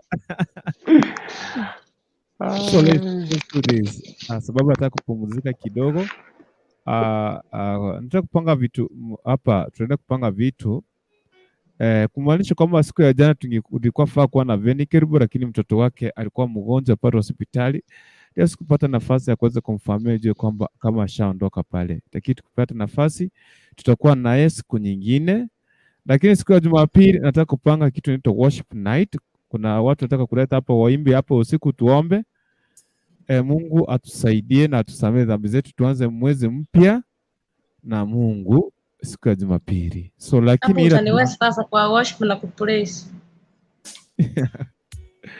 So meanwhile sijui tutaka kumalizia Grace, we want to finish na tutapatana leo jioni na Dr. Beng Mohamed. Tuweze kujua kama ni kumaanisha mimi what I know God first. Kama ni kumaanisha mimi mfunge macho niwafungie na maombi tulala. Mimi nampenda sana Mungu kwa sababu bila Mungu we are nothing without God.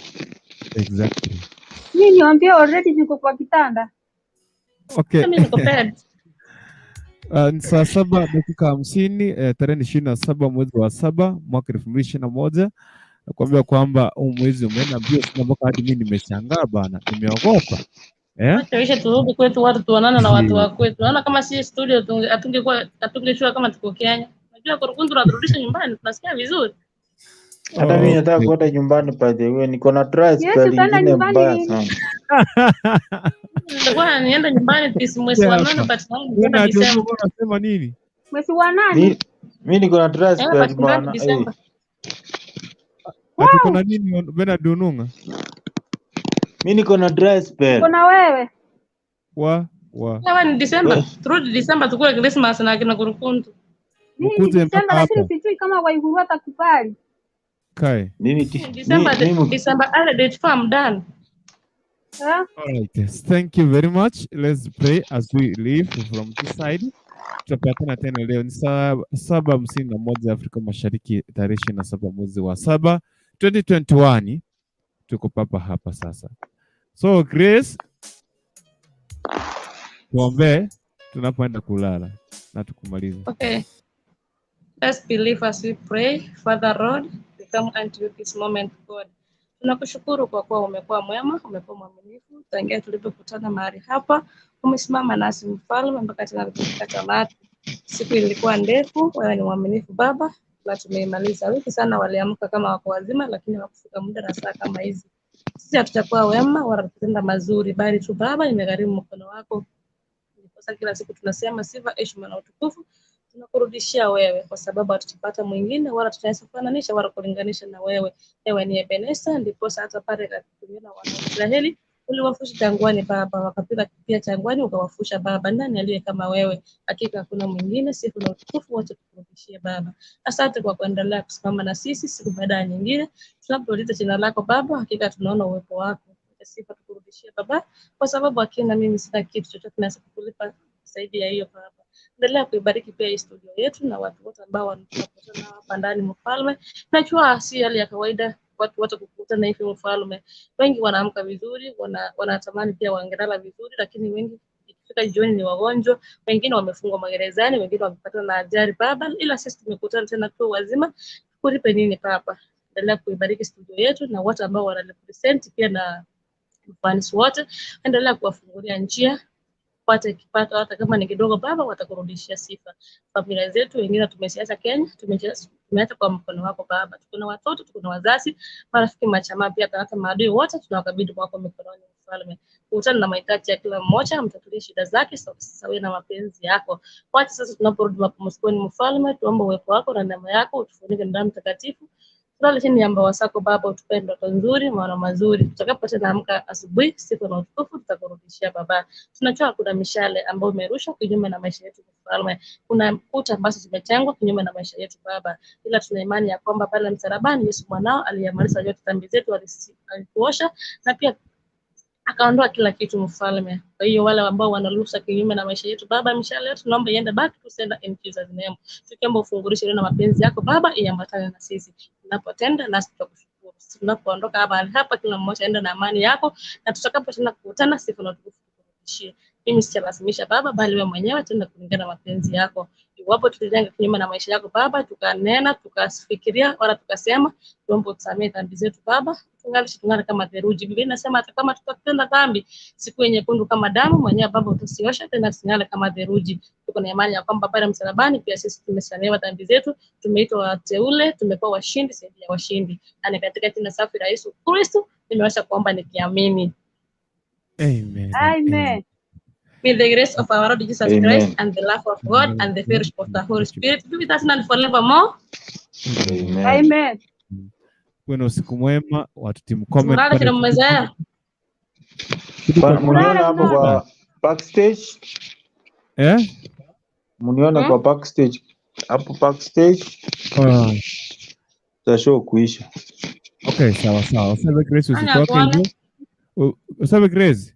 Kwa hivyo chudi kwa wanasema amen and amen. Kevo usinde penadi kurutu wa Sabe Grace riskini tuongee kesho majari wa amen.